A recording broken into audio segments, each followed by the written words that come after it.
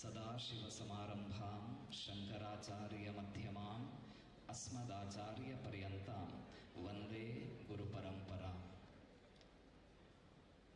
ಪರಮಪೂಜ್ಯ ಜಗದ್ಗುರು ಶ್ರೀ ಶ್ರೀ ವಿಧುಶೇಖರ ಭಾರತೀ ಸನ್ನಿಧಾನಗಳವರೆಗೆ ಗುರುವಂದನಾ ಕಾರ್ಯಕ್ರಮ ನಡೆಯುತ್ತಿರುವಂತಹ ಈ ಶುಭಾವಸರದಲ್ಲಿ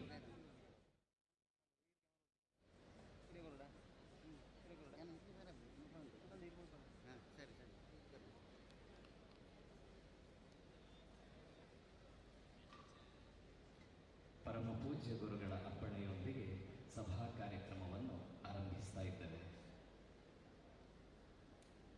ಕಾರ್ಯಕ್ರಮದ ಆರಂಭದಲ್ಲಿ ಶಂಖನಾದ ಚಿರಂಜೀವಿ ಶ್ರೀಕೃಷ್ಣ ನಟ್ಟೋಜ.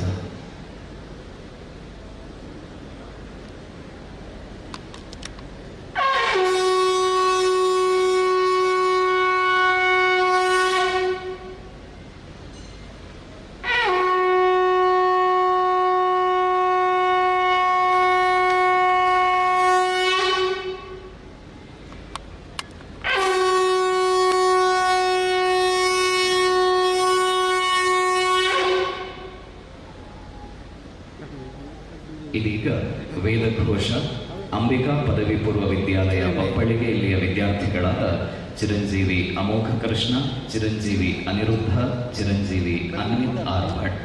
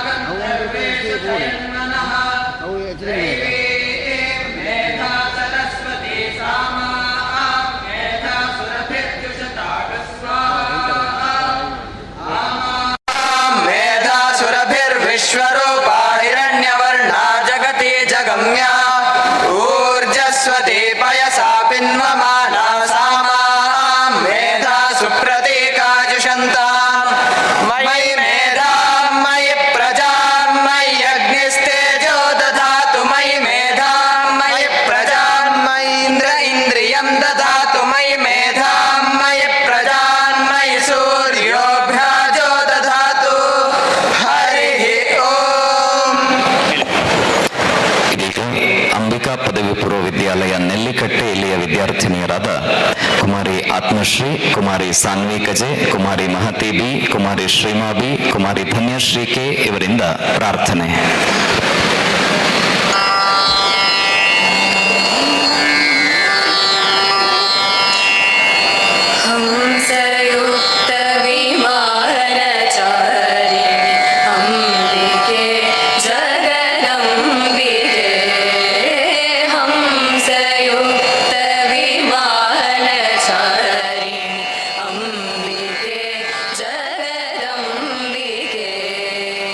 सर्वमङ्गल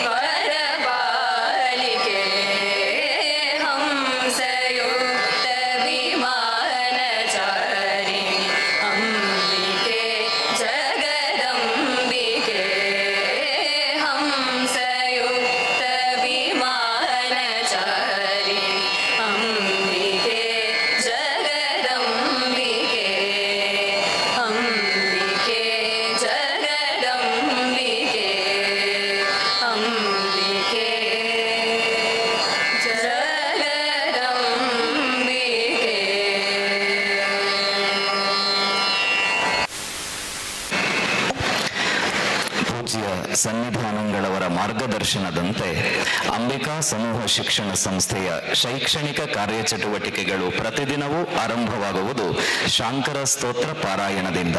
ಇದೀಗ ಅಂಬಿಕಾ ವಿದ್ಯಾಲಯದ ವಿದ್ಯಾರ್ಥಿನಿಯರಾದ ಕುಮಾರಿ ನಿಯತಿ ಭಟ್, ಕುಮಾರಿ ಇಶಾ ಕೀರ್ತಿ, ಕುಮಾರಿ ರಕ್ಷಾಯಸ್, ಕುಮಾರಿ ನಿಧಿ, ಕುಮಾರಿ ವೈಷ್ಣವಿ ಇವರಿಂದ ಜಗದ್ಗುರು ಶ್ರೀ ಶ್ರೀ ಶಂಕರಾಚಾರ್ಯ ವಿರಚಿತ ಪ್ರಾತಸ್ಮರಣ ಸ್ತೋತ್ರಂ. ನಮ್ಮ ಸಂಸ್ಥೆಯ ಎಲ್ಲ ವಿದ್ಯಾರ್ಥಿಗಳು ಇದರಲ್ಲಿ ಪಾಲ್ಗೊಳ್ಳುತ್ತಾರೆ.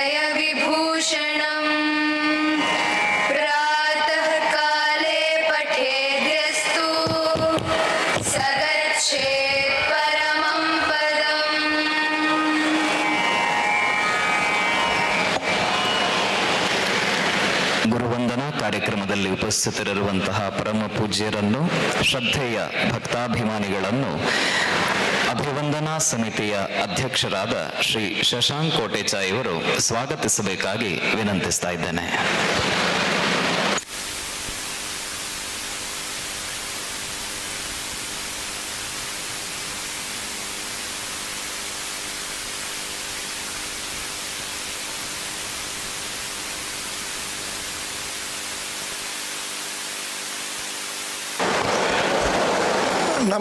Namaste to all, bowing to the lotus feet of Goddess Shardamba, and by seeking her blessings, I would like to welcome all on behalf of Sriman Jagadguru Abhimanya Committee and Dasambika Committee.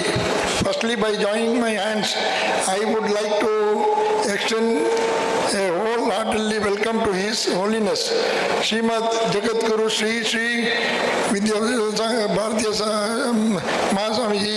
Welcome, Swamiji. I warm welcome to correspondent of Ambika Group of Education Institution and Srimad Jagadguru Abhimandana Srimati Sri Subramanya Nataraja. Welcome, sir.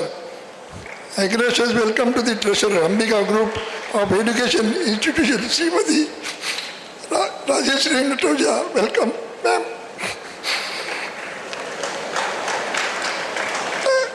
I would like to welcome President the Ambika Committee, Advocate Sri Mahesh Kaje, to the day program. Welcome, sir. I warm welcome to the Chief Secretary Srimad Jaiguru Education Committee, Sri Aitappa Naik, to the program. Welcome, sir. I cordially welcome the treasurer, Srimad Jagadguru Abhimanya Committee, Sri Satish Rao K. Welcome, sir. I also would like to welcome all the members of the Governing Council Ambika Group of Education Institution. Welcome to all. I would like to extend a warm welcome to the Secretary Jaiguru Abhivandana Committee, sir. Welcome, sir. I warm welcome Balashra Borkar. Welcome, sir. I warm welcome to the President, Parents, Teachers Association, Srimati Seema Nagaraj. Welcome, ma'am. I also would like to welcome Principal Ambika Vidyalaya, CPSC, Kumari Malati. Welcome, ma'am. Last but not the least, I welcome all the teaching and non-teaching staff and my dear students. Welcome to all. Jai Shri Krishna.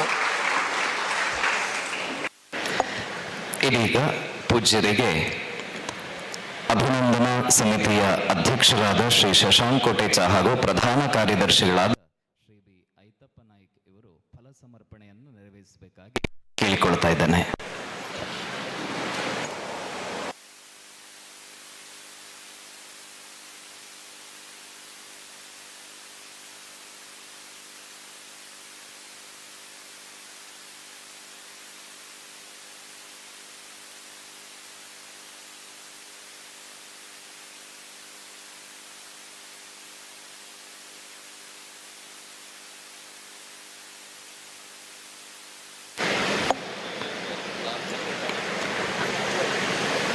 ಇದೀಗ ಅಂಬಿಕಾ ಸಮೂಹ ವಿದ್ಯಾಸಂಸ್ಥೆಗಳ ಕಾರ್ಯದರ್ಶಿಗಳು ಅಭಿವಂದನಾ ಸಮಿತಿಯ ಸಂಚಾಲಕರು ಆಗಿರುವಂತಹ ಶ್ರೀ ಸುಬ್ರಹ್ಮಣ್ಯ ನಟ್ಟೋಜ ಇವರು ಪ್ರಾಸ್ತಾವಿಕ ನುಡಿಗಳನ್ನಾಡಬೇಕಾಗಿ ಕೇಳಿಕೊಳ್ತಾ ಇದ್ದೇನೆ.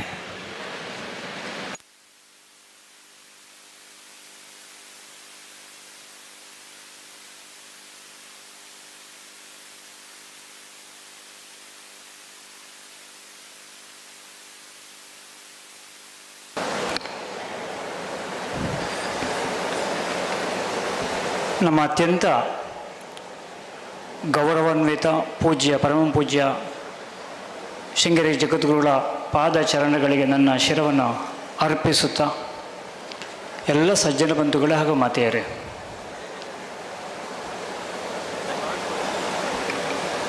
ನಮ್ಮ ಶಾಲೆಗೆ ಈ ವರ್ಷ 10 ವರ್ಷಗಳನ್ನು ತುಂಬಿದಂತಹ ಒಳ್ಳೆಯ ಒಂದು ಸುಸಂದರ್ಭದಲ್ಲಿ ನಾವೆಲ್ಲ ಇದ್ದೇವೆ. 2013ನೇ ಇಸ್ವಿನಲ್ಲಿ ಒಬ್ಬ ವಿದ್ಯಾರ್ಥಿಯಿಂದ ಈ ಶಾಲೆ ಪ್ರಾರಂಭ ಆಯಿತು. ಆ ಒಬ್ಬ ವಿದ್ಯಾರ್ಥಿಯೊಂದಿಗೆ ಈಚೆ ಶಾಲೆ ಪ್ರಾರಂಭ ಆದಂಥ ಸಂದರ್ಭದಲ್ಲಿ ನಮಗೆ ಸ್ಫೂರ್ತಿಯನ್ನಿತ್ತಂಥದ್ದು, ನಮಗೆ ಧೈರ್ಯವನ್ನಿತ್ತಂಥದ್ದು, ನಮಗೆ ಆಶೀರ್ವಾದನಿತ್ತಂಥದ್ದು ಶೃಂಗೇರಿ ಜಗದ್ಗುರುಗಳು. ಕಳೆದ 2016ನೇ ಇಸ್ವಿನಲ್ಲಿ ಇದೇ ಏಪ್ರಿಲ್ 25ನೇ ತಾರೀಕಿಗೆ ಉಭಯ ಜಗದ್ಗುರುಗಳು ವಿರಾಜಮಾನರಾಗಿದ್ದರು ಈ ವೇದಿಕೆಯಲ್ಲಿ.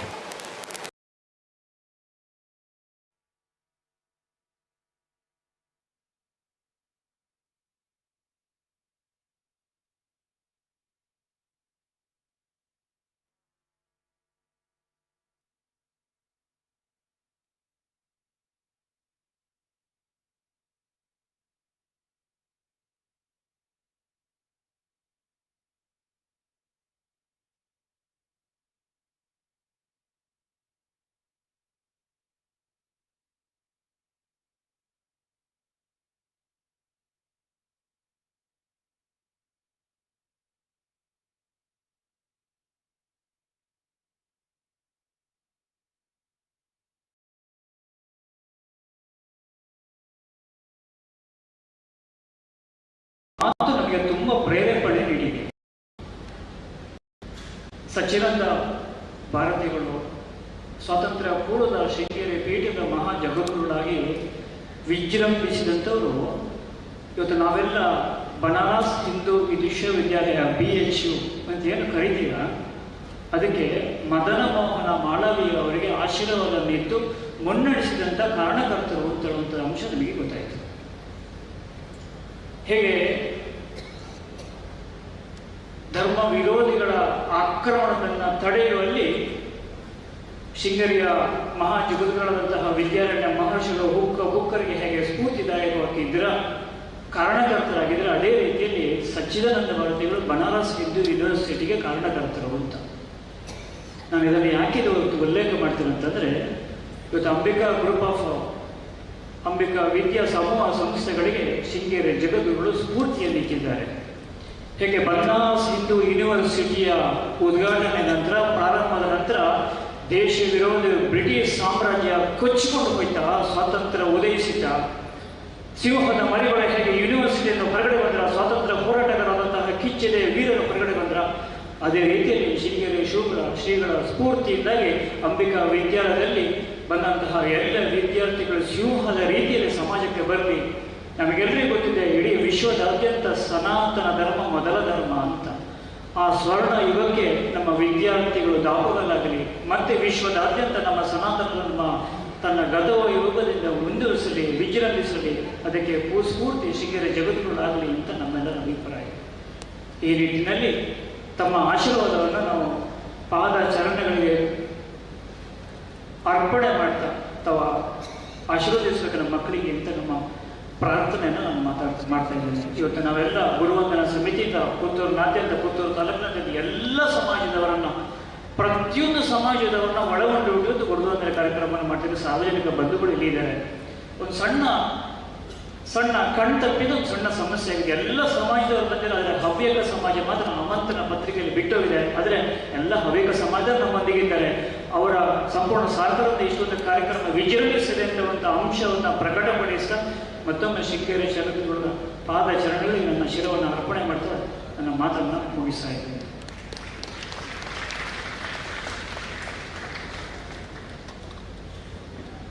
ಸಂಸ್ಕಾರ, ಸಂಸ್ಕೃತಿ, ಹಿಂದೂ ಪರಂಪರೆ, ರಾಷ್ಟ್ರ ಪ್ರೇಮದ ಸಮಪಾಕವೇ ಅಂಬಿಕಾ ವಿದ್ಯಾಲಯ.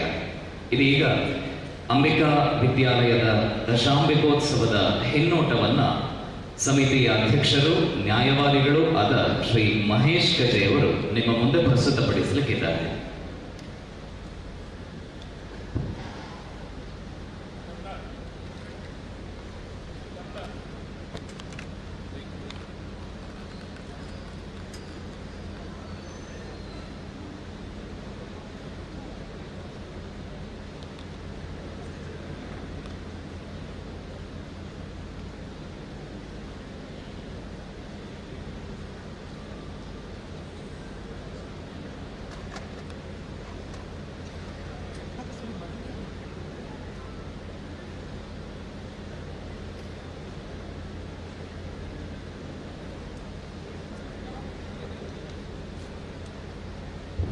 ಹಲೋ. ತನ್ನ ಸಿರಿಮುಡಿಯ ಶೃಂಗಾರಕ್ಕೆ ತಿಂಗಳ ದೇವರನ್ನು ಮುಡಿದಂತಹ ಸ್ವಾಮಿ ಮಹಾಲಿಂಗೇಶ್ವರನ ದಿವ್ಯ ಪಾದಕಮಲಗಳಿಗೆ ಶಿರಸಾಷ್ಟಾಂಗವಾದಂತಹ ಭಕ್ತಿಯ ಪ್ರಣಾಮಗಳನ್ನು ಸಲ್ಲಿಸುತ್ತಾ, ತನ್ನ ಅಮೃತ ಹಸ್ತದಿಂದ ಉದ್ಘಾಟಿಸಲ್ಪಟ್ಟಂತಹ ಲಲಿತಾಂಬ ವೇದಿಕೆಯಲ್ಲಿ ಕೋಟಿ ಸೂರ್ಯ ತೇಜ ಸಮಪ್ರಭರಾಗಿ ಮೆರೆಯುತ್ತಿರುವಂತಹ ಆ ಶ್ರೀ ಗುರುಗಳ ದಿವ್ಯ ಚರಣಗಳಿಗೆ ಭಕ್ತಿಪೂರ್ವಕವಾದಂತಹ ಪ್ರಣಾಮಗಳನ್ನು ಸಲ್ಲಿಸುತ್ತಾ ಒಂದು ರೀತಿಯ ಪುಳಕಿತವಾದಂತಹ ಭಾವದಿಂದ ನಿಮ್ಮ ಮುಂದೆ ನಿಂತಿದ್ದೇನೆ. ಯಾಕೆಂತ ಹೇಳಿದರೆ, ಇಂದು ಗುರುವಾರ ಈ ಪುತ್ತೂರಿನ ಮುತ್ತುಗಳದ ಪುಣ್ಯದ ಮಣ್ಣಿಗೆ ಗುರು ಅನುಗ್ರಹ ಆಯಿತು ಎಂಬಂತಹ ವಿಶೇಷವಾದಂತಹ ಒಂದು ಆ ಭಾವನೆ ನಮ್ಮ ಮನಸ್ಸಿನಲ್ಲಿ ಬರ್ತಾ ಇದೆ. ಬಂಧುಗಳೇ, ದಶಾಂಬಿಕೋತ್ಸವದ ಒಂದು ಸಡಗರದಲ್ಲಿ ನಾವಿದ್ದೇವೆ. ಅಂಬಿಕೆ ಅಂತ ಹೇಳಿದ್ರೆ ಜಗನ್ಮಾತೆ, ತಾಯಿ ಏನ್ ಮಾಡ್ತಾಳಂತೆ ಅಂತ ಹೇಳಿದ್ರೆ, ತನ್ನ ರಕ್ತವನ್ನೇ ಹಾಲಾಗಿ ಪರಿವರ್ತಿಸಿ ಆ ಅಮೃತ ಫಲವನ್ನು ಮಕ್ಕಳಿಗೆ ಉಣಬಡಿಸ್ತಾಳಂತೆ. ಒಂದು ಶಂಕರಾಚಾರ್ಯರು ಒಂದು ಮಾತು ಹೇಳ್ತಾರೆ, ಕುಪುತ್ರೋ ಜಾಯೇತ ಕ್ವಚಿತಪಿ ಕುಮಾತ ನಭವತಿ ಅಂತ. ಕೆಟ್ಟ ಮಕ್ಕಳಾದ್ರೂ ಇರಬಹುದು, ಆದ್ರೆ ಕೆಟ್ಟ ತಾಯಿ ಇರುವುದಿಲ್ಲ ಅಂತ. ಈ ಸಂದರ್ಭದಲ್ಲಿ ಯಾಕೆ ಉಲ್ಲೇಖಿಸ್ತಾ ಇದ್ದೇನೆ ಅಂತ ಹೇಳಿದ್ರೆ, ಒಂದು ವೇಳೆ ಈ ಪ್ರಪಂಚದಲ್ಲಿ ಎಲ್ಲಿಯಾದ್ರೂ ಒಂದು ಕೆಟ್ಟ ವಿದ್ಯಾರ್ಥಿಗಳಿರ್ಬೋದು, ಆದರೆ ಯಾವತ್ತೂ ಕೂಡ ಕೆಟ್ಟ ಶಾಲೆ ಇರಲಿಕ್ಕಿಲ್ಲ. ಇವತ್ತು ಅಂಬಿಕಾ ಅಂತ ಹೇಳುವಂತಹ ಜಗನ್ಮಾತೆಯ ಮಹಾತಾಯಿಯ ಹೆಸರು ಹುಟ್ಟಂತಹ ಈ ಶಾಲೆ ಅಂತಹ ಅದ್ಭುತವಾದಂತಹ ದೇಶಕ್ಕೆ ಆಸ್ತಿಗಳಾದಂತಹ ವಿದ್ಯಾರ್ಥಿಗಳನ್ನ ಕೊಡುವಂತಹ ಒಂದು ದೊಡ್ಡ ಶೈಕ್ಷಣಿಕ ಸಂಸ್ಥೆಯಾಗಿ ಮೂಡಿ ಬರ್ತಾ ಇದೆ. ನಮಗೆಲ್ಲ ಗೊತ್ತಿದೆ, ಒಂದು ಏಕಮೇವಾದ್ವಿತೀಯ ಅಂತ ಹೇಳ್ತೇವೆ, ಗಣಿತದ ಸಂಖ್ಯೆ 1. ಆ 1ರ ಬಲಭಾಗದಲ್ಲಿ ಪೂರ್ಣತ್ವದ ಸಂಕೇತವಾದಂತಹ 0 ಬಂದಾಗ ಆ 1ಕ್ಕೆ ಕೂಡ ಮಹತ್ವ ಬರ್ತದಂತೆ. ಇವತ್ತು ಏಕಮೇವಾದ್ವಿತೀಯವಾದಂತಹ ಒಂದು ಸಾಧನೆಯಿಂದ ಬೆಳಗುತ್ತಾ ಇರತಕ್ಕಂತಹ ಅಂಬಿಕಾ ವಿದ್ಯಾಸಂಸ್ಥೆಯ ಬಲಭಾಗಕ್ಕೆ ಪೂರ್ಣತೆಯ 0 ಬಂದು ಸೇರಿಕೊಂಡಿದೆ. ಅದು 10 ಆಗಿದೆ. ದಶಾಂಬಿಕೋತ್ಸವದ ನಾವು ಸಂಭ್ರಮದಲ್ಲಿದ್ದೇವೆ. ಒಂದರ ಬಲಬಾದಿಗೆ ಎಷ್ಟು ಸೊನ್ನೆ ಬಂದರೆ ಕೂಡ ಅದು ಆ ಒಂದರ ಮಹತ್ವವನ್ನ ಅಥವಾ ವ್ಯಾಲ್ಯೂವನ್ನ, ಅದರ ಮೌಲ್ಯವನ್ನು ಹೆಚ್ಚಿಸ್ತದೆ ಹೊರತು ಕಡಿಮೆ ಮಾಡೋದಿಲ್ಲ. ಹಾಗಾಗಿ ನಮಗೆಲ್ಲ ಇರತಕ್ಕಂಥ ಆಶಯ ಏನು ಅಂತ ಹೇಳಿದ್ರೆ, ಅಂಬಿಕಾದ ಒಂದನೇ ಸ್ಥಾನದಲ್ಲಿ ಇರತಕ್ಕಂಥ ಅಂಬಿಕದ ಬಲಬಾದಿಗೆ ಒಂದಲ್ಲ, ಎರಡಲ್ಲ, ಮೂರಲ್ಲ, ಇನ್ನು 1000 ಸೊನ್ನೆಗಳು ಸೇರಲಿ ಅಂತಹ ಒಂದು ಅದ್ಭುತ ಸಾಧನೆಯನ್ನ 100 ಕಾಲ 1000 ಕಾಲ ಮಾಡುವಂತಹ ಒಂದು ಅವಕಾಶ ಅಂಬಿಕಾ ಸಮೂಹ ಸಂಸ್ಥೆಗೆ ಬರಲಿ ಎಂಬಂತಹ ಆ ಒಂದು ಶುಭ ಆಶಯಗಳೊಂದಿಗೆ 3 ವರ್ಷದ ಈ 10 ವರ್ಷದ ಸಂಭ್ರಮವನ್ನ ಅತ್ಯಂತ ವಿಶಿಷ್ಟವಾಗಿ ಅಂಬಿಕಾ ಸಮೂಹ ಸಂಸ್ಥೆ ಆಚರಿಸಿದೆ. ಅಷ್ಟು ವಿಶಿಷ್ಟವಾದಂತಹ ಆಯಾಮಗಳ ಕಾರ್ಯಕ್ರಮಗಳನ್ನು ಆಯೋಜಿಸಿಕೊಂಡು, ಅದರಲ್ಲೂ ಪ್ರಮುಖವಾಗಿ ನನಗೆ ಬಹಳ ಖುಷಿ ಕೊಟ್ಟಂತಹ ಒಂದು ವಿಚಾರ ಯಾವುದಂತ ಹೇಳಿದ್ರೆ, ಸಮಾಜಮುಖಿಯಾದಂತಹ ಕಾರ್ಯಕ್ರಮ.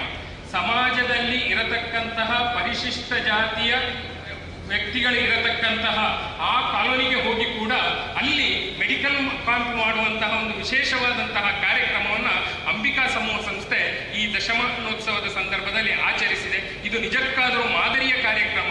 ಶೈಕ್ಷಣಿಕ ಇರಬಹುದು, ಸಾಮಾಜಿಕ ಇರಬಹುದು, ವಿದ್ಯಾರ್ಥಿಗಳಲ್ಲಿ ಆಧ್ಯಾತ್ಮಿಕವಾದಂತಹ ಭಾವನೆಯನ್ನು ಮೂಡಿಸುವಂತಹ ಕಾರ್ಯಕ್ರಮ, ಸಾಂಸ್ಕೃತಿಕ ಕಾರ್ಯಕ್ರಮ, ಸೂರ್ಯಗಾಯತ್ರಿಯಂತಹ ಬಾಲ ಪ್ರತಿಭೆಗಳನ್ನ ಇಲ್ಲಿಗೆ ಕರೆಯಿಸಿಕೊಂಡು ಅವರಿಂದ ಕಾರ್ಯಕ್ರಮ, ಈ ರೀತಿಯಲ್ಲಿ ಪ್ರತಿಯೊಂದು ಕೂಡ ಜನರ ಮನಮೆಚ್ಚುವಂತಹ, ಮನ ಮುಟ್ಟುವಂತಹ ಕಾರ್ಯಕ್ರಮವನ್ನ ಈ ದಶಾಂಬಿಕೋತ್ಸವದ ಸಂದರ್ಭದಲ್ಲಿ ಆಚರಿಸಿದ್ದೇವೆ. ಇದು ಹೇಗೆ ಸಾಧ್ಯ ಆಯಿತು ಅಂತ ಹೇಳಿದ್ರೆ, ಬಹುಶಃ ಒಂದು ವ್ಯಕ್ತಿಯಿಂದಲ್ಲ, ನಾವೆಲ್ಲ ನಿಮಿತ್ತ ಮಾತ್ರರು.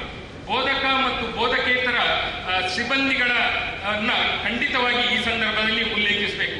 ನಾವು ಇವತ್ತು ಕೂಡ ಈ ವೇದಿಕೆಯ ಬಲಭಾಗ ಮತ್ತು ಎಡಭಾಗದಲ್ಲಿ ನೋಡಿದ್ರೆ, ಮದುವೆ ಮನೆಗೆ ಬಂದಂತಹ ಒಂದು ಆ ಸಂತಸದಲ್ಲಿ, ಆನಂದದಲ್ಲಿ ಈ ಶಾಲೆಯ ಮಾತಾಜಿಯವರು ಮತ್ತು ಬೋಧಕೇತರ ಸಿಬ್ಬಂದಿಗಳು ಕೂಡ ಬಂದು ಸೇರಿದ್ದಾರೆ. ಇಲ್ಲಿಯ ಪ್ರತಿಯೊಬ್ಬರು ವಿದ್ಯಾರ್ಥಿಗಳು ಕೂಡ ಯಾವುದೋ ಒಂದು ಕಾಟಾಚಾರಕ್ಕಾಗಿ ಬರಬೇಕಲ್ಲ ಇವತ್ತು ಕಾರ್ಯಕ್ರಮಕ್ಕೆ ಅಂತ ಬಂದಾಗಿಲ್ಲ. ಪ್ರತಿಯೊಬ್ಬರು ಕೂಡ ಅಂತಹ ಉತ್ಸಾಹದಿಂದ ಬಂದಿದ್ದಾರೆ. ಇವರೆಲ್ಲರ ಹಗಲಿರುಳು ಎನ್ನದಂತಹ ಈ ದುಡಿಮೆಯ ಫಲವಾಗಿ ಇಂತಹ ಒಂದು ಕಾರ್ಯಕ್ರಮ ಇವತ್ತು ಆಗ್ತಾ ಇದೆ. ಅಂಬಿಕಾ ಅಂತ ಹೇಳುವಂತಹದ್ದು ಗುರುಚರಣಗಳಲ್ಲಿ ಭಿನ್ನವಿಸಿಕೊಳ್ಳಲೇಬೇಕಾದಂತಹ ವಿಚಾರ. ಹಲವು ಪ್ರಥಮಗಳ ಸರದಾರ. ಇವತ್ತಿನ ತನಕ ಪುತ್ತೂರಿನಲ್ಲಿ ಯಾವುದೇ ವಿದ್ಯಾಸಂಸ್ಥೆಗಳಲ್ಲಿ ಸ್ವಿಮ್ಮಿಂಗ್ ಪೂಲ್ ಇಲ್ಲ, ಅದನ್ನು ಅಂಬಿಕಾ ಸಂಸ್ಥೆಯಲ್ಲಿ ಇದೆ. ಇವತ್ತಿನ ತನಕ ಯಾವುದೇ ಒಂದು ಸ್ಕೂಲ್ಗಳಲ್ಲಿ ಆರ್ಟಿಫಿಷಿಯಲ್ ಇಂಟೆಲಿಜೆನ್ಸಿನ ಬಗ್ಗೆ ಒಂದು ಪಠ್ಯವನ್ನು ಮಾಡಿದ್ದಿಲ್ಲ. ಯಾವುದೇ ಕಾಲೇಜುಗಳಲ್ಲಿ ಕೂಡ ಫಿಲಾಸಫಿಯ ಬಗ್ಗೆ ಪುತ್ತೂರಿನಲ್ಲಿ ಇವತ್ತಿನ ತನಕ ಒಂದು ಪಠ್ಯವನ್ನು ಮಾಡಿದ್ದಿಲ್ಲ. ಇದನ್ನೆಲ್ಲ ಕೂಡ ಅಂಬಿಕಾ ಸಮೂಹ ಸಂಸ್ಥೆ ಮಾಡಿಕೊಂಡು ಬಂದಿದೆ. ಇದಕ್ಕೆಲ್ಲ ಕಲಶಪ್ರಾಯವಾಗಿ ಪುತ್ತೂರಿನಲ್ಲಿ ದೇಶ ಪ್ರೇಮದ ಕಿಚ್ಚನ್ನು ಹೊತ್ತಿಸುವಂತಹ ಅಮರ್ ಜವಾನ್ ಜ್ಯೋತಿ ಅಂತ ಹೇಳುವಂತಹದ್ದು ಬಹುಶಃ ಈ ದೇಶದಲ್ಲಿ ಇದು ಎರಡನೆಯದ ಮೂರನೆಯದ ಒಂದು ವಿಚಾರ. ಇಂತಹ ಒಂದು ಕಾರ್ಯಕ್ರಮವನ್ನು ಕೂಡ ಮಾಡಿ ಲೋಕಾರ್ಪಣೆ ಮಾಡಿದಂತಹ ಒಂದು ದೊಡ್ಡ ವಿಶಿಷ್ಟವಾದಂತಹ ಹೆಗ್ಗಳಿಕೆ ಅಂಬಿಕಾ ಸಮೂಹ ಸಂಸ್ಥೆಗಿದೆ. ಒಂದು ವ್ಯಕ್ತಿಯಿಂದ, ಒಂದು ವಿದ್ಯಾರ್ಥಿಯಿಂದ ಈ ಶಾಲೆ ಆರಂಭವಾಯಿತು ಅಂತ ಹೇಳಿದರು. ಗುರುಚರಣದಲ್ಲಿ ಹೇಳುವಂತದ್ದು ಏನಂತ ಹೇಳಿದ್ರೆ, ಇವತ್ತು ಒಂದು ಅಧ್ಯಕ್ಷನಾಗಿದ್ದಂತ ನನಗೆ ಒಂದು ದಿನದಲ್ಲಿ ಸುಮಾರು 8-10 ಕಾಲ್ಗಳು ಬರ್ತದೆ. ಸರ್, ನಮಗೊಂದು ಅಂಬಿಕಾದಲ್ಲಿ ಸೀಟು ಮಾಡಿಕೊಡಿ, ನಮಗೊಂದು ಅಂಬಿಕಾದಲ್ಲಿ ಸೀಟು ಮಾಡಿಕೊಡಿ ಅಂತ. ಅಂದ್ರೆ ಅಲ್ಲಿಯ ಮಟ್ಟಕ್ಕೆ ಇವತ್ತು ಅಂಬಿಕಾ ಸಂಸ್ಥೆ ಏರಿದೆ ಅಂತ ಹೇಳುವಂತಹದ್ದು ಇಡೀ ನಮ್ಮ ಪುತ್ತೂರಿಗೆ ಒಂದು ಹೆಮ್ಮೆಯ ಸಂಗತಿ ಅಂತ ಹೇಳುವಂತಹದ್ದನ್ನ ಬಹಳ ಖುಷಿಯಿಂದ ನಿಮ್ಮ ಜೊತೆಗೆ ಹಂಚಿಕೊಳ್ತಾ ಇದ್ದೇನೆ. ಇಲ್ಲಿಯ ತನಕ ನಾನು ಒಂದು ಮಾತು ಹೇಳ್ತಾ ಇದ್ದೇನೆ, ನಮ್ಮ ಶಾಲೆ ನಮ್ಮ ಹೆಮ್ಮೆ ಅಂತ. ಆದ್ರೆ ಯಾವತ್ತಿಗೆ ಶೃಂಗೇರಿಯ ಗುರುಗಳ ಸಿರಿಪಾದ ಈ ಮಣ್ಣನ್ನ ಸ್ಪರ್ಶ ಮಾಡಿತೋ, ಇವತ್ತಿನಿಂದ ನಾನು ಏನು ಹೇಳ್ತೇನೆ ಅಂತ ಹೇಳಿದ್ರೆ, ನಮ್ಮ ಶಾಲೆ ನಮ್ಮ ನಾಡಿನ ಹೆಮ್ಮೆ ಅಂತ ಹೇಳುವಂತಹದ್ದನ್ನ ಅತ್ಯಂತ ಒಂದು ವಿನೀತ ಭಾವದಿಂದ, ಅಷ್ಟೇ ಗರ್ವದಿಂದ ಹೇಳ್ತಾ ಇದ್ದೇನೆ. ಈ ಸಂದರ್ಭದಲ್ಲಿ ಹಲವಾರು ಕಾರ್ಯಕ್ರಮಗಳನ್ನು ನಾವು ಆಚರಿಸಿದ್ದೇವೆ. ಕೊನೆಯಲ್ಲಿ ನನಗೆ ಅನ್ನಿಸ್ತಾ ಇದೆ ಏನು ಅಂತ ಹೇಳಿದ್ರೆ, ಗುರುಗಳು ಬಂದಂತಹ ಈ ಕಾರ್ಯಕ್ರಮ ನಟ್ಟೋಜರ ಮನಸ್ಸಲ್ಲಿ ಏನಿತ್ತು ಅಂತ ಹೇಳಿದ್ರೆ ಒಂದು ಸಮಾರಂಭ ಆಗಬೇಕು ಅಂತ. ಆದ್ರೆ ಯಾವತ್ತು ಗುರುಗಳು ಬಂದ್ರು, ಈ ಕಾರ್ಯಕ್ರಮದಲ್ಲಿ ಗುರುಗಳಿಗಿಂತ ಮಿಗಿಲಾದ ಒಂದು ವ್ಯಕ್ತಿ ಬಂದು ಕಾರ್ಯಕ್ರಮ ಆಗಲಿಕ್ಕೆ ಸಾಧ್ಯವೇ ಇಲ್ಲ. ಆದುದರಿಂದ ನನ್ನ ದೃಷ್ಟಿಯಲ್ಲಿ ಇದು ಅಂಬಿಕಾ ಸಮೂಹ ಸಂಸ್ಥೆಯ ದಶಾಂಬಿಕೋತ್ಸವದ ಸಮಾರಂಭವಲ್ಲ.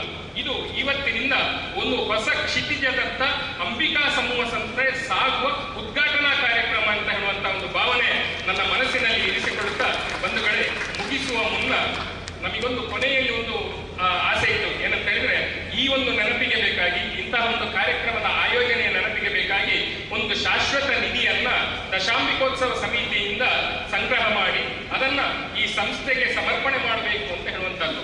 ಬಹುಶಃ ಗುರು ಸನ್ನಿಧಿಯಲ್ಲಿ ಸಾಕು ಸಾಕ್ಷಾತ್ ವಿದ್ಯಾಧಿದೇವತೆಯ ಪ್ರತಿರೂಪದಂತಿರುವಂತಹ ಗುರು ಸನ್ನಿಧಾನದಲ್ಲಿ ಅಂತಹ ಒಂದು ದತ್ತಿ ನಿಧಿಯನ್ನ ಸಮರ್ಪಣೆ ಮಾಡುವುದಕ್ಕಿಂತ ಮಿಗಿಲಾದ ಒಂದು ಅವಕಾಶ ನಮಗೆ ಸಿಗ್ಲಿಕ್ಕಿಲ್ಲ. ಹಲವಾರು ನಮ್ಮ ಪೋಷಕ ಬಂಧುಗಳು ಈಗಾಗಲೇ ದೊಡ್ಡ ಮಟ್ಟಿನ ಕೊಡುಗೆಯನ್ನ ಸ್ವಯಂ ಅವರೇ ಮುಂದೆ ಬಂದು, ನಾವು ಯಾರನ್ನು ಒತ್ತಾಯ ಮಾಡಲಿಲ್ಲ, ಯಾರನ್ನು ಕೇಳಿಕೊಂಡು ಹೋಗಲಿಲ್ಲ. ಖಾಲಿ ನಾನು ಮಾಡಿದಂತ ಕೆಲಸ ಏನು ಅಂತ ಹೇಳಿದ್ರೆ, ಒಂದು ಸಭೆಯಲ್ಲಿ ಹೇಳಿದಂತದ್ದು, ಒಂದು ವಾಟ್ಸ್ಆಪ್ ಮೆಸೇಜ್ ಹಾಕಿದಂತದ್ದು, ಒಂದು ಕೆಲವರಿಗೆ ಫೋನ್ ಮಾಡಿದಂತದ್ದು, ಇಷ್ಟರಲ್ಲಿಯೇ ನಾವು ನೆಲೆ ಸಿಕ್ಕಿದ್ದರಿಂದಲೂ ದೊಡ್ಡ ಮೊತ್ತದ ಹಣ ನಮಗೆ ಸಂಗ್ರಹವಾಗಿದೆ. ಇನ್ನು ಮುಂದಿನ ದಿನಗಳಲ್ಲಿ ಕೂಡ ಈ ಕಾರ್ಪೊರೇಟ್ ಫಂಡ್ ದತ್ತಿ ನಿಧಿ ಏನಿದೆ ಅದಕ್ಕೆ ನಮ್ಮ ಕೊಡುಗೆಯನ್ನು ಕೊಡ್ತೇವೆ ಅಂತ ಹೇಳಿಕೊಂಡು ಈಗಾಗಲೇ ಹಲವರು ಮುಂದೆ ಬಂದಿದ್ದಾರೆ.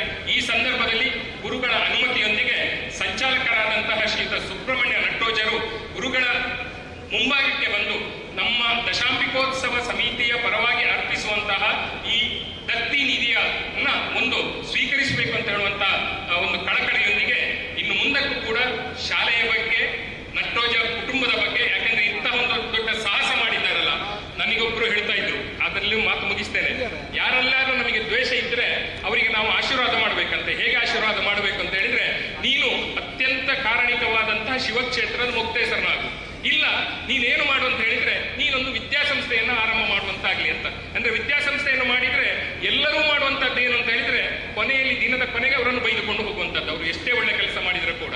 ಇಂತಹ ಸಾಹಸಕ್ಕೆ ನಟ್ಟೋಜರವರು ಕೈ ಹಾಕಿದ್ದಾರಲ್ಲ, ಅವರ ಆ ಸಾಹಸಕ್ಕೆ ನಾವೆಲ್ಲ ಶಿರವಾಗಿ ನಮಿಸುತ್ತಾ ಈ ದತ್ತಿ ನಿಧಿಯನ್ನು ಸ್ವೀಕರಿಸಬೇಕು ಅಂತ ಹೇಳುವಂತ ಕೋರಿಕೆಯನ್ನು ಇನ್ನೊಮ್ಮೆ ಅವರ ಮುಂದೆ ಇರಿಸ್ತಾ ಇದ್ದೇನೆ. ಎಲ್ಲರಿಗೂ ವಂದನೆ.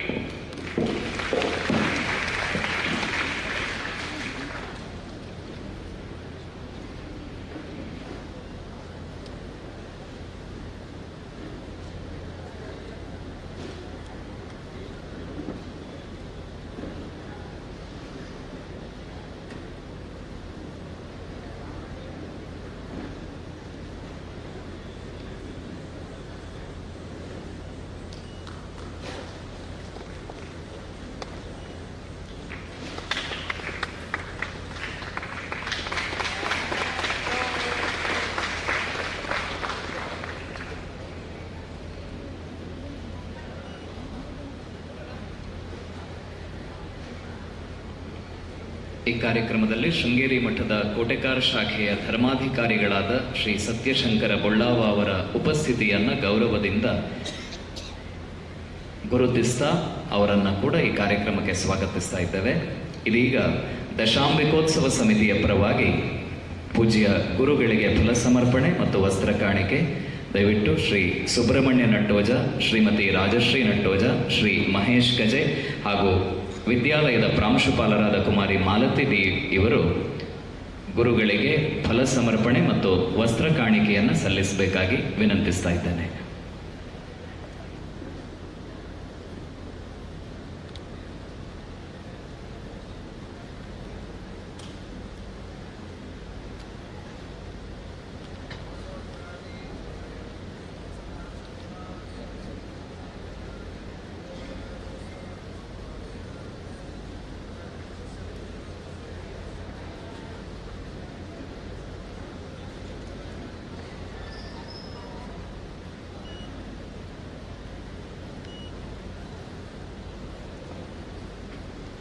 ಜಗದ್ಗುರು ಶ್ರೀ ಶ್ರೀ ಭಾರತೀ ತೀರ್ಥ ಮಹಾಸನ್ನಿಧಾನಗಳವರ ಹಾಗೂ ತತ್ಕರ ಕಮಲ ಸಂಜಾತರಾದ ಜಗದ್ಗುರು ಶ್ರೀ ಶ್ರೀ ವಿಧುಶೇಖರ ಭಾರತೀ ಸನ್ನಿಧಾನಗಳವರ ಕೃಪಾಶೀರ್ವಾದಗಳೊಂದಿಗೆ ಸ್ಥಾಪಿತವಾದಂತಹ ಅಂಬಿಕಾ ವಿದ್ಯಾಲಯದ ದಶಕದ ಹಾದಿಯ ಚಿತ್ರಣ ನಿಮ್ಮ ಮುಂದೆ.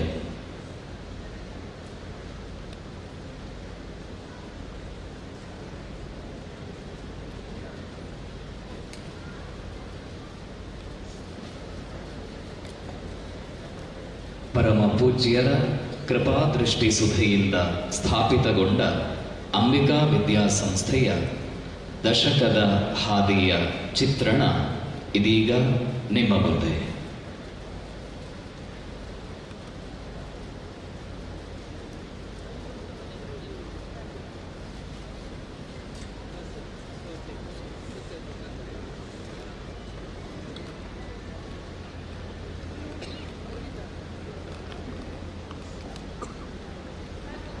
ಅಂಬಿಕಾ ವಿದ್ಯಾಲಯದ ದಶಕದ ಹಾದಿಯ ಚಿತ್ರಣ ಪರದೆಯ ಮೇಲೆ ಮೂಡಿ ಬರ್ತಾ ಇದೆ.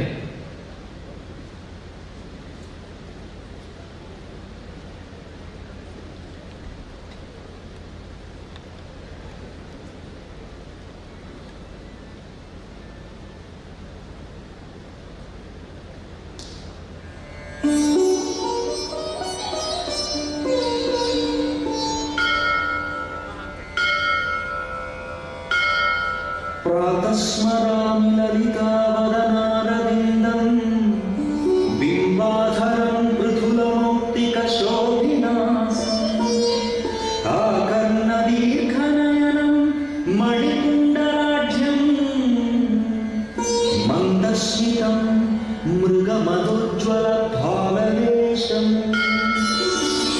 ಮಾತೆ ಅಂಬಿಕೆಯ ಅನುಗ್ರಹ ಶೃಂಗೇರಿ ಜಗದ್ಗುರುದ್ವಯಗಳ ಕೃಪಾ ಆಶೀರ್ವಾದದೊಂದಿಗೆ ರಾಷ್ಟ್ರದೇವೋ ಭವ ಎಂಬ ಬುನಾದಿಯಲ್ಲಿ ಜ್ಞಾನ ವಿಜ್ಞಾನ ಸಹಿತ ಎಂಬ ಉದಾತ್ತ ಚಿಂತನೆಯನ್ನು ಶಿಕ್ಷಣ ಕ್ಷೇತ್ರದಲ್ಲಿ ಪಸರಿಸುವ ದೃಢ ವಿಶ್ವಾಸದೊಂದಿಗೆ 10 ವಸಂತಗಳ ಹಿಂದೆ ಹತ್ತೂರ ಒಡೆಯ ಪುತ್ತೂರು ಶ್ರೀ ಮಹಾಲಿಂಗೇಶ್ವರನ ಆಶ್ರಯದಲ್ಲಿ ಶೃಂಗೇರಿಯ ಜಗದ್ಗುರುಗಳಾದ ಶ್ರೀ ಶ್ರೀ ಭಾರತೀ ತೀರ್ಥ ಮಹಾಸನ್ನಿಧಾನಗಳವರ ಕೃಪಾ ಕಟಾಕ್ಷ ಸಹಿತವಾಗಿ ಚಿಗುರೊಡೆದ ಸಂಸ್ಥೆ ಅಂಬಿಕಾ ವಿದ್ಯಾಲಯ. ಈ ನೆಲಕಂಡ ಅಜಾತ ಶತ್ರು ರಾಜಕೀಯ ಮಿಸದ್ದಿ ಶ್ರೀ ಪುರಿಮಚಲು ರಾಮ್ ಭಟ್ ಇವರ ಅಮೃತ ಹಸ್ತದಲ್ಲಿ ಅಂಬಿಕಾ ಬಾಲ ವಿದ್ಯಾಲಯ ಎಂಬ ಹೆಸರಿನೊಂದಿಗೆ ರೋಟರಿ ಮನುಷ್ಯ ಸಭಾಂಗಣದಲ್ಲಿ ಶಾಲೆ ತನ್ನ ಮೊದಲ ಹೆಜ್ಜೆಯನ್ನು ಇಟ್ಟಿತು.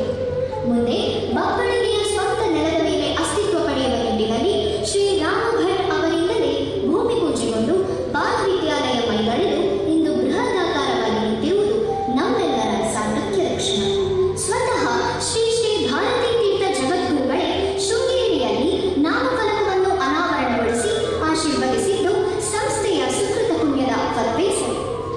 ಜಗದ್ಗುರು ಶ್ರೀ ಶ್ರೀ ಭಾರತೀ ತೀರ್ಥ ಮಹಾಸ್ವಾಮೀಜಿಯವರ ಆದೇಶದಂತೆ ಧಾರ್ಮಿಕ ಶಿಕ್ಷಣವನ್ನು ನೀಡುವ ಹೆಬ್ಬಯಕೆಯೊಂದಿಗೆ ಆರಂಭಗೊಂಡ ಈ ಸಂಸ್ಥೆ 2021ರ ಜೂನ್ 16ರಂದು ಶ್ರೀ ಶ್ರೀ ವಿಧುಶೇಖರ ಭಾರತೀ ಮಹಾಸನ್ನಿಧಾನಗಳವರ ಕರಕಮಲಗಳಿಂದ ತಾಲೂಕಿಗೆ ಮೊದಲ CBSE ಪಠ್ಯ ಅಳವಡಿತ ಸಂಸ್ಥೆ ಉದ್ಘಾಟನೆಗೊಂಡು ಸಮಾಜಕ್ಕೆ ಅರ್ಪಣೆಯಾಯಿತು. 2 ಮಹಡಿಗಳ ಸುಸಜ್ಜಿತ ಶಾಲಾ ಕಟ್ಟಡ, ಸ್ಮಾರ್ಟ್ ತರಗತಿಗಳೊಂದಿಗೆ ವಿಜ್ಞಾನ, ಗಣಿತ, ಕಂಪ್ಯೂಟರ್ ಇವುಗಳ ಸುಸಜ್ಜಿತ ಪ್ರಯೋಗಾಲಯ, ಭವ್ಯವಾದ ತೆರೆದ ಶಂಕರ ಸಭಾಭವನ, ವಾಚನಾಲಯ, ಕೋಡಿಂಗ್ ತರಗತಿಗಳು, ಜೀವನ ಕೌಶಲ್ಯವನ್ನು ನೀಡುವ ತರಗತಿಗಳು, ಯೋಗ, ನೈತಿಕ ಶಿಕ್ಷಣ, ರಾಷ್ಟ್ರಪ್ರೇಮವನ್ನು ಉದ್ದೇಶಿಸುವ ಸಂಸ್ಕಾರ ತರಗತಿಗಳು, ಜೊತೆಗೆ ನಿತ್ಯ ನಡೆಯುವ ಅನ್ನದಾಸೋಹ, ಶಾಲಾ ವಾಹನದ ವ್ಯವಸ್ಥೆ, ತಾಲೂಕಿಗೆ ಮೊದಲಿಗರಾಗಿ ವಿಶೇಷವಾಗಿ ನಿರ್ಮಿಸಲ್ಪಟ್ಟ ಈಜುಕೊಳ, ದೇಶದಲ್ಲಿ ವಿನೂತನವಾದ ಹುತಾತ್ಮ ಯೋಧರುಗಳಿಗೆ ನಮನ ಸಲ್ಲಿಸುವ ಅಮರ್ ಜವಾನ್ ಜ್ಯೋತಿ, ಜೊತೆಗೆ ಆಸಕ್ತ ವಿದ್ಯಾರ್ಥಿಗಳಿಗಾಗಿ ಭರತನಾಟ್ಯ, ಸಂಗೀತ, ಯಕ್ಷಗಾನ, ಮಾರ್ಷಲ್ ಆರ್ಟ್, ಸ್ಕೇಟಿಂಗ್, ಈಜು ಇತ್ಯಾದಿ ಸಾಂಸ್ಕೃತಿಕ ಹಾಗೂ ಪಠ್ಯೇತರ ತರಗತಿಗಳಿಂದ ಶಾಲೆಯು ಒಂದು ಪರಿಪೂರ್ಣ ವ್ಯಕ್ತಿತ್ವವನ್ನು ನಿರ್ಮಿಸುವ ಮಂದಿರವಾಗಿ ರೂಪುಗೊಂಡಿದೆ. ನಟ್ಟೋಜ ಫೌಂಡೇಶನ್ ಟ್ರಸ್ಟ್ ಮೂಲಕ ಮುನ್ನಡೆಸುತ್ತಿರುವ ಈ ಶಾಲೆಯ ಮೊದಲ ಗೌರವ ಅಧ್ಯಕ್ಷರಾಗಿ ಶಾಲೆಯನ್ನು ಮುನ್ನಡೆಸಿದವರು ಶ್ರೀ ನಟ್ಟೋಜ ಶಿವಾನಂದರಾವ್. ಪ್ರಸ್ತುತ ಸಂಚಾಲಕರಾಗಿ ಶ್ರೀ ಸುಬ್ರಹ್ಮಣ್ಯ ನಟ್ಟೋಜ, ಖಜಾಂಚಿಗಳಾಗಿ ಶ್ರೀಮತಿ ರಾಜಶ್ರೀ ನಟ್ಟೋಜ ಹಾಗೂ ಸದಸ್ಯರಾದ ಕುಮಾರಿ ವೈದೇಹಿ ನಟ್ಟೋಜ ಮತ್ತು ಚಿರಂಜೀವಿ ಶ್ರೀಕೃಷ್ಣ ನಟ್ಟೋಜ ಇವರುಗಳ ಸಾರಥ್ಯದಲ್ಲಿ ಆಡಳಿತ ಮಂಡಳಿಯ ಸರ್ವ ಸದಸ್ಯರುಗಳ ಸೂಕ್ತ ಸಲಹೆ ಮಾರ್ಗದರ್ಶನದೊಂದಿಗೆ ಸಂಸ್ಥೆ ಯಶಸ್ವಿಯಾಗಿ ಮುನ್ನಡೆಯುತ್ತಿದೆ. ಜೊತೆಗೆ ವಿವಿಧ ಕಾರ್ಯಗಳನ್ನು ನಿರ್ವಹಿಸುವ ಕಾರ್ಯನಿರ್ವಹಣಾ ಅಧಿಕಾರಿಗಳು, ಶಿಕ್ಷಕೇತರ ಸಿಬ್ಬಂದಿಗಳು ಹಾಗೂ 500ಕ್ಕೂ ಮಿಕ್ಕಿದ ವಿದ್ಯಾರ್ಥಿಗಳಿಗೆ ಈ ಸಂಸ್ಥೆ ಆಸರೆಯಾಗಿದೆ. ಈ 10 ವರ್ಷಗಳಲ್ಲಿ ಸಂಸ್ಥೆಯು ಯೋಗ, ಪ್ರಾಣಾಯಾಮ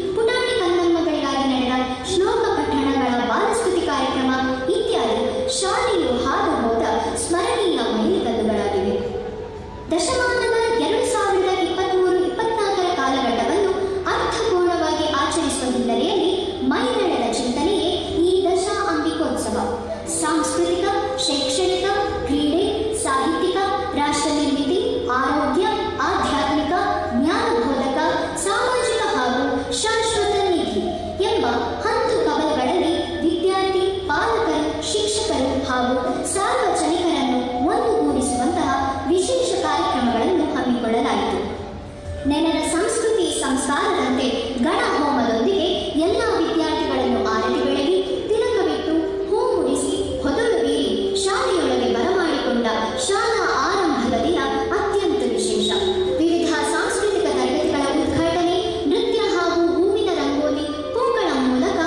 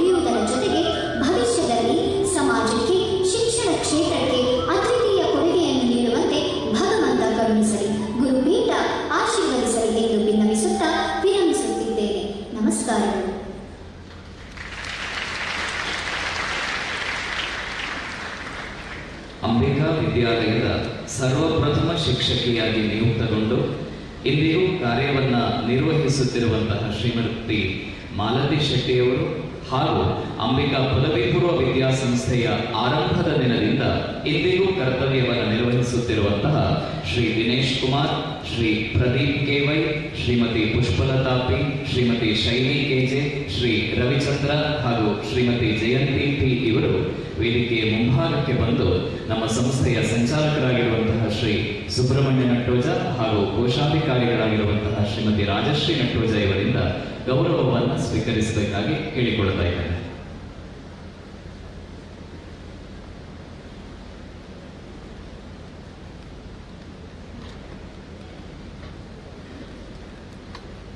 ಸಂಸ್ಥೆಯ ಆರಂಭದ ದಿನದಿಂದ ಈ ಹೊತ್ತಿನವರೆಗೂ ಈ ವಿದ್ಯಾಸಂಸ್ಥೆಯಲ್ಲಿ ಸೇವೆಯನ್ನ ಸಲ್ಲಿಸ್ತಾ ಇರುವಂತಹ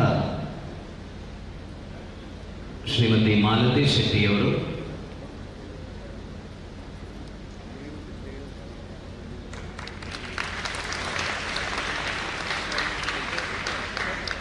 ಗಣಿತ ಉಪನ್ಯಾಸಕರಾಗಿರುವಂತಹ ಶ್ರೀ ದಿನೇಶ್ ಕುಮಾರ್ ಅವರು,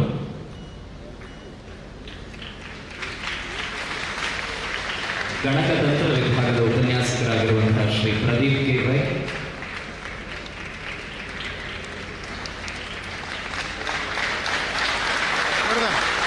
ಹಿಂದಿ ಭಾಷಾ ಉಪನ್ಯಾಸಕಿಯಾಗಿರುವಂತಹ ಶ್ರೀಮತಿ ಪುಷ್ಪಲತಾ ಪಿ,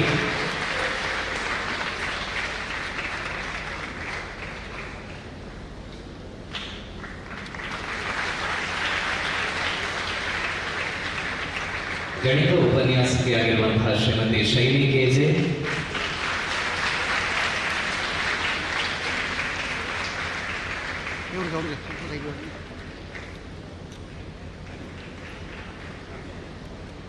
ಕನ್ನಡ ಭಾಷಾ ಉಪನ್ಯಾಸಕಿಯಾಗಿರುವಂತಹ ಶ್ರೀಮತಿ ಜಯಂತಿ ಪಿ,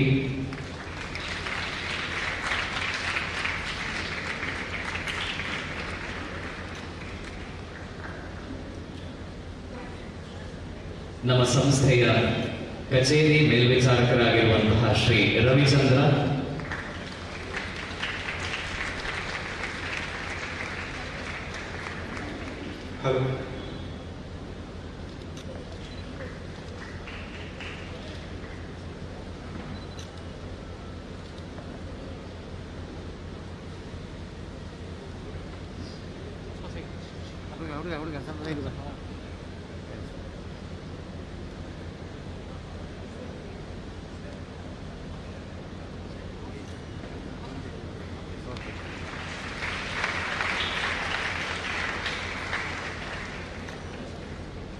ಪರಮ ಪೂಜ್ಯ ಗುರುಗಳಿಗೆ ಅಭಿವಂದನೆಯನ್ನು ಸಲ್ಲಿಸುವಂತಹದ್ದು ನಮ್ಮೆಲ್ಲರ ಸೌಭಾಗ್ಯ. ಇದೀಗ ಅಭಿವಂದನಾ ನುಡಿಯನ್ನು ಸಮರ್ಪಿಸಲಿದ್ದಾರೆ ಅಂಬಿಕಾ ಮಹಾವಿದ್ಯಾಲಯದ ತತ್ವಶಾಸ್ತ್ರ ಉಪನ್ಯಾಸಕರಾಗಿರುವಂತಹ ವಿದ್ವಾನ್ ಶ್ರೀ ತೇಜಶಂಕರ ಸೋಮಯಾಜಿಯವರು.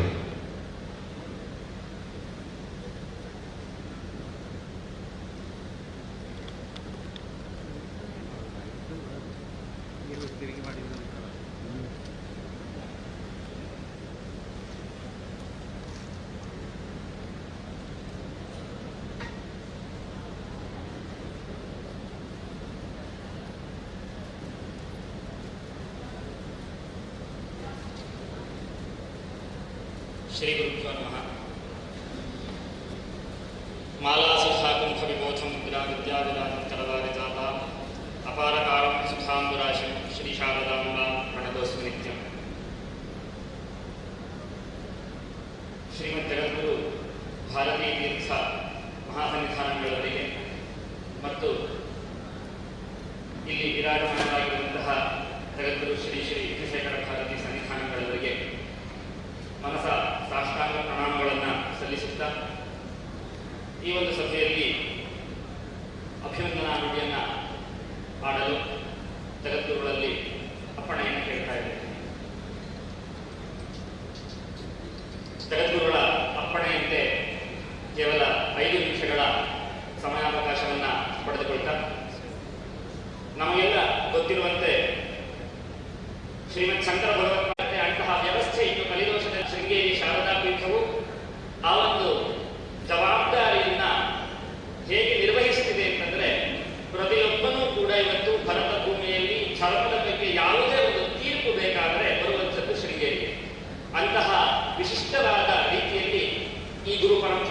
ಅವಿಚ್ಛಿನ್ನ ಗುರು ಪರಂಪರೆ ನಮಗೆ ಮಾರ್ಗದರ್ಶನವನ್ನು ಮಾಡ್ತಾ ಇದೆ.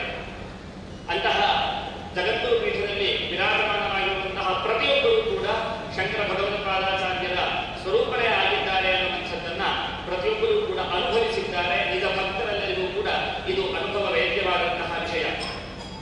ನಾನು ವಿಶೇಷವಾಗಿ 4-5 ಘಟನೆಗಳನ್ನ ಉಲ್ಲೇಖ ಮಾಡುವಂತಹ ಯೋಚನೆಯಲ್ಲಿದ್ದೆ.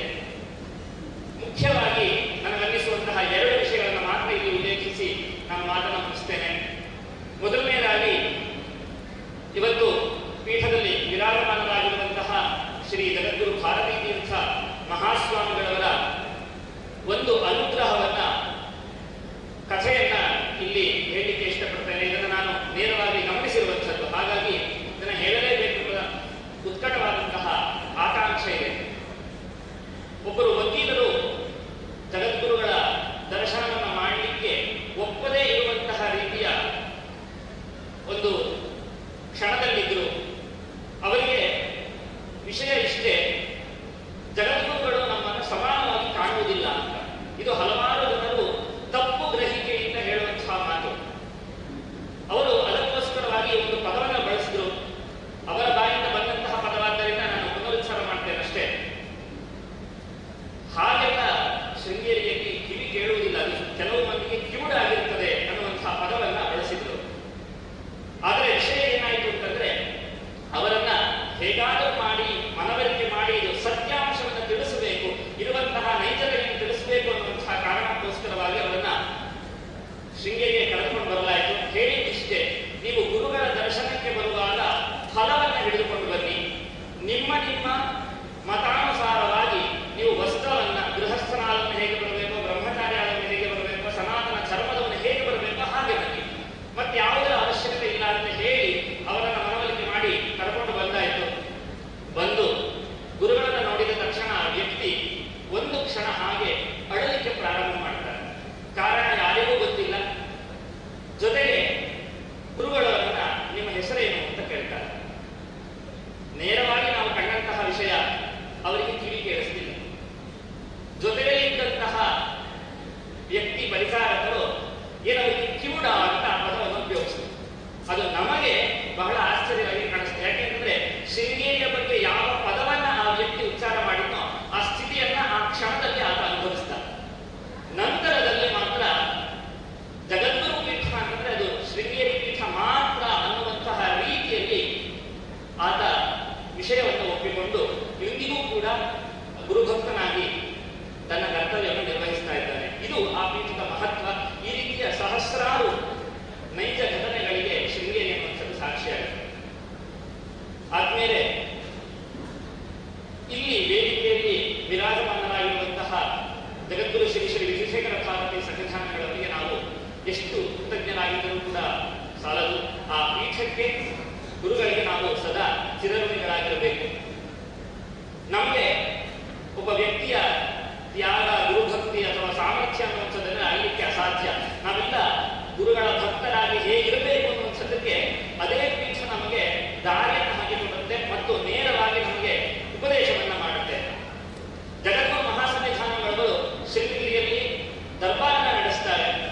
ಆದರೆ ಈಗ ಸನ್ನಿಧಾನಗಳು ಆ ದರ್ಬಾರನ್ನ ನಡೆಸ್ತಾ ಇದ್ದಾರೆ. ನವರಾತ್ರಿಯ ಸಂದರ್ಭದಲ್ಲಿ ರಾಜಪೋಷಾಕಿನಲ್ಲಿ ನಡೆಯುವಂತಹ ಪರಂಪರೆ ಇದೆ. ತನ್ಮೂಲಕವಾಗಿ ಆ ಪರಂಪರೆಗೆ ಅನುಸಾರವಾಗಿ ಜಗದ್ಗುರು ಸನ್ನಿಧಾನಗಳು ಆ ದರ್ಬಾರನ್ನು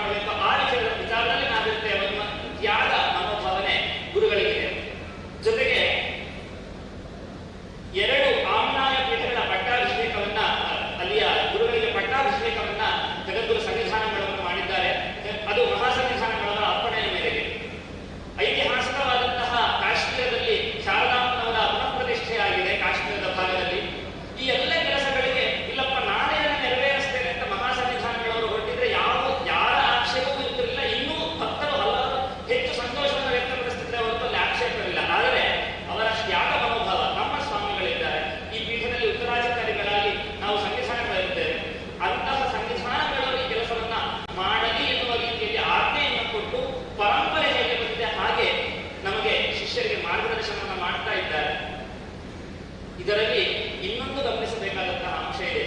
ಗುರುಗಳಾದವರು ಶಿಷ್ಯರಿಗೆ ಕೆಲಸವನ್ನು ಹೇಳುವಾಗ ಅವರ ಸಾಮರ್ಥ್ಯವನ್ನು ನೋಡ್ತಾರೆ. ಹಾಗಾಗಿ ಬೇರೊಂದು 2 ಆಮ್ನಾಯ ಪೀಠಗಳ ಪಟ್ಟಾಭಿಷೇಕ ಕಾರ್ಯಕ್ರಮವನ್ನ ನಮ್ಮ ಶಿಷ್ಯರು ಮಾಡುತ್ತಾರೆ ಎನ್ನುವಂತಹ ಒಂದು ಸಾಮರ್ಥ್ಯದ ಪರಿಚಯವನ್ನು ಜಗತ್ತಿಗೆ ಮಾಡುವಂತಹ ಕೆಲಸವನ್ನ ಮಹಾಸನ್ನಿಧಾನಗಳು ನಮಗೆ ಮಾಡಿ ತೋರಿಸಿದ್ದಾರೆ.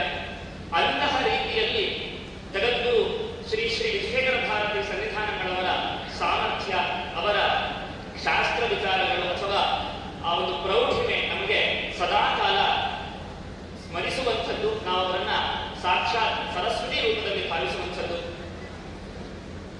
ಒಮ್ಮನೆ ಒಬ್ಬರು ವ್ಯಕ್ತಿ ರಾಯ ಅನ್ನುವಂತಹ ಶಬ್ದದ ಅರ್ಥ ಏನು, ಆ ರಾಯ ಅನ್ನುವ ಶಬ್ದ ಯಾವಾಗ ಹುಟ್ಟು ಅಂತ ಕೇಳಿಕೊಂಡ್ರು. ಗುರುಗಳು 2 ಬಾರಿ ಪ್ರಶ್ನೆ ಕೇಳಿದ್ರು. ಏನು ಪ್ರಶ್ನೆ ಕೇಳಿದ್ದೀರಿ ಅಂತ ಸನ್ನಿಧಾನಗಳು 2 ಬಾರಿ ಪ್ರಶ್ನೆಯನ್ನು ಕೇಳಿದ್ರು. ರಾಯ ಅನ್ನುವ ಶಬ್ದ ಯಾವಾಗ ಹುಟ್ಟು ಅಂತ. ಬಹಳ ಸ್ವಾರಸ್ಯವಾಗಿದೆ ಘಟನೆ.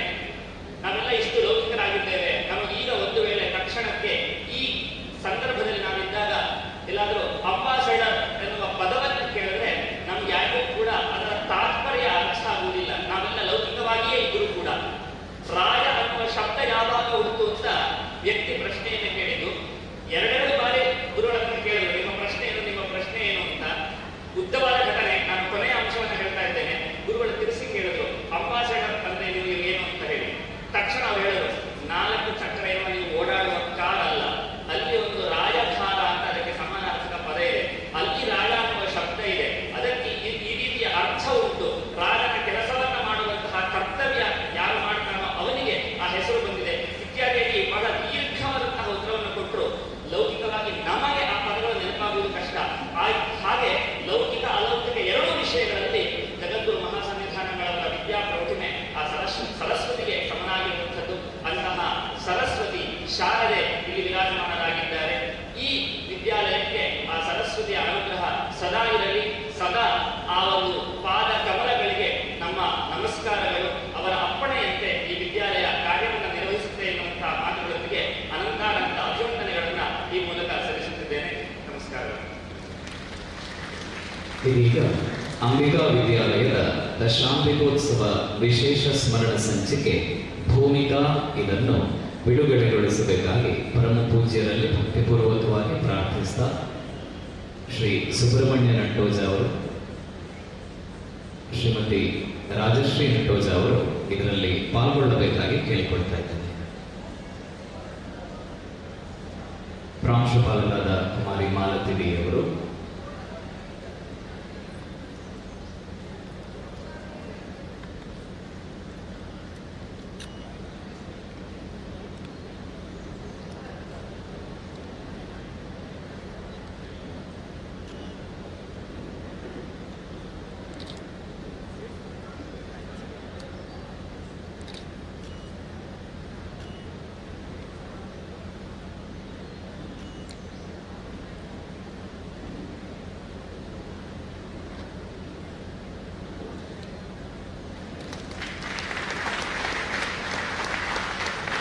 ಅಂಬಿಕಾ ವಿದ್ಯಾಲಯದ ದಶಾಂಬಿಕೋತ್ಸವ ವಿಶೇಷ ಸ್ಮರಣ ಸಂಚಿಕೆ ಭೂಮಿಕಾ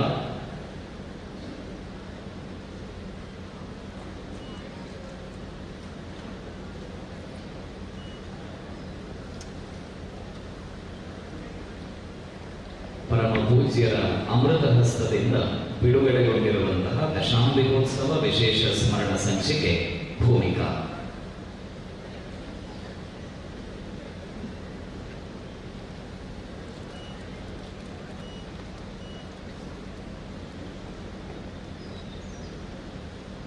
ಇದೀಗ ಜಗದ್ಗುರು ಶ್ರೀ ಶ್ರೀ ವಿಧುಶೇಖರ ಭಾರತಿ ಸನ್ನಿಧಾನಗಳವರ ಚರಣಾರವಿಂದಗಳಿಗೆ ಶ್ರದ್ಧಾಭಕ್ತಿ ಪುರಸ್ಸರವಾಗಿ ಸಮರ್ಪಿಸಲ್ಪಡುವ ಭಿನ್ನವತ್ತಳೆಯನ್ನ ವಾಚಿಸಲಿದ್ದಾರೆ ವಿದ್ವಾನ್ ತೇಜಸ್ ಶಂಕರ ಸೋಮಯಾಜಿಯವರು.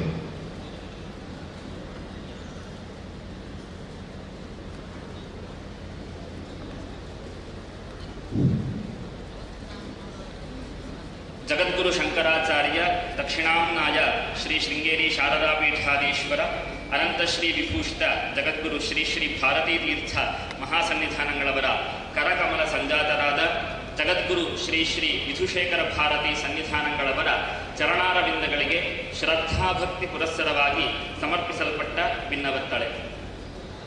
ಶ್ರೀ ಶಂಕರಾಚಾರ್ಯ ಯತಿಕುಲ ತಿಲಕರೇ, ವೇದವಿದ್ಯಾ ಪರಂಪರೆಯ ಸನಾತನ ಧರ್ಮವು ನಾಸ್ತಿಕ ಮತಗಳ ಪ್ರಭಾವದಿಂದ ಪರಿತಪಿಸುತ್ತಿದ್ದ ಕಾಲದಲ್ಲಿ ಆ ಅವೈದಿಕ ವಿಚಾರಗಳೆಂಬ ಅಜ್ಞಾನವನ್ನು ಹೋಗಲಾಡಿಸಿ ಅದ್ವೈತ ತತ್ವವನ್ನು ಉಪದೇಶಿಸಿ ಅಜ್ಞಾನ ತಿಮಿರಾದಿತ್ಯರೆನಿಸಿದವರು ಮತ್ತು ಭರತ ಭೂಮಿಯಲ್ಲಿ ಆಚಂದ್ರಾರ್ಥವಾಗಿ ಲೋಕಾ ಸಮಸ್ತ ಸುಖಿನೋ ಭವಂತು ಎನ್ನುವ ನಮ್ಮ ಸನಾತನ ವೈದಿಕ ಧರ್ಮ ಸಂಪ್ರದಾಯ ಸಂಸ್ಕೃತಿಯು ಸಂಪದ್ಭರಿತವಾಗಿ ಶಿಷ್ಟಾಚಾರದಿಂದ ಸಾಗಲು ಮೂಲ ಕಾರಣ ಪುರುಷರಾಗಿ ಸರ್ವಲೋಕ ಹಿತೋತ್ಸುಕರೆನಿಸಿದವರು, ಗುರು ಭೂಮಂಡಲಾಚಾರ್ಯರಾಗಿ ಸುಪ್ರಸಿದ್ಧರಾದವರು, ಷಣ್ಮತ ಸ್ಥಾಪನಾಚಾರ್ಯ, ಜಗದ್ವಂದ್ಯ, ಜಗದ್ಗುರು ಎನ್ನುವ ಅಭಿಧಾನಗಳಿಗೆ ಸಾರ್ಥಕ್ಯವನ್ನು ಉಂಟು ಮಾಡಿದ ಅವತಾರ ಪುರುಷರಾದ ಶ್ರೀಮದ್ ಶಂಕರ ಭಗವತ್ಪಾದಾಚಾರ್ಯರು ಆ ಮಹನೀಯರ ಅವಿಚ್ಛಿನ್ನ ಗುರು ಪರಂಪರೆಯಲ್ಲಿ ಸಮಾಸೀನರಾಗಿ ಅಸ್ಮತ್ಪೀಠ ಸಮಾರೂಢ ಪರಿವ್ರಾಡ್ ಉಕ್ತಲಕ್ಷಣ ಅಹಮೇವೇತಿ ವಿಜ್ಞೇಯ ಎನ್ನುವ ಶಂಕರರ ಮಾತಿನಂತೆ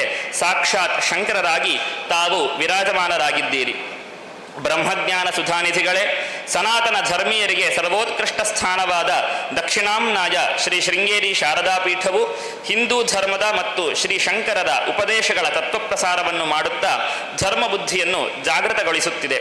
ಶ್ರೀಮಠವು ಅನೇಕ ವೇದ ಸಂಸ್ಕೃತ ಪಾಠಶಾಲೆಗಳ ದೇವಸ್ಥಾನಗಳ ಜವಾಬ್ದಾರಿಯ ಜೊತೆಗೆ ಅನೇಕ ಅನಾಥಾಶ್ರಮಗಳನ್ನು, ವೃದ್ಧಾಶ್ರಮಗಳನ್ನು, ಶಾಲಾ ಕಾಲೇಜುಗಳನ್ನು ನಡೆಸುತ್ತಾ ತನ್ನ ಅಮೂಲ್ಯ ಕೊಡುಗೆಗಳನ್ನು ನೀಡುತ್ತಿದೆ. ತನ್ಮೂಲಕ ಧಾರ್ಮಿಕ ಮತ್ತು ಸಾಮಾಜಿಕ ಕ್ಷೇತ್ರಗಳಲ್ಲಿ ಶ್ರೀ ಶಾರದಾ ಪೀಠವು ಅಗ್ರಮಾನ್ಯ ಸ್ಥಾನದಲ್ಲಿದೆ ಎನ್ನುವುದು ಸರ್ವಜನ ವಿದಿತ ವಿಷಯ. ಈ ಪರಮೋನ್ನತವಾದ ಪೀಠದಲ್ಲಿ ಇಂದು ವಿರಾಜಮಾನರಾಗಿರುವ ಪುಂಭಾವದ ಶಾರದೆಯಂತಿರುವ ಸಾಕ್ಷಾತ್ ಭಗವತ್ ಸ್ವರೂಪಿಗಳಾದ ಭಕ್ತಾಭೀಷ್ಟದಾಯಕರಾದ ಅನಂತಶ್ರೀ ವಿಭೂಷಿತ ಜಗದ್ಗುರು ಶ್ರೀ ಶ್ರೀ ಭಾರತೀ ತೀರ್ಥ ಮಹಾಸನ್ನಿಧಾನಗಳವರ ಕರ ಸರಸೀರುಹ ಸಂಜಾತರಾದ ತಾವು ಬ್ರಹ್ಮಜ್ಞಾನಿಗಳು, ಸಕಲ ವೇದಶಾಸ್ತ್ರ ಪಾರಂಗತರು, ವಿದ್ಯಾ ವಿನಯಾದಿ ಸಕಲ ಸದ್ಗುಣ ಸಂಪನ್ನರೂ ಆಗಿದ್ದೀರಿ. ವಿಶ್ವವಂದ್ಯರಾದ ಜಗದ್ಗುರುವರೇಣ್ಯರೇ, ನಮ್ಮ ಪ್ರಾರ್ಥನೆಯನ್ನು ಮನ್ನಿಸಿ ಹತ್ತೂರಿನ ಒಡೆಯನಾದ ಶ್ರೀ ಮಹಾಲಿಂಗೇಶ್ವರನ ಕ್ಷೇತ್ರವಾದ ಈ ಪುತ್ತೂರು ನಗರಕ್ಕೆ ಆಗಮಿಸಿದ ತಮ್ಮ ಶಿಷ್ಯವಾತ್ಸಲ್ಯಕ್ಕೆ ಸಮಸ್ತರು ಪುಳಕಿತರಾಗಿದ್ದಾರೆ.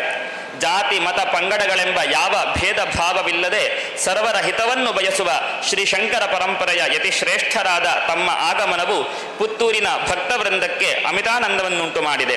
ವಿಶೇಷವಾಗಿ ಶ್ರೀ ಶೃಂಗೇರಿ ಶಾರದಾ ಪೀಠದ ಜಗದ್ಗುರುಗಳ ಅನುಗ್ರಹ ಬಲದಿಂದ ಸಾಗುತ್ತಿರುವ ಪುತ್ತೂರಿನ ಹೆಮ್ಮೆಯ ಅಂಬಿಕಾ ಸಮೂಹ ಶಿಕ್ಷಣ ಸಂಸ್ಥೆಗಳ ವಿದ್ಯಾ ತಪೋಭೂಮಿಗೆ 2016ರಲ್ಲಿ ತಾವು ಜಗದ್ಗುರು ಮಹಾಸನ್ನಿಧಾನಗಳವರೊಡನೆ ಚಿತ್ತೈಸಿದ್ದು ಅಂಬಿಕಾ ಪರಿವಾರಕ್ಕೂ ಮತ್ತು ಈ ಭೂಭಾಗದ ಧರ್ಮಾಭಿಮಾನಿಗಳಿಗೂ ಲಭಿಸಿದ ಅಪೂರ್ವ ಘಳಿಗೆ.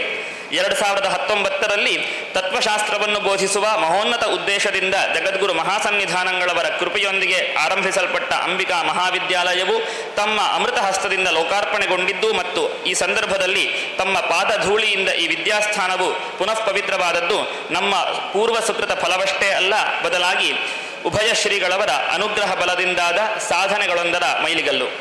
ಮಗುವೊಂದು ತಾಯಿಯ ನೋಟಕ್ಕೂ ಮಾತಿಗೂ ಹಂಬಲಿಸಿದಂತೆ ತಮ್ಮ ದರ್ಶನವನ್ನು ಆಶೀರ್ವಚನವನ್ನು ಬೇಡುವವರಾಗಿ ಶಿಷ್ಯರಾದ ನಾವು ವರ್ಷಕ್ಕೊಮ್ಮೆ ವಿದ್ಯಾರ್ಥಿಗಳೊಂದಿಗೆ ತಪೋಭೂಮಿಯಾದ ಶೃಂಗೇರಿಗೆ ಬಂದಾಗ ಕೇವಲ ನಮಗಾಗಿಯೇ ಮಹಾಪ್ರಸಾದವಾಗಿ ಪ್ರಾಪ್ತವಾಗುವ ತಮ್ಮ ಆಶೀರ್ವಾದದ ನುಡಿಗಳು ನಮ್ಮ ಜೀವನಕ್ಕೆ ಸದಾ ಸನ್ಮಂಗಳವನ್ನುಂಟು ಮಾಡುವ ಅಮೃತ ಬಿಂದುಗಳು. ಶಾರದಾಹ್ವಾನ ಪಂಡಿತ ಪರಂಪರಾಗತರೇ, ತಮ್ಮ ಉಪದೇಶಗಳನ್ನೇ ಸಂವಿಧಾನವನ್ನಾಗಿಸಿಕೊಂಡಿರುವ ನಮ್ಮ ಸಮೂಹ ಶಿಕ್ಷಣ ಸಂಸ್ಥೆಗಳಲ್ಲೊಂದಾದ ಅಂಬಿಕಾ ವಿದ್ಯಾಲಯವು ಇದೀಗ ದಶಮಾನದ ಸಂಭ್ರಮವನ್ನು ಆಚರಿಸುತ್ತಾ ಶ್ರೇಯೋ ಮಾರ್ಗದಲ್ಲಿ ಸಾಗುತ್ತಿರುವುದು ಜಗದ್ಗುರುದ್ವಯರ ಕೃಪಾದೃಷ್ಟಿ ಎಂಬ ಕಾರಣ ಮಾತ್ರದಿಂದಲೇ. ತಮ್ಮಿಂದಲೇ ಲೋಕಾರ್ಪಣೆಗೊಂಡ ಮತ್ತು ಈ ದಶಾಂಬಿಕೋತ್ಸವಕ್ಕೆ ಸಾಧ್ಯಂತವಾಗಿ ಸಾಕ್ಷಿಯಾದ ಈ ಪರಿಸರದ ಶ್ರೀ ಶಂಕರ ಸಭಾಭವನದ ಶ್ರೀ ಲಲಿತಾಂಬಿಕಾ ವೇದಿಕೆ ಎನ್ನುವ ನಾಮಾಂಕಿತವು ಶಿವಶಕ್ತಿಯ ಸಮಾಗಮವನ್ನು ಕಲ್ಪಿಸುವಂತಿದ್ದರೆ ತಮ್ಮ ದಿವ್ಯ ಸಾನ್ನಿಧ್ಯವು ಪುರುಷಾಕಾರದಿಂದ ಪರಮೇಶ್ವರನಾದ ಚಂದ್ರಶೇಖರನನ್ನು, ಸರ್ವ ವೇದಶಾಸ್ತ್ರ ವಿದ್ಯಾಪ್ರೌಢಿಮೆಯ ಪ್ರಭೆಯಿಂದ ಸರಸ್ವತಿ ರೂಪದ ಭಾರತಿಯನ್ನು ಸಾಕ್ಷಾತ್ಕರಿಸಿಕೊಳ್ಳುವ ಸೌಭಾಗ್ಯವನ್ನು ನೀಡುತ್ತಿದೆ. ವಿಧುಶೇಖರ ಭಾರತಿ ಎನ್ನುವ ಜಗದ್ಗುರುಗಳ ಯೋಗ ಪಟ್ಟವು ಅನ್ವರ್ಥವಾಗಿ ಸಭೆಯಲ್ಲಿ ಸನ್ನಿಹಿತವಾದ ಗುರುದೇವತಾ ಸಾನ್ನಿಧ್ಯವನ್ನು ಸೂಚಿಸುತ್ತಾ ಈ ಸಭೆಯನ್ನು ದೇವಸಭೆಯನ್ನಾಗಿ ಪರಿಚಯಿಸುತ್ತಿದೆ. ವಿದ್ಯಾರ್ಥಿಗಳಿಗೆ ಲೌಕಿಕ ಅಲೌಕಿಕ ವಿಷಯಗಳೆರಡರ ಮಾರ್ಗವನ್ನು ಸಾಧನೆಯನ್ನು ಪರಿಚಯಿಸುವ ಈ ಅಂಬಿಕಾ ವಿದ್ಯಾಲಯವು ವಿಶಿಷ್ಟವಾದ ಜ್ಞಾನ ದೇಗುಲವಾಗಿದೆ ಎನ್ನುವುದು ನೆರೆದ ನಾಗರಿಕರ ಅನುಭವ. ಇವೆಲ್ಲಕ್ಕೂ ಕಾರಣ ಜಗದ್ಗುರುಗಳ ಅನುಗ್ರಹ. ಜಗದ್ಗುರು ಚಂದ್ರಶೇಖರ ಭಾರತಿ ನವಾವತಾರಿಗಳೇ, ಶರಣಾಗತ ರಕ್ಷಣ ದೀಕ್ಷಾಬದ್ಧರಾದ ಸಕಲ ಸದಾಚಾರಗಳ ಮೂರ್ತ ರೂಪವಾದ ತಮ್ಮ ಕೃಪೆಯ ಸೀಮಾತೀತ ಶಕ್ತಿಯು ನಮಗೆ ಶ್ರೀರಕ್ಷೆಯಾಗಲಿ. ಪುತ್ತೂರು ಸೀಮೆಯ ಸನಾತನ ಧರ್ಮ ಶ್ರದ್ಧಾಳುಗಳಾದ ನಮ್ಮನ್ನು ತಮ್ಮ ಕಟಾಕ್ಷವು ಸರ್ವದಾ ಸಂರಕ್ಷಿಸಲಿ. ಜಗದ್ಗುರುಗಳವರಲ್ಲಿ ನತಮಸ್ತಕರಾದ ನಮ್ಮ ಅರಿಕೆಯೊಂದೇ ಮಹಾಸ್ವಾಮಿ ತಮ್ಮ ಅನುಗ್ರಹ ಬಲದಿಂದ ಈ ಜೀವದ ಔನ್ನತ್ಯಕ್ಕೆ ತಡೆಯಾಗುವ ಅರಿಷಡ್ ವರ್ಗಗಳನ್ನು ಪರಾಭವಗೊಳಿಸುವ ಅರಿವು ನಮ್ಮಲ್ಲಿರಲಿ. ಪೌನಃಪುಣ್ಯವಾಗಿ ತಮ್ಮ ಅನುಗ್ರಹಕ್ಕೂ ದಿವ್ಯ ಸಾನ್ನಿಧ್ಯಕ್ಕೂ ಪುತ್ತೂರಿನ ಈ ಭೂತಲವು ಭಾಜನವಾಗಲಿ. ಅಂಬಿಕಾ ಪರಿವಾರವು ಈ ಸಂಸಾರವೆಂಬ ಪಾರಾವಾರದ ಪೂರ್ವಾಪರ ತರಂಗಗಳ ಪ್ರಭಾವವನ್ನು ಮತ್ತು ಕರ್ಮ ವಿಪಾಕ ಪರಂಪರೆಯ ಪರಿತಾಪಗಳನ್ನು ಪರಿಹರಿಸಿಕೊಂಡು ಪರಮಾರ್ಥದ ಪಥದಲ್ಲಿ ಪಯಣಿಸುವಂತೆ ಶ್ರೀ ಸನ್ನಿಧಾನಗಳವರ ಅನುಗ್ರಹವು ಪ್ರೇರೇಪಿಸಲಿ. ವಿಶೇಷವಾಗಿ ನಮ್ಮ ವಿದ್ಯಾರ್ಥಿಗಳು ಧರ್ಮ ಶ್ರದ್ಧೆಯನ್ನು ದೇಶಭಕ್ತಿಯನ್ನು ಮೇಳೈಸಿಕೊಂಡವರಾಗಿ ಭವ್ಯ ಭಾರತದ ಸತ್ಪ್ರಜೆಗಳಾಗಿ ಧೀಮಂತರಾಗಲಿ. ನಮ್ಮನ್ನು ಕೃತಾರ್ಥರನ್ನಾಗಿಸುವ ಸರ್ವ ಸಂಪದವಾದ ಗುರುಭಕ್ತಿಯನ್ನು ಹೊಂದುವ ಮತಿಯನ್ನು ತಾವೇ ದಯಪಾಲಿಸಿ ಎನ್ನುವ ಪ್ರಾರ್ಥನೆಯೊಂದಿಗೆ ಅಭಿವಂದನಾತ್ಮಕವಾದಂತಹ ಅಕ್ಷರ ರೂಪದ ಅನಂತ ಪ್ರಣಾಮಗಳನ್ನು ಈ ಮೂಲಕ ಸಮರ್ಪಿಸುತ್ತಿದ್ದೇವೆ. ಶ್ರೀ ಗುರುವಂದನಾ ಸಮಿತಿ, ದಶಾಂಬಿಕೋತ್ಸವ ಸಮಿತಿ ಮತ್ತು ಅಂಬಿಕಾ ಪರಿವಾರ ಪುತ್ತೂರು 25/4/2024 ಶ್ರೀ ಲಲಿತಾಂಬಿಕಾ ವೇದಿಕೆ, ಶ್ರೀ ಶಂಕರ ಸಭಾಭವನ, ಅಂಬಿಕಾ ವಿದ್ಯಾಲಯ, ಬಪ್ಪಳಿಗೆ, ಪುತ್ತೂರು, ದಕ್ಷಿಣ ಕನ್ನಡ.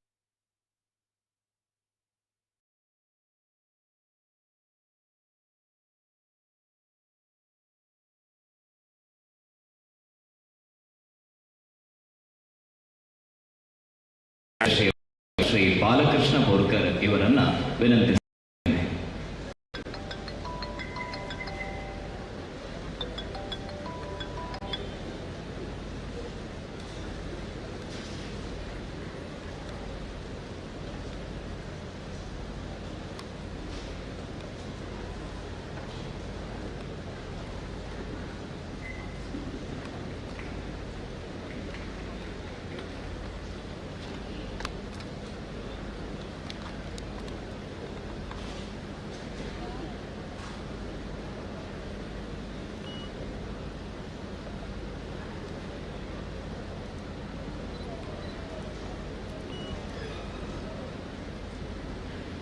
ಇದೀಗ ಜಗದ್ಗುರು ಶ್ರೀ ಶ್ರೀ ವಿಧುಶೇಖರ ಭಾರತೀ ಸನ್ನಿಧಾನಗಳವರ ಅಭಿವಂದನಾ ಸಮಿತಿ ಪುತ್ತೂರು ಇದರ ವತಿಯಿಂದ ಪರಮ ಪೂಜ್ಯ ಗುರುಗಳಿಗೆ ಸ್ಮರಣಿಕೆಯ ಸಮರ್ಪಣೆ.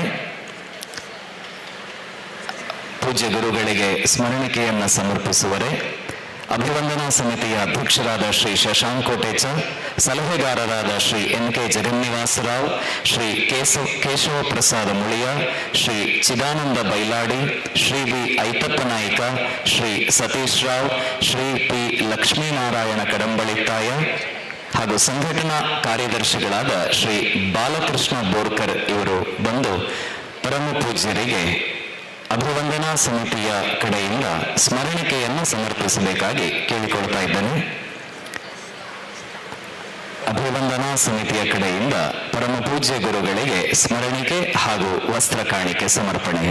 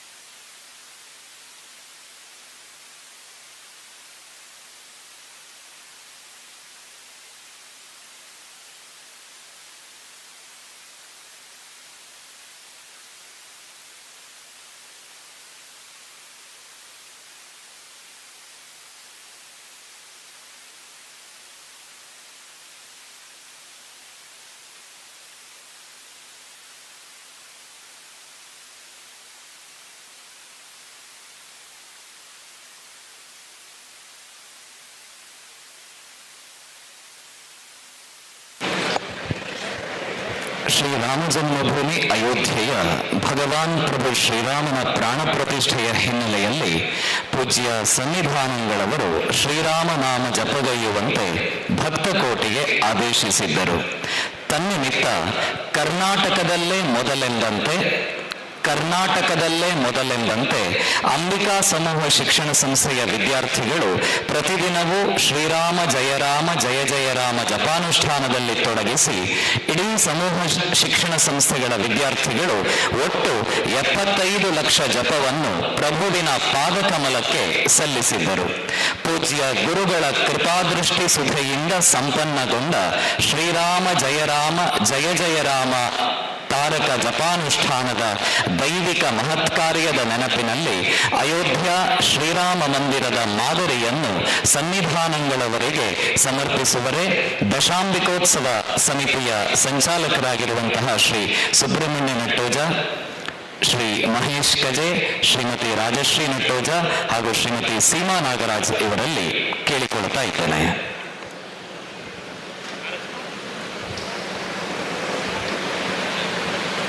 ಪ್ರಾಂಶುಪಾಲರಾದ ಕುಮಾರಿ ಮಾಲತಿ ಡಿ ಅವರು,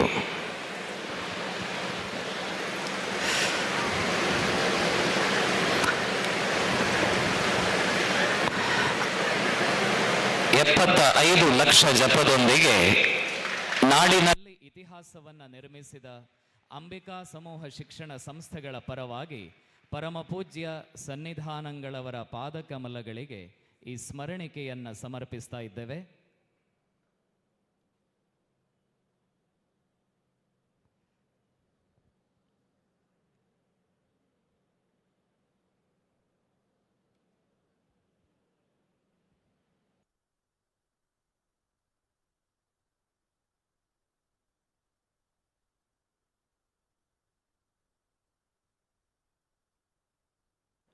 ಇದೀಗ ವಂದನಾರ್ಪಣೆ ಶ್ರೀ ಬಿ ಐತಪ್ಪ ನಾಯಕ್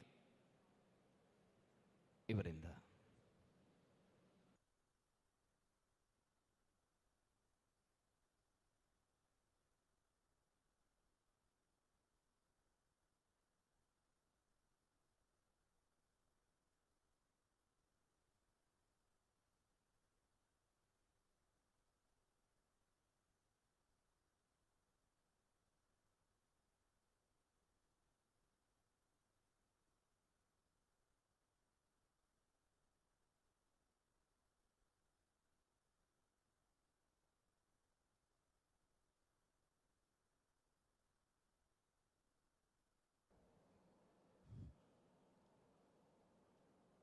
ಪರಮ ಪೂಜ್ಯ ಸ್ವಾಮೀಜಿಯವರ ಪಾದಾರ ವಂದಿಸುತ್ತಾ ಇವತ್ತಿನ ಈ ಒಂದು ಸುಂದರ ಕಾರ್ಯಕ್ರಮದ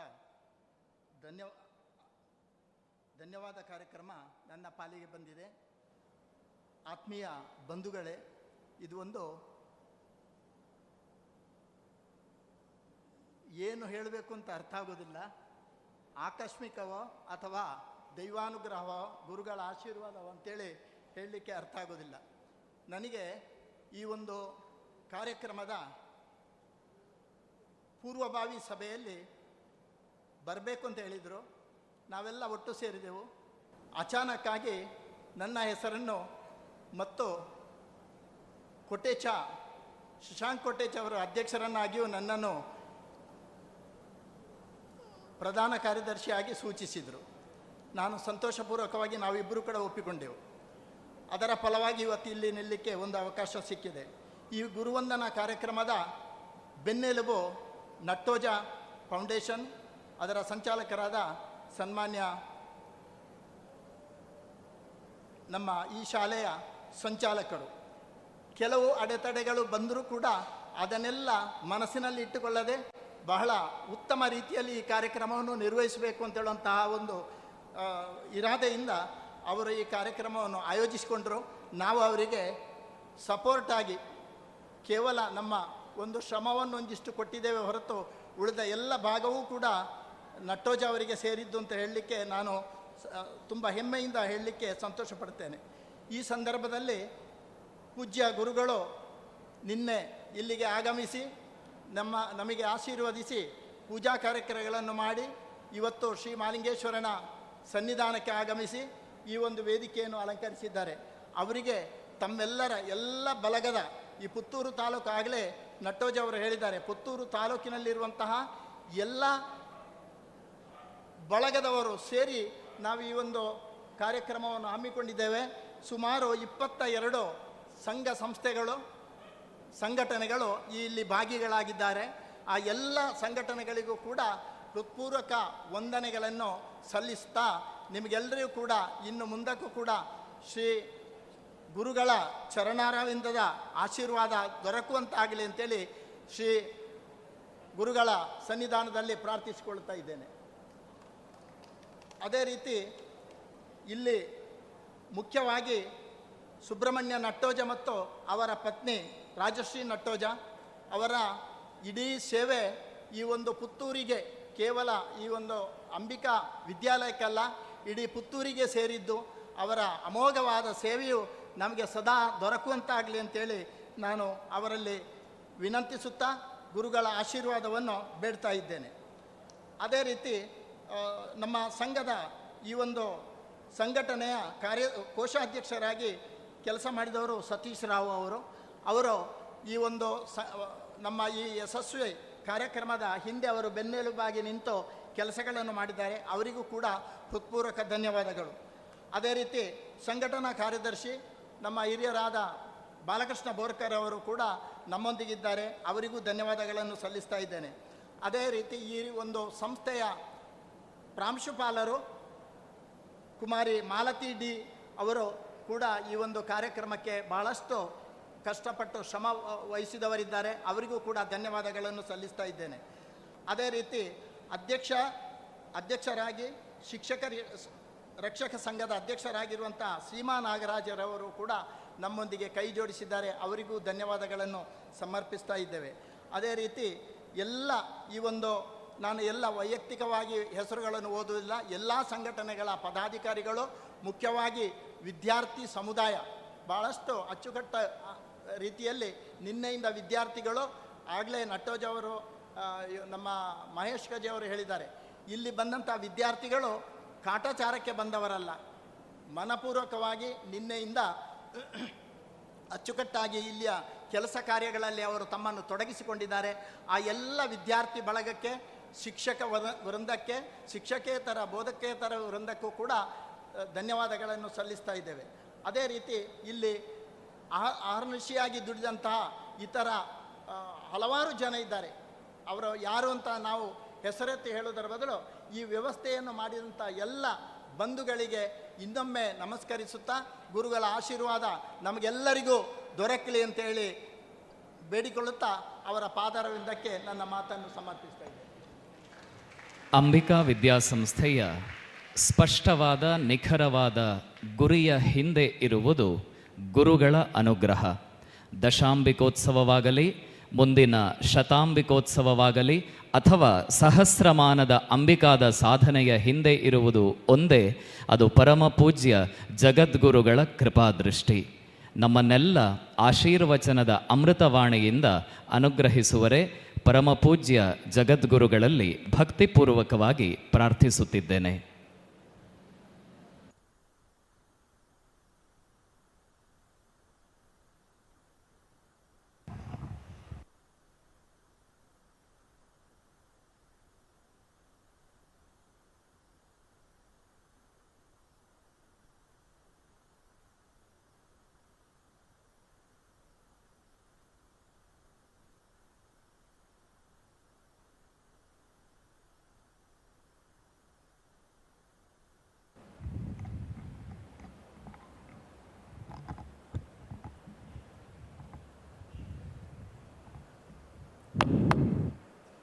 ಶಾರದಾ ಶಾರದಾಂಭೋಜವದನಾ ವದನಾಂಬುಜೆ ಸರ್ವದಾ ಸರ್ವದಾಸ್ಮಾಕಂ ಸನ್ನಿಧಿಂ ಕ್ರಿಯಾತ್.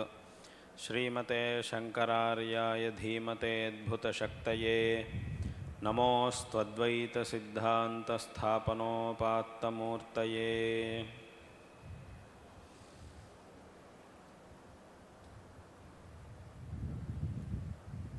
ಜೀವನದಲ್ಲಿ ಮನುಷ್ಯನಿಗೆ ಅತ್ಯಂತ ಅವಶ್ಯಕವಾದದ್ದು ಜ್ಞಾನ ಸಂಪಾದನೆ.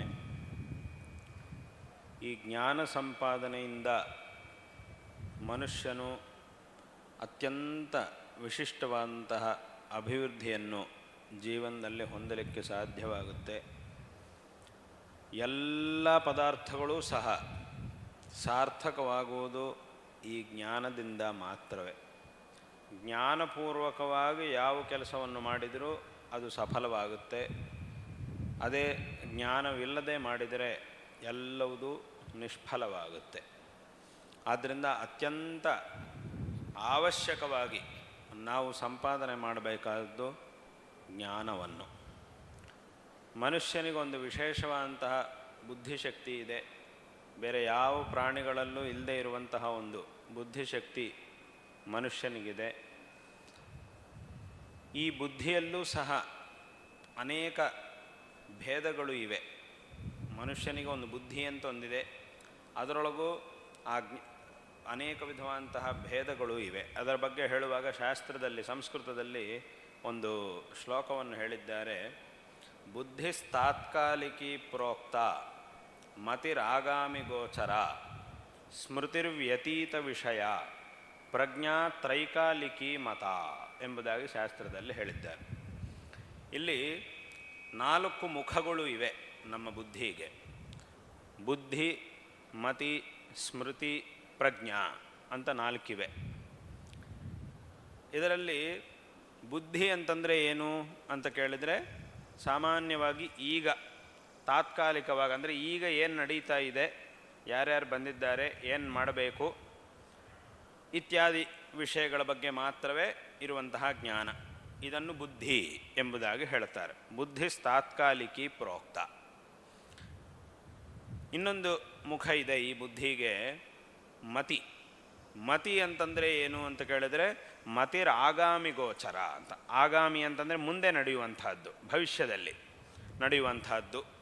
ಇವತ್ತಿನ ದಿವಸ ನಾವು ಈ ಕೆಲಸ ಮಾಡಿದರೆ ಮುಂದೆ ಏನಾಗುತ್ತೆ, ಮುಂದೆ ನಮಗೆ ಹೀಗಾಗಬೇಕು ಅಂತಂದರೆ ಅದಕ್ಕೆ ಇವತ್ತೇನು ಮಾಡಬೇಕು, ಈಗಿರುವಂತಹ ಪರಿಸ್ಥಿತಿ ಏನಿದೆಯೋ ಇದು ಹೀಗೆ ಮುಂದುವರೆದರೆ ಮುಂದಿನ ಕಾಲದಲ್ಲಿ ಯಾವ ರೀತಿಯಾಗಿ ಆಗ್ಬೋದು, ಅದಕ್ಕೆ ಬೇಕಾದ ಹಾಗೆ ಇವತ್ತಿನ ದಿವಸವೇ ನಾವು ಯಾವ ರೀತಿಯಾಗಿ ವ್ಯವಸ್ಥೆಯನ್ನು ಮಾಡಿಕೊಳ್ಳಬೇಕು, ಇನ್ನೊಂದು ಎಷ್ಟೋ ವರ್ಷಗಳ ನಂತರ ಏನಾಗಲಿಕ್ಕಿದೆ ಅದನ್ನು ದೃಷ್ಟಿಯಲ್ಲಿಟ್ಕೊಂಡು ಇವತ್ತಿನಿಂದ ಆ ಒಂದು ಪರಿಸ್ಥಿತಿ ಬರುವುದರೊಳಗೆ ನಮ್ಮ ಕಾರ್ಯಶೈಲಿಯನ್ನು ನಾವು ಯಾವ ರೀತಿಯಾಗಿ ಮಾಡಬೇಕು, ಮುಂದುವರಿಸಬೇಕು ಅನ್ನುವಂತಹ ಚಿಂತನೆ ಮಾಡುವ ಶಕ್ತಿ ಏನಿದೆಯೋ ಅದಕ್ಕೆ ಮತಿ ಎಂಬುದಾಗಿ ಹೇಳ್ತಾರೆ. ಇದು ಕೆಲವರಲ್ಲಿರುತ್ತೆ.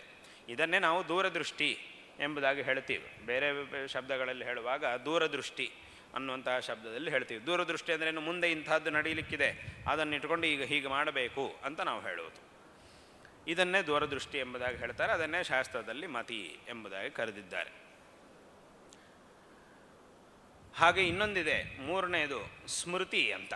ಸ್ಮೃತಿ ಅಂದರೆ ಪ್ರಸಿದ್ಧವಾಗಿ ತುಂಬ ಜನರಿಗೆ ಗೊತ್ತಿರುವಂತಹದ್ದೇ ನೆನಪು.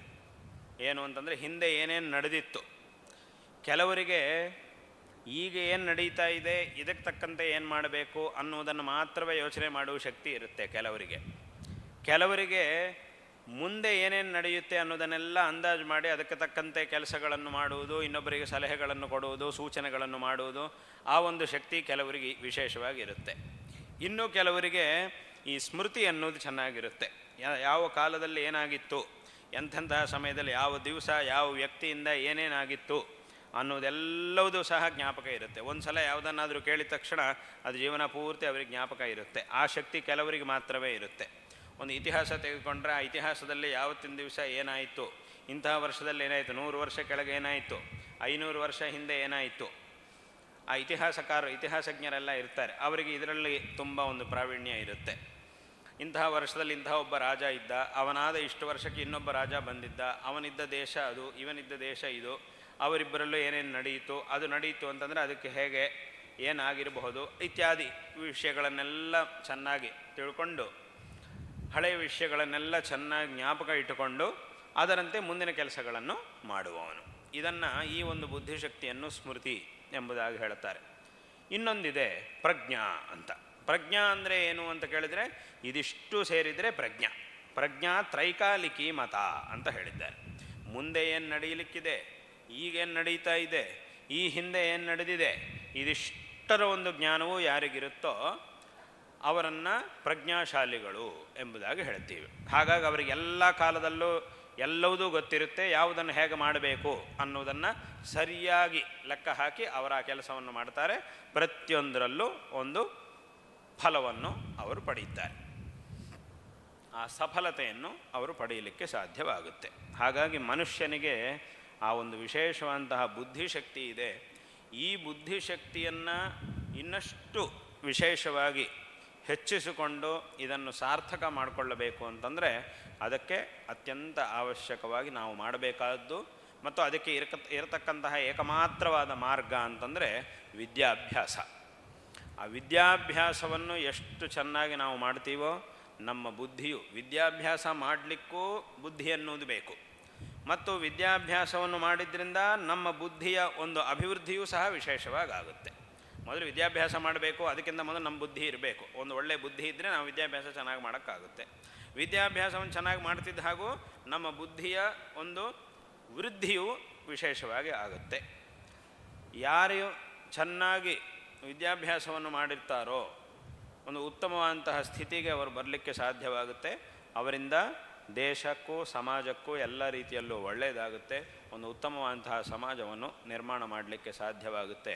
ಇದೆಲ್ಲವುದಕ್ಕೂ ಸಹ ಮೂಲವಾಗಿದೆ ನಾವು ಮಾಡತಕ್ಕಂತಹ ವಿದ್ಯಾಭ್ಯಾಸ. ಹಾಗಾಗಿ ಈ ವಿದ್ಯಾಭ್ಯಾಸವನ್ನು ಅತ್ಯಂತ ಶೀಘ್ರವಾಗಿ ಮಾಡಬೇಕು, ಇದರ ವಿಷಯದಲ್ಲಿ ಯಾವತ್ತೂ ಸಹ ತಡ ಮಾಡಬಾರದು ಅನ್ನುವಂತಹ ಉದ್ದೇಶದಿಂದಲೇ ಎಲ್ಲ ಕಡೆಯೂ ಸಹ ಚಿಕ್ಕ ವಯಸ್ಸಿನಲ್ಲೇ ಅಕ್ಷರಾಭ್ಯಾಸವನ್ನು ಮಾಡಿಸಿ ಒಂದು ಸ್ವಲ್ಪ ತಿಳುವಳಿಕೆ ಬರ್ತಾ ಇದೆ, ಒಂದು 4-5 ಮಾತು ನಮಗೆ ಆಡಲಿಕ್ಕೆ ಬರುತ್ತೆ ಅಂತ ತಕ್ಷಣವೇ ಇನ್ನು ತಡ ಮಾಡಬಾರ್ದು. ಯಾಕಂದರೆ ವಿದ್ಯಾಭ್ಯಾಸ ಮಾಡಬೇಕಾದ್ದು ತುಂಬ ಇದೆ. ಆದಷ್ಟು ಬೇಗ ನಾವು ಶುರು ಮಾಡಿದರೆ ಎಷ್ಟು ಬೇಕಾದರೂ ವಿದ್ಯಾಭ್ಯಾಸವನ್ನು ಸ್ವಲ್ಪ ಜಾಸ್ತಿ ವಿದ್ಯಾಭ್ಯಾಸವನ್ನು ಮಾಡಲಿಕ್ಕೆ ಸಾಧ್ಯವಾಗುತ್ತೆ. ಹಾಗಾಗಿ ಆದಷ್ಟು ಬೇಗ ವಿದ್ಯಾಭ್ಯಾಸವನ್ನು ಪ್ರಾರಂಭ ಮಾಡಿಸಿ ಕ್ರಮೇಣ ಇದನ್ನು ಮಾಡುವುದು ಅನ್ನುವಂತಹ ಒಂದು ಕ್ರಮ ಹಿಂದಿನ ಕಾಲದಿಂದಲೂ ಬಂದಿದೆ. ಹಾಗಾಗಿ ಇಂತಹ ಒಂದು ವಿದ್ಯಾಭ್ಯಾಸ ಮನುಷ್ಯನಿಗೆ ಅತ್ಯಂತ ಅವಶ್ಯಕವಾಗಿದೆ. ಜೀವನದಲ್ಲಿ ನಾವು ಒಂದು ಒಳ್ಳೆಯ ಸ್ಥಿತಿಗೆ ಬರಬೇಕು ಅಂತಂದರೆ ಅದಕ್ಕೆ ಅನೇಕ ವಿಧವಾದಂತಹ ಪ್ರಯತ್ನಗಳನ್ನು ಮಾಡಬೇಕು. ವಿಶೇಷವಾಗಿ ಎಲ್ಲ ರೀತಿಯಲ್ಲೂ ಮಾನಸಿಕವಾಗಿ, ವಾಚಿಕವಾಗಿ, ಶಾರೀರಿಕವಾಗಿ ಪ್ರತಿಯೊಬ್ಬ ಮನುಷ್ಯನಿಗೂ 3 ಕಾರಣಗಳು ಇವೆ. ಒಂದು ಶರೀರ, ಎಲ್ಲ ಕೆಲಸಗಳನ್ನು ಯಾವುದಾದ್ರೂ ಒಂದು ಕೆಲಸ ಮಾಡಬೇಕು ಅಂತಂದರೆ ಅದಕ್ಕೆ ಈ 3 ಕಾರಣಗಳು ಬೇಕು. ಒಂದು ಶರೀರ, ಇನ್ನೊಂದು ನಮ್ಮ ಮಾತು, ಇನ್ನೊಂದು ನಮ್ಮ ಮನಸ್ಸು. ಇದಿಷ್ಟು ಸಹ ಆರೋಗ್ಯವಾಗಿರಬೇಕು ಮನುಷ್ಯನಿಗೆ. ಪ್ರತಿಯೊಬ್ಬ ಮನುಷ್ಯನು ಸಾಮಾನ್ಯವಾಗಿ ಆರೋಗ್ಯ ಅಂದ ತಕ್ಷಣ ನಮಗೆ ಜ್ಞಾಪಕ ಬರುವುದು ದೈಹಿಕವಾದಂತಹ ಆರೋಗ್ಯ. ಅದೇ ದೈಹಿಕವಾದಂತಹ ಆರೋಗ್ಯವೂ ಬೇಕು. ಆದರೆ ದೈಹಿಕವಾದ ಆರೋಗ್ಯ ಮಾತ್ರ ಸಾಕಾಗುವುದಿಲ್ಲ, ಮಾತಿನ ಆರೋಗ್ಯವೂ ಇರಬೇಕು. ಏನು ಮಾತಿನ ಆರೋಗ್ಯ ಅಂದರೆ ಏನು ಅಂತ ಕೇಳಿದ್ರೆ ಅಸಂಬದ್ಧವಾಗಿ ಮಾತನಾಡದೇ ಇರುವುದು. ಯಾವನಾದರೂ ಅಸಂಬದ್ಧವಾಗಿ ಮಾತಾಡ್ತಾನೆ ಅಂತಂದರೆ ಅವನ ಮಾತು ಆರೋಗ್ಯವಾಗಿಲ್ಲ. ಇನ್ನೊಬ್ಬರಿಗೆ ದೂಷಣೆ ಮಾಡ್ತಾನೆ ಅಥವಾ ಇನ್ನೊಬ್ಬನ ಮನಸ್ಸಿಗೆ ನೋವಾಗುವ ಹಾಗೆ ಮಾತಾಡ್ತಾನೆ ಅಂತಂದರೆ ಅವನ ಮಾತು ಆರೋಗ್ಯವಾಗಿಲ್ಲ ಅಂತ ಅರ್ಥ.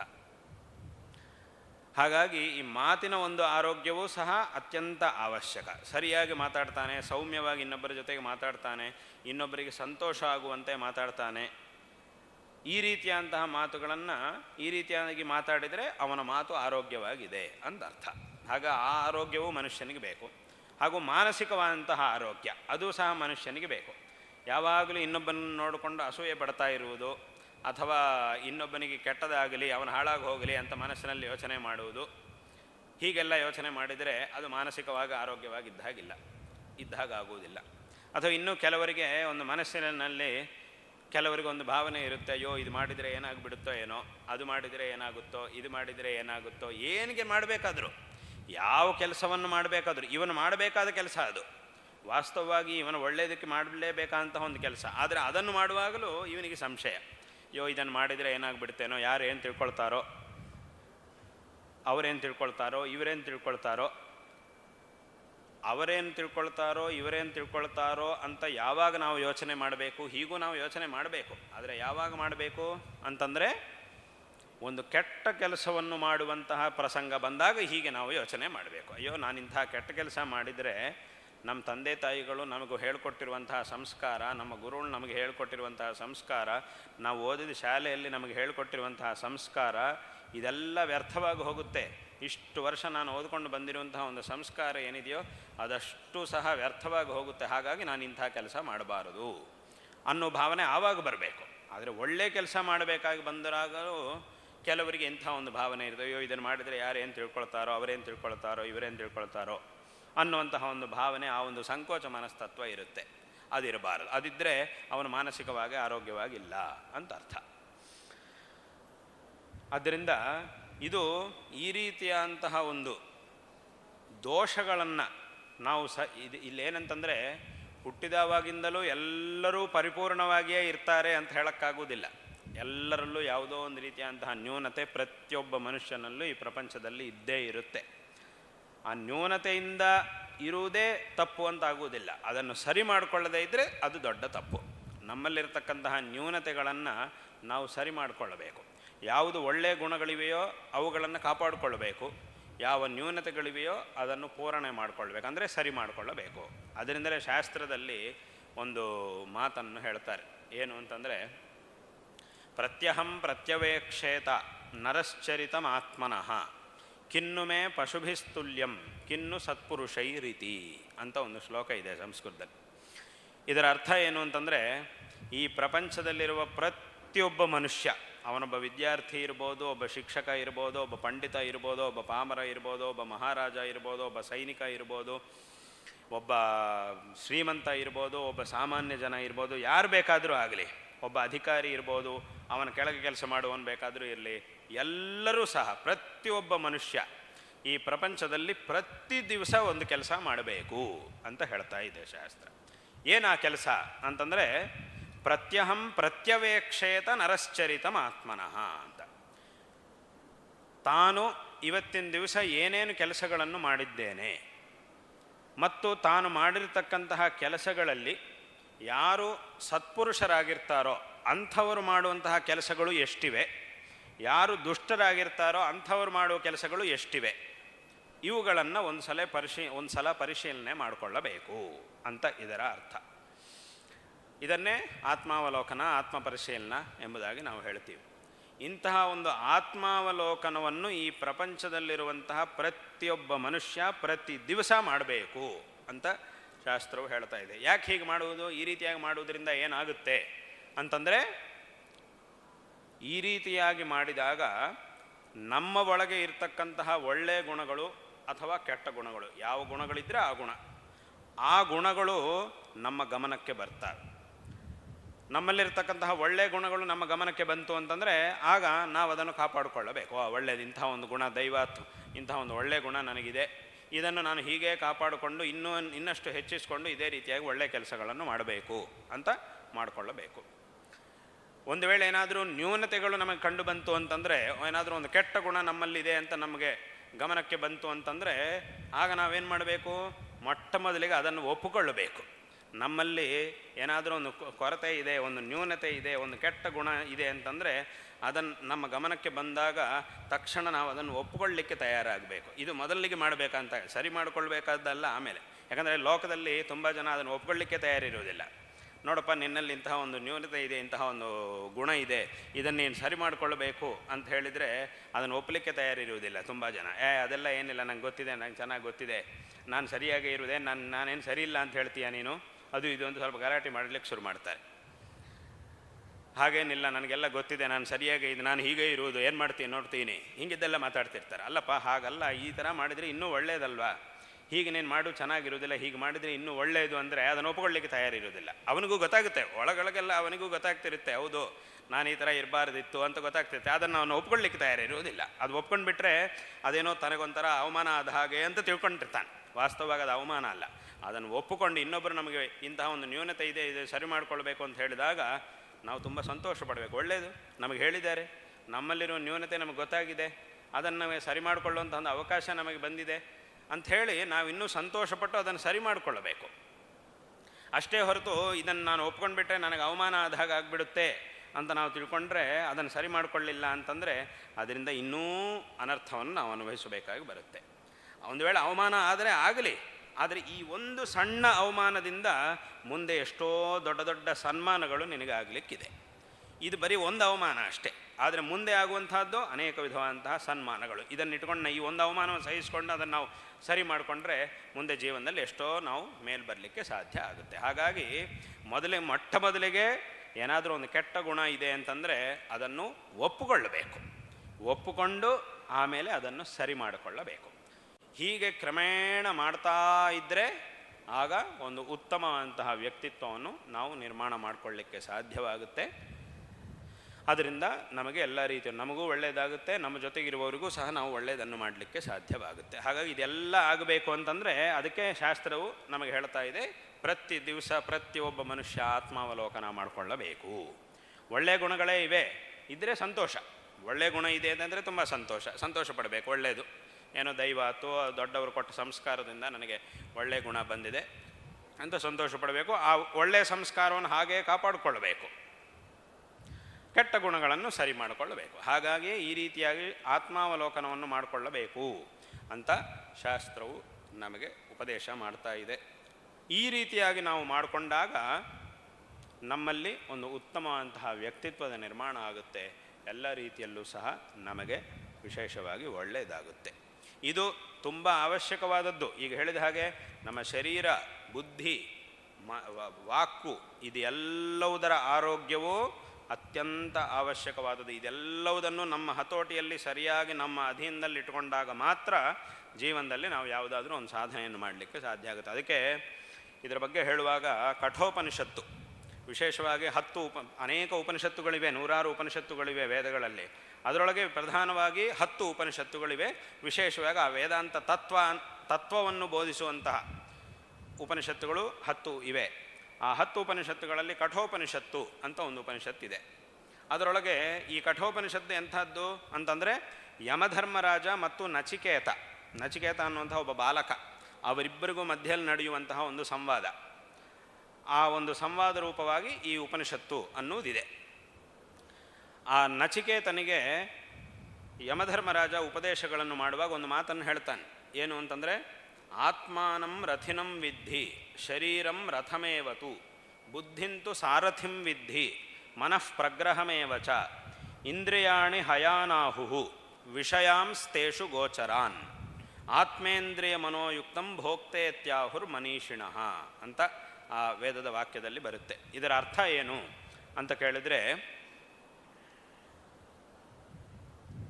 ಈ ಶರೀರ ಒಂದಿದೆ. ಈ ಲೋಕದಲ್ಲಿ ಯಾರಾದರೂ ಒಬ್ಬ ವ್ಯಕ್ತಿ ಒಂದು ಕಡೆಯಿಂದ ಇನ್ನೊಂದು ಕಡೆಗೆ ಹೋಗಬೇಕು ಅಂತಂದರೆ ಒಂದು ರಥದಲ್ಲಿ ಅವನ ಒಂದು ರಥ ಇರುತ್ತೆ. ಆ ರಥದಲ್ಲಿ ಏರಿ ಕೂತ್ಕೊಳ್ಳಬೇಕು. ಆ ರಥದಲ್ಲಿ ಒಬ್ಬ ಸಾರಥಿ ಇರ್ತಾನೆ. ಆ ಸಾರಥಿ ತನ್ನ ಕೈಯಲ್ಲಿ ಲಗಾಮನ್ನು ಹಿಡ್ಕೊಳ್ಬೇಕು. ಆ ಕುದುರೆಗಳನ್ನು ಓಡಿಸಬೇಕು. ಆಗ ಆ ಕುದುರೆಗಳನ್ನು ನಿಯಂತ್ರಣ ಮಾಡ್ತಾ, ಲಗಾಮನಲ್ಲಿ ಕುದುರೆಗಳನ್ನು ನಿಯಂತ್ರಣ ಮಾಡ್ತಾ ತನ್ನ ಕೈಯಲ್ಲಿ ಹಿಡ್ಕೊಂಡು ಅದನ್ನು ಓಡಿಸ್ತಾ ಹೋದರೆ, ರಥವನ್ನು ಹೊರಡಿಸಿದರೆ ಆಗ ಆ ರಥದಲ್ಲಿ ಈ ರಥದಲ್ಲಿ ಇರತಕ್ಕಂಥವನು ಎಲ್ಲಿಗೆ ಹೋಗಬೇಕಾಗಿದೆಯೋ ಅಂತಹ ಜಾಗಕ್ಕೆ ಈ ಸಾರಥಿ ತಲುಪಿಸಲಿಕ್ಕೆ ಸಾಧ್ಯ ಆಗುತ್ತೆ. ಇದೆಲ್ಲ ಆಗಬೇಕು ಅಂತಂದ್ರೆ ಅದಕ್ಕೊಂದು ರಥ ಬೇಕು. ಆ ರಥದೊಳಗೆ ಒಬ್ಬ ಸಾರಥಿ ಇರಬೇಕು. ಆ ಸಾರಥಿ ಕೈಯಲ್ಲಿ ಲಗಾಮ್ ಇರಬೇಕು. ಮತ್ತು ಆ ರಥದಲ್ಲಿ ಕುದುರೆಗಳು ಇರಬೇಕು. ಇದಿಷ್ಟು ಇದ್ದರೆ ಮಾತ್ರ ಆ ರಥವು ಒಂದು ಕಡೆಯಿಂದ ಇನ್ನೊಂದು ಕಡೆಗೆ ಹೋಗ್ಲಿಕ್ಕೆ ಸಾಧ್ಯ ಆಗುತ್ತೆ. ಇವನು ಸಹ ರಥದಲ್ಲಿ ಕುಳಿತವನು ಸಹ ಎಲ್ಲಿಗೆ ಹೋಗಬೇಕಾಗಿದೆಯೋ ಇಲ್ಲಿಂದ ಅಲ್ಲಿಗೆ ಹೋಗಲಿಕ್ಕೆ ಸಾಧ್ಯವಾಗುತ್ತೆ. ಅದೇ ರೀತಿಯಾಗಿ ಇದು ಲೋಕದಲ್ಲಿರತಕ್ಕಂತಹ ಒಂದು ವಿಚಾರ.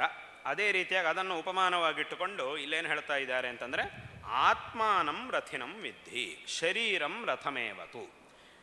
ಎಲ್ಲರಿಗೂ ಒಂದೊಂದು ಶರೀರ ಇದೆ, ಅವರವರ ಶರೀರ ಇದೆ. ಇದರಿಂದಲೇ ಎಲ್ಲ ಕೆಲಸಗಳನ್ನು ಮಾಡ್ತಾ ಇದ್ದೀವಿ. ಈ ಒಂದು ಶರೀರ ಏನಿದೆಯೋ ಇದೇ ಒಂದು ರಥ. ಅಲ್ಲಿ ರಥ ಹೇಗೋ ಇಲ್ಲಿ ಶರೀರ ಹಾಗೆ. ಆ ರಥದ ಯಜಮಾನ ಒಬ್ಬ ಇದ್ದಾನೆ, ಅವನ ಹಿಂದುಗಡೆ ಕೂತಿದ್ದಾನೆ. ಅವನು ಅಲ್ಲಿ ಹೇಗೋ ಈ ಶರೀರದಲ್ಲಿರ್ತಕ್ಕಂತಹ ಶರೀರದಲ್ಲಿರ್ತಕ್ಕಂತಹ ಯಜಮಾನ ಅಂತಂದರೆ ಜೀವಾತ್ಮ. ಒಂದೊಂದು ಶರೀರದಲ್ಲೂ ಇರ್ತಕ್ಕಂತಹ ಒಬ್ಬೊಬ್ಬ ಜೀವಾತ್ಮ ಆಯಾ ಶರೀರಕ್ಕೆ ಒಡೆಯ. ಹಾಗಾಗಿ ಆ ಒಂದು ಅಲ್ಲಿ ರಥದಲ್ಲಿ ಒಂದು ಕಡೆಯಿಂದ ರಥದ ಯಜಮಾನ ಹೇಗೋ ಇಲ್ಲಿ ಈ ಶರೀರದ ಯಜಮಾನ ಹಾಗೆ. ಈ ಶರೀರವೇ ಒಂದು ರಥ. ಮತ್ತು ಅಲ್ಲಿ ಒಬ್ಬ ಸಾರಥಿ ಇದ್ದಾನೆ. ಆ ರಥದೊಳಗೆ ಒಬ್ಬ ಸಾರಥಿ ಬೇಕು. ಇಲ್ಲಿ ಸಾರಥಿ ಯಾರು ಅಂತಂದರೆ, ಬುದ್ಧಿಂತು ಸಾರಥಿಂ ವಿದ್ಧಿ. ಈ ಶರೀರದಲ್ಲಿರ್ತಕ್ಕಂತಹ ನಮ್ಮ ಬುದ್ಧಿ ಏನಿದೆಯೋ ಆ ಬುದ್ಧಿಯೇ ಇಲ್ಲಿ ಸಾರಥಿ ಅಂತ. ಹಾಗಾದರೆ ಅಲ್ಲೊಂದು ಲಗಾಮ್ ಇದೆ, ಹಗ್ಗ ಇದೆ. ಇಲ್ಲಿ ಯಾವುದು ಈ ಶರೀರದಲ್ಲಿ ಅಂತಂದರೆ, ಮನಃ ಪ್ರಗ್ರಹಮೇವಚ ಅಂತ. ಮನಸ್ಸು, ಈ ಮನಸ್ಸು ಅನ್ನುವಂಥದ್ದೊಂದಿದೆ. ಈ ಮನಸ್ಸು ಅನ್ನೋದೇನಿದೆಯೋ ಇದೇ ಇಲ್ಲಿ ಲಗಾಮು ಅಂತ. ಸರಿ, ಕುದುರೆಗಳು ಅಲ್ಲೇ ರಥದಲ್ಲಾದರೆ ಕುದುರೆಗಳು ಇವೆ. ಇಲ್ಲಿ ಯಾವುದು ಕುದುರೆ ಅಂತಂದರೆ ನಮ್ಮ ಇಂದ್ರಿಯಗಳು. ಇಂದ್ರಿಯಗಳು ಅಂತಂದರೆ ಕಣ್ಣು, ಮೂಗು, ಕಿವಿ ಇತ್ಯಾದಿಗಳು. ಇವುಗಳನ್ನೇ ಇಂದ್ರಿಯಗಳು. ಜ್ಞಾನೇಂದ್ರಿಯಗಳು ಮತ್ತು ಕರ್ಮೇಂದ್ರಿಯಗಳು ಎರಡಿವೆ. ಜ್ಞಾನೇಂದ್ರಿಯ ಮತ್ತು ಕರ್ಮೇಂದ್ರಿಯ ಅಂತ 10 ಇಂದ್ರಿಯಗಳಿವೆ. ಜ್ಞಾನೇಂದ್ರಿಯಗಳು 5, ಕರ್ಮೇಂದ್ರಿಯಗಳು 5 ಅಂತಿದೆ. ಇದಿಷ್ಟು ಸಹ ಕುದುರೆಗಳು, ಈ ರಥದಲ್ಲಿರ್ತಕ್ಕಂತಹ ಕುದುರೆಗಳು ಈ ಇಂದ್ರಿಯಗಳು ಅಂತ ಹೇಳ್ತಾ ಇದ್ದಾರೆ. ಈ ಕುದುರೆಗಳು ಹೋಗಬೇಕಾದಂತಹ ಒಂದು ದೇಶ ಇದೆ ಲೋಕದಲ್ಲಿ. ಆ ಕುದುರೆಗಳಿಂದ ಓಡಿಸ್ಕೊಂಡು ಹೋದರೆ ಆ ಕುದುರೆಗಳೆಲ್ಲ ನಾವು ಎಲ್ಲಿಗೆ ಹೋಗಬೇಕಾಗಿದೆಯೋ ಅಲ್ಲಿಗೆ ನಮ್ಮನ್ನು ತಲುಪಿಸುತ್ತವೆ. ಅದೇ ರೀತಿಯಾಗಿ ಇಲ್ಲಿಯೂ ಸಹ ಈ ಕುದುರೆಗಳಿಂದ, ಈ ಇಂದ್ರಿಯಗಳಿಂದ ಅನೇಕ ವಿಧವಾದಂತಹ ಪದಾರ್ಥಗಳನ್ನು ನಾವು ಅನುಭವಿಸ್ತಾ ಇರ್ತೀವಿ. ಅದರೊಳಗೆ ಒಳ್ಳೆಯದು ಇರುತ್ತೆ, ಕೆಟ್ಟದ್ದು ಇರುತ್ತೆ. ಒಳ್ಳೆಯ ದೃಶ್ಯವನ್ನು ನೋಡ್ತಾ ಇರ್ತಾರೆ ಜನರು, ಕೆಟ್ಟ ದೃಶ್ಯವನ್ನು ಇದೇ ಕಣ್ಣಿನಿಂದ ನೋಡ್ತಾ ಇರ್ತಾರೆ. ಒಳ್ಳೆಯ ಶಬ್ದಗಳನ್ನು ಕೇಳ್ತಾ ಇರ್ತಾರೆ, ಕೆಟ್ಟ ಶಬ್ದಗಳನ್ನು ಇದೇ ಕಿವಿಯಿಂದ ನಾವು ಕೇಳೋದು. ಆದರೆ ಕೆಲವರಿಗೆ ಏನಿರುತ್ತೆ, ಒಳ್ಳೆಯ ಶಬ್ದಗಳನ್ನು ಮಾತ್ರವೇ ಕೇಳುವುದು ಕೆಲವರ ಅಭ್ಯಾಸ. ಕೆಲವರಿಗೆ ಕೆಟ್ಟದ್ದನ್ನು ಕೇಳುವುದೇ, ಕೆಟ್ಟದ್ದನ್ನು ನೋಡ್ತಾ ಇರುವುದು ಅದು ಕೆಲವರ ಅಭ್ಯಾಸ. ಕೆಲವರಿಗೆ ಅದೇ ತುಂಬ ಇಷ್ಟ, ಹಾಗೆ ಅದೇ ತುಂಬ ಇಷ್ಟ ಆಗ್ತಾ ಇರುತ್ತೆ, ಅದನ್ನೇ ನೋಡ್ತಾ ಇರ್ತಾರೆ. ಆದರೆ ಇದಕ್ಕೆ ಮೂಲ ಎಲ್ಲಿರುತ್ತೆ ಅಂತಂದರೆ ಬುದ್ಧಿಯಲ್ಲಿರುತ್ತೆ. ಬುದ್ಧಿ ಮನಸ್ಸು ಆ ಎರಡೂ ಸರಿಯಾಗಿದೆ ಅಂತಂದರೆ ಆಗ ಅವನೇನು ಮಾಡ್ತಾನೆ, ಕಣ್ಣಿಂದ ಒಳ್ಳೆಯ ವಿಷಯಗಳನ್ನು ಮಾತ್ರವೇ ನೋಡ್ತಾನೆ. ಕೆಟ್ಟ ವಿಷಯಗಳನ್ನು ನೋಡುವಂತಹ ಪ್ರಸಂಗ ಬಂದಾಗ ಅದನ್ನು ನೋಡುವುದೇ ಇಲ್ಲ, ಆ ಕಡೆಗೆ ಹೋಗುವುದೇ ಇಲ್ಲ. ಅವನಿಗೆ ಗೊತ್ತಾಯ್ತು ಇದು ಕೆಟ್ಟದ್ದು, ಇದನ್ನು ನೋಡಬಾರದು ಅಂತ ಅವನಿಗೆ ಗೊತ್ತಾಗುತ್ತೆ, ಅವನು ನೋಡಲಿಕ್ಕೆ ಹೋಗುವುದಿಲ್ಲ. ಆದರೆ ಇದಾಗಬೇಕು ಅಂತಂದರೆ ನಮ್ಮ ಮನಸ್ಸು ಬುದ್ಧಿ ನಮ್ಮ ಹತೋಟಿಯಲ್ಲಿರಬೇಕು. ನಮ್ಮ ಬುದ್ಧಿ ಚೆನ್ನಾಗಿದೆ, ಸಂಸ್ಕೃತವಾಗಿದೆ ಅಂತಂದರೆ ಆಗ ಕೆಟ್ಟ ಮಾತುಗಳನ್ನು ನಾವು ಆಡುವುದಿಲ್ಲ, ಕೆಟ್ಟ ದೃಶ್ಯಗಳನ್ನು ನಾವು ನೋಡುವ ಪ್ರಸಂಗ ಬಂದರೂ ಅದರಿಂದ ನಮ್ಮನ್ನು ನಾವು ಕಾಪಾಡ್ಕೊಳ್ತೀವಿ. ಏನಾದರೂ ಕೆಟ್ಟ ಶಬ್ದಗಳನ್ನು ಕೇಳುವಂತಹ ಪ್ರಸಂಗ ಬಂದಾಗ ಅದನ್ನು ಏನಾದರೂ ಮಾಡಿ ಅದನ್ನು ಪರಿಹಾರ ಮಾಡ್ಕೊಳ್ತೀವಿ. ಇದೆಲ್ಲ ಆಗಬೇಕು ಅಂತಂದರೆ ಆ ಮನಸ್ಸು ಬುದ್ಧಿ ಇದೆಲ್ಲವುದು ನಮ್ಮ ಹತೋಟಿಯಲ್ಲಿರಬೇಕು. ಅಲ್ಲಿ ಏನಾಗಿದೆ ಅಂತಂದರೆ ಆ ಕುದುರೆಗಳನ್ನು,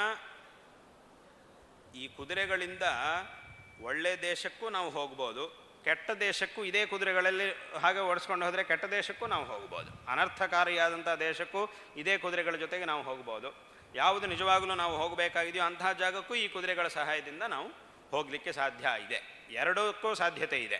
ಆದರೆ ನಾವೇನು ಮಾಡಬೇಕು, ಆ ನಿಪುಣ ರಥದಲ್ಲಿರ್ತಕ್ಕಂಥ ಒಬ್ಬ ಸಾರಥಿ ಯಾರಿದಾನೋ ಅವನೇನು ಮಾಡಬೇಕು, ತನ್ನ ಯಜಮಾನನನ್ನು ಸರಿಯಾದಂತಹ ಜಾಗಕ್ಕೆ ಕರ್ಕೊಂಡು ಹೋಗಬೇಕು. ಅದು ಇವನು ಹಾಗೆ ಮಾಡಬೇಕು ಅಂತಂದರೆ ಆಗ ಆ ಕುದುರೆಗಳನ್ನು ಹೇಗೆ ಓಡಿಸ್ಬೇಕು, ಹೇಗೆ ಅದರ ನಿಯಂತ್ರಣೆ ಮಾಡಬೇಕು ಅನ್ನುವಂತಹ ತಿಳುವಳಿಕೆ ಈ ಸಾರಥಿಗಿರಬೇಕು. ಅವನು ಅದರೊಳಗೆ ನಿಪುಣನಾಗಿರಬೇಕು. ಆ ಕುದುರೆಗಳನ್ನು ಓಡಿಸೋದೇ ಇವನಿಗೆ ಗೊತ್ತಿಲ್ಲ, ಮೊದಲನೇ ಸಲ ಲಗಾಮ್ ಹಿಡಿತಿದ್ದಾನೆ ಅಂತಂದರೆ ಆಗ ಏನಾಗುತ್ತೆ, ಆ ಕುದುರೆಗಳು ಯಥೇಚ್ಛವಾಗಿ ಓಡ್ಲಿಕ್ಕೆ ಶುರು ಮಾಡಿದರೆ ಆಗ ಇವನಿಗೆ ಇವನಿಗೆ ಎಲ್ಲಿ ಹೋಗ್ಲಿಕ್ಕೆ ಇಷ್ಟ ಇದೆಯೋ ಆ ಜಾಗಕ್ಕೆ ಹೋಗ್ಲಿಕ್ಕೆ ಆಗುವುದಿಲ್ಲ.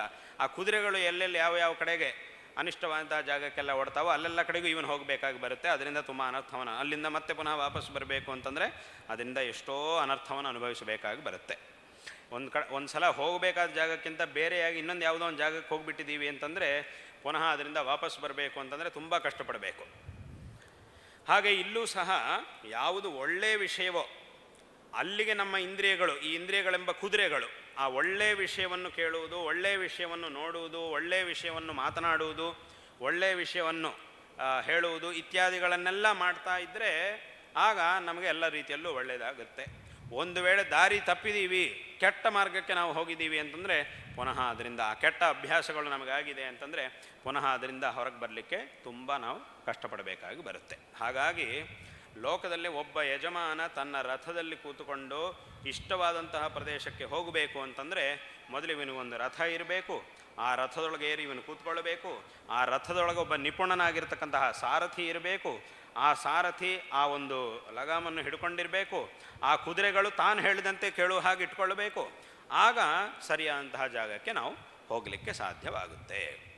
ಅದನ್ನೇ ಮುಂದಿನ ವಾಕ್ಯದಲ್ಲೂ ಸಹ ಉಪನಿಷತ್ತು ಹೇಳ್ತಾ ಇದೆ, ವಿಜ್ಞಾನ ಸಾರಥಿರ್ಯಸ್ತು ಮನಃಪ್ರಗ್ರಹವಾನ್ನರಃ ಸೋಧ್ವನಃ ಪಾರಮಾಪ್ನೋತಿ ತದ್ವಿಷ್ಣೋ ಪರಮಂ ಪದಂ ಅಂತ ಮುಂದಿನ ವಾಕ್ಯವು ನಮಗೆ ಹೇಳ್ತಾ ಇದೆ. ಹಾಗಾಗಿ ಇಲ್ಲೇನಾಗಿದೆ ಅಂತಂದರೆ ಎಲ್ಲರಿಗೂ ಸಹ ಇಂತಹ ಒಂದು ಶರೀರ ಇದೆ, ಆ ಶರೀರದೊಳಗೆ ಒಂದು ಬುದ್ಧಿ ಇದೆ, ಆ ಒಂದು ಮನಸ್ಸಿದೆ, ಇಂದ್ರಿಯಗಳು ಇವೆ. ಇದಿಷ್ಟನ್ನು ಸರಿಯಾಗಿ ನಾವು ಉಪಯೋಗ ಮಾಡಿಕೊಂಡಾಗ ಹೇಗೆ ಒಬ್ಬ ರಥದಲ್ಲಿರ್ತಕ್ಕಂಥ ಯಜಮಾನ ಸರಿಯಾದಂತಹ ಜಾಗಕ್ಕೆ ಹೋಗಿ ತಲುಪ್ತಾ ಇದ್ದಾನೋ ನಾವು ಸಹ ನಮ್ಮ ಜೀವನದಲ್ಲಿ ಸರಿಯಾದಂತಹ ಜಾಗಕ್ಕೆ ಹೋಗಿ ತಲುಪಲಿಕ್ಕೆ ಸಾಧ್ಯವಾಗುತ್ತೆ. ಆದರೆ ಅದಾಗಬೇಕು ಅಂತಂದರೆ ಆ ಸಾರಥಿ ಸರಿಯಾಗಿರಬೇಕು, ಸಾರಥಿ ನಿಪುಣನಾಗಿರಬೇಕು. ಅದೇ ರೀತಿಯಾಗಿ ಇಲ್ಲಿ ನಮ್ಮ ಬುದ್ಧಿ ಅನ್ನೋದು ಸರಿಯಾಗಿರಬೇಕು, ಮನುಷ್ಯನ ಬುದ್ಧಿ. ಯಾಕಂದರೆ ಇಲ್ಲಿ ಅದೇ ಸಾರಥಿ. ವ್ಯಕ್ತಿಯೊಬ್ಬ ಸಾರಥಿಯಾಗಿದ್ದಾನೆ, ಇಲ್ಲಿ ನಮ್ಮ ಬುದ್ಧಿಯೇ ನಮಗೆ ಸಾರಥಿ. ಈ ಶರೀರವೆಂಬ ರಥವನ್ನು ಓಡಿಸಬೇಕು ಅಂತಂದರೆ ಈ ಬುದ್ಧಿಯೇ ಅದಕ್ಕೆ ಇರತಕ್ಕಂತಹ ಒಂದು ಸಾರಥಿ. ಆದ್ದರಿಂದ ಈ ಬುದ್ಧಿಯನ್ನು ನಮ್ಮ ಹತೋಟಿಯಲ್ಲಿಟ್ಕೊಳ್ಬೇಕು. ಅದಕ್ಕೆ ಇಂತಹ ಒಂದು ಜ್ಞಾನ ಸಂಪಾದನೆಯನ್ನು ಮಾಡುವುದು, ಸಂಸ್ಕಾರವನ್ನು ಸಂಪಾದನೆ ಮಾಡುವುದು, ಇದು ಎಲ್ಲವುದೂ ಸಹ ಮನುಷ್ಯನಿಗೆ ಅತ್ಯಂತ ಅವಶ್ಯಕವಾದದ್ದು. ಆದ್ದರಿಂದ ಆ ಬುದ್ಧಿಯು ಸರಿಯಾಗಿರಬೇಕು. ನಮ್ಮ ಬುದ್ಧಿ ಸರಿಯಾಗಿದೆ ಅಂತಂದರೆ ಆಗ ಮನಸ್ಸು ನಮ್ಮ ಹತೋಟಿಯಲ್ಲಿರುತ್ತೆ. ಮನಸ್ಸು ನಮ್ಮ ಹತೋಟಿಯಲ್ಲಿ ಇದೆ ಅಂತಂದರೆ ಆ ಇಂದ್ರಿಯಗಳು ಸಹ ನಮ್ಮ ಹತೋಟಿಯಲ್ಲಿರುತ್ತೆ. ಇದನ್ನೇ ಆ ಉಪನಿಷತ್ತು ನಮಗೆ ತಿಳಿಸ್ತಾ ಇದೆ. ಇದು ಪ್ರತಿಯೊಬ್ಬ ಮನುಷ್ಯನಿಗೂ ಜೀವನದಲ್ಲಿ ಇದು ಬರೀ ನಮ್ಮ ಉಪನಿಷತ್ತಿನಲ್ಲಿದೆ.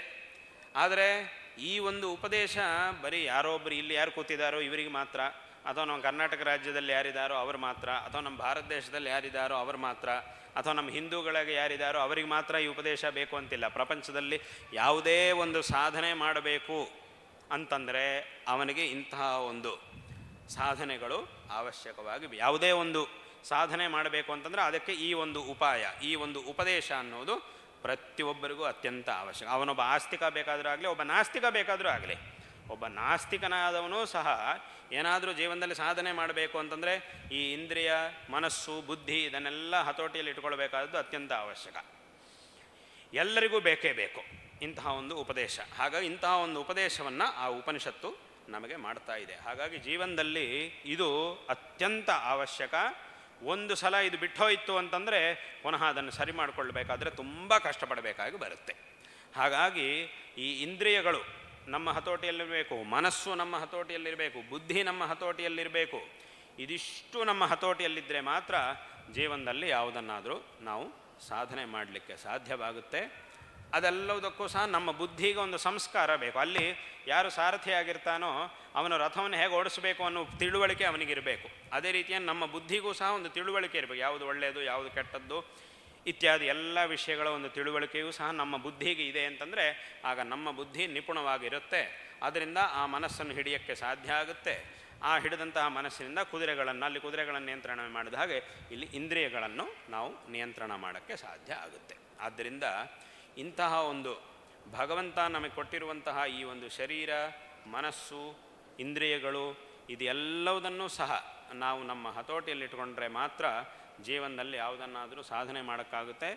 ಯಾವಾಗ ಇದು ನಮ್ಮ ಹತೋಟಿಯಿಂದ ತಪ್ಪು ಹೋಗುತ್ತೋ ಆಗ ಲೋಕದಲ್ಲಿ, ಜೀವನದಲ್ಲಿ ನಾವು ಅನೇಕ ವಿಧವಾದಂತಹ ಅನರ್ಥಗಳನ್ನು ನೋಡಬೇಕಾಗಿ ಬರುತ್ತೆ. ಹಾಗಾಗಿ ಇದೊಂದು ಎಲ್ಲರಿಗೂ ಒಂದು ಸುವರ್ಣಾವಕಾಶ. ಈ ಮನುಷ್ಯ ಜನ್ಮ ಅನ್ನುವುದು ನಮಗೊಂದು ಅತ್ಯಂತ ವಿಶಿಷ್ಟವಾದಂತಹ ಸುವರ್ಣಾವಕಾಶ. ಇಂತಹ ಒಂದು ಈ ಸುವರ್ಣಾವಕಾಶವನ್ನು ಯಾವತ್ತೂ ಸಹ ವ್ಯರ್ಥ ಮಾಡಿಕೊಳ್ಳಬಾರದು. ನಾವು ಆರಂಭದಲ್ಲಿ ಹೇಳಿದ ಹಾಗೆ ಬೇರೆ ಯಾವುದೇ ಪ್ರಾಣಿಗಳಲ್ಲಿ ಇಲ್ಲದೇ ಇರುವಂತಹ ಒಂದು ಶಕ್ತಿ ಮನುಷ್ಯನಿಗಿದೆ. ಈ ಪ್ರಪಂಚದಲ್ಲಿ ಪ್ರಾಣಿಗಳು ಇವೆ. ಪ್ರಾಣಿಗಳಿಗೆ ಬರೀ ಮಾಡಿದಂತಹ ಕರ್ಮವನ್ನು ಅನುಭವಿಸುವುದು ಮಾತ್ರ ಅಷ್ಟೇ. ಏನೇನು ಯಾರಾದರೂ ಜೀವಾತ್ಮನಾಗಿರ್ತಕ್ಕಂಥವನು ಏನಾದರೂ ಕರ್ಮವನ್ನು ಮಾಡಿದಂತಹ ಕರ್ಮಾಚರಣೆಯ ಫಲವಾಗಿ ಬೇರೆ ಬೇರೆ ಜನ್ಮಗಳು ಮನುಷ್ಯನಿಗೆ ಬರ್ತಾ ಇರುತ್ತೆ. ಮನುಷ್ಯ ಜನ್ಮ ಬರುತ್ತೆ, ಒಂದ್ಸಲ ಇನ್ನೊಂದು ಯಾವುದೋ ಪ್ರಾಣಿ ಜನ್ಮ ಬರುತ್ತೆ. ಹೀಗೆ ಒಂದರ ನಂತರ ಒಂದು ಬೇರೆ ಬೇರೆ ಜನ್ಮಗಳೆಲ್ಲ ಮನುಷ್ಯನಿಗೆ ಬರ್ತಾ ಇರುತ್ತೆ. ಅದನ್ನೇ ಗೀತೆಯಲ್ಲಿ ಭಗವಂತ ಹೇಳ್ತಾನೆ, ವಾಸಾಂಸಿ ಜೀರ್ಣಾನಿ ಯಥಾ ವಿಹಾಯ ನವಾನಿ ಗೃಹಾತಿ ನರೋಪರಾಣಿ ತಥಾ ಶರೀರಾಣಿ ವಿಹಾಯ ಜೀರ್ಣಾನ್ಯನ್ಯಾನಿ ಸಂಯಾತಿ ನವಾನಿ ದೇಹಿ ಅಂತ ಗೀತೆಯಲ್ಲಿ ಭಗವಂತ ಹೇಳ್ತಾನೆ. ಬೇರೆ ಬೇರೆ ಜನ್ಮಗಳು ಮನುಷ್ಯನಿಗೆ ಬರ್ತಾ ಇರುತ್ತೆ. ಎಷ್ಟು ಜನ್ಮಗಳು ಬರುತ್ತೆ ಅಂತಂದರೆ ಈ ಶಾಸ್ತ್ರಗಳು ನಮಗೆ ಹೇಳ್ತಾ ಇವೆ. ಎಷ್ಟು ಜನ್ಮಗಳು ಮನುಷ್ಯನಿಗೆ ಬರುತ್ತೆ ಅಂತ ಹೇಳಬೇಕು ಅಂತಂದರೆ ಸಾಮಾನ್ಯವಾಗಿ ಅದಕ್ಕೊಂದು ಸಣ್ಣ ವಿಚಾರ ಉದಾಹರಣೆ ಹೇಳಬೇಕು ಅಂತಂದರೆ, ಈಗ ನಾವು ಕಲಿಯುಗದಲ್ಲಿದ್ದೀವಿ. ಕಲಿಯುಗ ಅಂತ ಹೇಳ್ತೀವಿ, ತುಂಬ ಜನ ಕೇಳಿದ್ದೀರಿ. ಈ ಕಲಿಯುಗದ ಒಂದು ಕಾಲ ಎಷ್ಟು? ನಾವು 365 ದಿವಸ ಒಂದು ವರ್ಷ ಅಂತ ಹೇಳ್ತೀವಿ. ಆ ವರ್ಷದ ಲೆಕ್ಕದಲ್ಲಿ ತಗೊಂಡ್ರೆ ಕಲಿಯುಗದ ಒಂದು ಪರಿಮಾಣ ಎಷ್ಟು ಅಂತಂದರೆ 4,32,000 ವರ್ಷಗಳು. ಒಂದು ಸಲ ಕಲಿಯುಗ ಕಲಿಯುಗ ಅದು ಸಮಾಪ್ತವಾಗಬೇಕು ಅಂತಂದರೆ 4,32,000 ವರ್ಷಗಳು ಕಳೀಬೇಕು. ಅಷ್ಟು ವರ್ಷಗಳು ಕಳೆದರೆ ಒಂದು ಕಲಿಯುಗ ಸಮಾಪ್ತವಾದ ಹಾಗಾಗುತ್ತೆ. ಅಲ್ಲಿಗೆ ಎಲ್ಲ ಯೋಚನೆ ಮಾಡ್ಬೋದು, ಒಂದು ಸಲ ಕಲಿಯುಗ ಆಗಬೇಕು ಅಂತಂದರೆ ಅಷ್ಟರಲ್ಲಿ ಒಂದು ಪ್ರಾಣಿ ಎಷ್ಟು ಸಲ ಜನ್ಮವನ್ನು ಪಡೆಯಬೇಕಾಗಿ ಬರುತ್ತೆ. ಮನುಷ್ಯನೇ ಇರಲಿ, ಒಬ್ಬ ಮನುಷ್ಯನಾಗೇ ಹುಟ್ಟಿದ್ದಾನೆ, ಕಲಿಯುಗ ಪೂರ್ತಿ ಒಬ್ಬ ಮನುಷ್ಯನಾಗೇ ಹುಟ್ಟುತ್ತಾ ಇದ್ದಾನೆ ಅಂತ ತಗೊಳ್ಳೋಣ. ನಾವು ಹಾಗೆ ಇಟ್ಕೊಳ್ಳೋಣ. ಮನುಷ್ಯನ ಹಾಗೆ ಸಾಧ್ಯವಾಗುವುದಿಲ್ಲ, ಆದರೂ ಮನುಷ್ಯನಾಗೇ ಒಬ್ಬ ಹುಟ್ಟುತ್ತಾ ಇದ್ದಾನೆ ಅಂತ ಇಟ್ಕೊಳ್ಳೋಣ. ಆಗ ಒಬ್ಬ ಮನುಷ್ಯನಾಗಿ ಇಡೀ ಕಲಿಯುಗದಲ್ಲಿ ಹುಟ್ಟಬೇಕು ಹೋಗಬೇಕು ಅಂತಂದರೆ ಅದು ಎಷ್ಟು ದೊಡ್ಡ ಲೆಕ್ಕ ಆಗುತ್ತೆ. ಎಷ್ಟು ಸಲ ಹುಟ್ಟಬೇಕಾಗುತ್ತೆ, ಎಷ್ಟು ಸಲ ಹೋಗಬೇಕಾಗುತ್ತೆ. ಒಂದು ಸಲ ಹುಟ್ಟಿದ್ದೀವಿ, ಒಂದು ಸಲ ಹುಟ್ಟಿ ಹೋಗುವುದರೊಳಗಿನ ಆ ಮಧ್ಯದ ಜೀವನ ಏನಿದೆಯೋ ಅದು ಎಷ್ಟು ಕಷ್ಟ ಸಾಧ್ಯ ಅನ್ನೋದು ಎಲ್ರಿಗೂ ಗೊತ್ತೇ ಇದೆ, ಎಲ್ಲರ ಅನುಭವದಲ್ಲೇ ಇದೆ. ಮೊದಲಿಂದ ಕೊನೆ ತನಕ ಎಷ್ಟು ಕಷ್ಟಪಟ್ಟರೆ ಮಾತ್ರ ಜೀವನ ಅನ್ನೋದು ನಡೆಸಲಿಕ್ಕೆ ಸಾಧ್ಯ ಆಗುತ್ತೆ, ಅದು ತುಂಬ ಜನರಿಗೆ ಗೊತ್ತಿರುವಂತಹ ವಿಷಯ, ಹೇಳುವ ಅವಶ್ಯಕತೆ ಇಲ್ಲ. ಅಂಥದ್ದು ಈ ರೀತಿಯಂತಹ ಎಷ್ಟೋ ಜನ್ಮಗಳು, ಅದು ಒಂದು ಕಲಿಯುಗ ಆಗೋದ್ರೊಳಗೆ ಎಷ್ಟೋ ಜನ್ಮಗಳು ನಮಗಾಗಬೇಕು ಅಂತಂದರೆ ಇನ್ನು ಅದು ಎಷ್ಟು ಸಲ ಜನ್ಮ ಎತ್ತಬೇಕಾಗುತ್ತೆ, ಎಷ್ಟನ್ನು ನಾವು ಕಷ್ಟವನ್ನು ದುಃಖವನ್ನು ಅನುಭವಿಸಬೇಕಾಗಿ ಬರುತ್ತೆ. ಹಾಗಾಗಿ ಈ ಸಂಸಾರವನ್ನು ದುಃಖಮಯವಾದಂತಹ ಸಂಸಾರ ಎಂಬುದಾಗಿ ಹೇಳಿದ್ದಾರೆ. ಹಾಗಾಗಿ ಇಂತಹ ಒಂದು ಸಂದರ್ಭದಲ್ಲಿ ಈಗಾಗಲೇ ನಾನು ಈ ಭೂಮಿಕಾ ಈ ದಶಮಾನೋತ್ಸವ ಸ್ಮರಣ ಸಂಚಿಕೆ ನೋಡುವಾಗ ಅದರೊಳಗೆ ಒಂದು ವಿಷಯ ಇತ್ತು, ಒಂದು ಕಡೆ ಅದು ಯಾರೋ ಒಂದು ಬರೆದಿದ್ರು. ಅದರೊಳಗೆ ನೀವು ಕೆಲವೊಂದು ವಿಷಯಗಳನ್ನು ತಿಳ್ಕೊಳ್ಳಬೇಕು, ತುಂಬ ವಿಶೇಷವಾದಂತಹ ವಿಷಯಗಳು ಅಂತ ಕೆಲವೊಂದನ್ನು ಹೇಳಿದ್ದಾರೆ. ಅದರೊಳಗೆ ಈ ಸನಾತನ ಧರ್ಮ ಅಂತ ಯಾವುದನ್ನು ನಾವು ಹೇಳ್ತೀವೋ ಇದು ಎಷ್ಟು ವರ್ಷಗಳಿಂದ, ಎಷ್ಟು ಪ್ರಾಚೀನ ಕಾಲದಿಂದ ಬಂದಿದೆ ಅನ್ನೋದನ್ನು ಸಂಕ್ಷೇಪವಾಗಿ ಒಂದೇ ಒಂದು ವಾಕ್ಯದಲ್ಲಿ, ಅಂದರೆ ಬ್ರಹ್ಮನ, ನಾವು ಯಾವ ಬ್ರಹ್ಮವನ್ನು ಸೃಷ್ಟಿಕರ್ತ ಅಂತ ಹೇಳ್ತೀವೋ ಬ್ರಹ್ಮನನ್ನು, ಆ ಬ್ರಹ್ಮನ ಒಂದು ಆಯುಷ್ಯವನ್ನು ಇಟ್ಟುಕೊಂಡು, ಯಾಕಂದರೆ ನಮ್ಮ ಆಯುಷ್ಯಕ್ಕೂ ಬ್ರಹ್ಮನ ಆಯುಷ್ಯಕ್ಕೂ ವ್ಯತ್ಯಾಸ ಇದೆ, ಆ ವ್ಯತ್ಯಾಸ ಬರುತ್ತೆ. ಆ ಬ್ರಹ್ಮನ ಆಯುಷ್ಯದ ಲೆಕ್ಕದಲ್ಲಿ ಈಗ 50 ವರ್ಷಗಳಾಗಿದೆ ಬ್ರಹ್ಮನಿಗೆ. 50 ವರ್ಷ ಆಗಿ ಮುಂದಿಂದು ನಡೀತಾ ಇದೆ. ನಾವು ಸಂಕಲ್ಪ ಮಾಡುವಾಗ ಹೇಳ್ತೀವಿ ಅದ್ಯ ಬ್ರಹ್ಮಣ ದ್ವಿತೀಯ ಪರಾರ್ಧೆ ಶ್ವೇತವರಾಹ ಕಲ್ಪೆ ಅಂತೆಲ್ಲ ಹೇಳ್ತೀವಿ. ಬ್ರಹ್ಮನ ಎರಡನೇ ಪರಾರ್ಧದಲ್ಲಿ ಒಂದು ಪರಾರ್ಧ ಅಂದರೆ ಬ್ರಹ್ಮನ ಲೆಕ್ಕದಲ್ಲಿ ಒಂದು 50 ವರ್ಷ. ಅಂಥದ್ರಲ್ಲಿ ಮೊದಲನೇ ಪದಾರ್ಥ ಮುಗಿದೋಯ್ತು, ಈಗ ಎರಡನೇ ಪದಾರ್ಥ ನಡೀತಾ ಇದೆ. ಅದನ್ನೇ ದ್ವಿತೀಯ ಪರಾರ್ಧೆ ಅಂತ ನಾವು ಹೇಳೋದು. ಈಗಿರುವಂತಹ ಯಾವ ಬ್ರಹ್ಮ ಇದ್ದಾನೋ, ಸೃಷ್ಟಿಕರ್ತೃವಾಗಿದ್ದಾನೋ, ಆ ಬ್ರಹ್ಮನ 50 ವರ್ಷಗಳಾಗಿ ಇನ್ನೊಂದು 50 ವರ್ಷಗಳು, ಮುಂದಿನ 50 ವರ್ಷಗಳು ಈಗ ನಡೀತಾ ಇವೆ. ಅಂದರೆ ಸಂಕ್ಷೇಪವಾಗಿ ಅದರ ಬಗ್ಗೆ ಒಂದೆಲ್ಲ ಸಂಖ್ಯೆ ಹೇಳಬೇಕು ಅಂತಂದರೆ, ಲೆಕ್ಕ ಹೇಳಬೇಕು ಅಂತಂದರೆ, ಈಗಾಗಲೇ ಹೇಳಿದ್ದೀವಿ ಕಲಿಯುಗ ಅಂತ ಹೇಳಿದ್ದೀವಿ. ಈಗ ಕಲಿಯುಗದ ಒಂದು ದೀರ್ಘಕಾಲ ಎಷ್ಟೊಂದು 4,32,000 ವರ್ಷಗಳು ಅಂತ ಹೇಳಿದ್ದೀವಿ.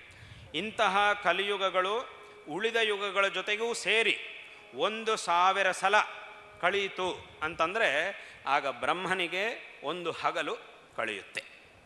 ಅದರೊಳಗೂ ಇರುವಂತಹ ಯುಗಗಳಲ್ಲಿ ಇನ್ನೊಂದು ಸ್ವಾರಸ್ಯವಾದಂತಹ ವಿಚಾರ ಏನು ಅಂತಂದರೆ, ಇಲ್ಲಿ ಇರುವಂತಹ ಯುಗಗಳಲ್ಲಿ 4 ಯುಗ ಅಂತ ಎಲ್ಲರೂ ಕೇಳಿದ್ದೀರಿ. ಈ 4 ಯುಗಗಳಲ್ಲಿ ಕಲಿಯುಗವೇ ಎಲ್ಲವುದಕ್ಕಿಂತ ಚಿಕ್ಕದು. ಇದರ ಹಿಂದಿನ ಯುಗ ದ್ವಾಪರ ಯುಗ, ಅದು ಕಲಿಯುಗದ ಲೆಕ್ಕಕ್ಕೆ ಇನ್ನೂ ಅಷ್ಟನ್ನು ಸೇರಿಸಿದರೆ ಆಗ ದ್ವಾಪರ ಯುಗ ಆಗುತ್ತೆ. ಅಂದರೆ 8 ಲಕ್ಷದ ಚಿಲ್ಲರೆ ಆಗುತ್ತೆ, 8,64,000 ವರ್ಷಗಳಾಗುತ್ತೆ. ಅದಕ್ಕೆ ಪುನಃ ಇನ್ನೊಂದು 4,32,000 ವರ್ಷಗಳು ಸೇರಿಸಿದರೆ ಎಷ್ಟು ಬರುತ್ತೋ ಅಷ್ಟು ತ್ರೇತಾಯುಗ. ಆ ತ್ರೇತಾಯುಗಕ್ಕೆ ಪುನಃ ಇನ್ನೊಂದು 4,32,000 ವರ್ಷಗಳು ಸೇರಿಸಿದರೆ ಎಷ್ಟಾಗುತ್ತೋ ಅಷ್ಟು ಕೃತಯುಗ. ಇದಿಷ್ಟು ವರ್ಷಗಳು ಅಂದರೆ ಕಲಿ, ದ್ವಾಪರ, ತ್ರೇತ, ಕೃತ, ಈ 4 ಯುಗಗಳು ಒಂದು ಸಲ ಕಳೀಬೇಕು ಅಂತಂದರೆ ಸುಮಾರು 43 ಲಕ್ಷ ವರ್ಷಗಳು ಕಳೀಬೇಕು. ಅಷ್ಟು ವರ್ಷಗಳಾದರೆ ಪೂರ್ತಿ ಒಂದು ಸಲ 4 ಯುಗಗಳು ಕಳೆದ ಹಾಗಾಗುತ್ತೆ.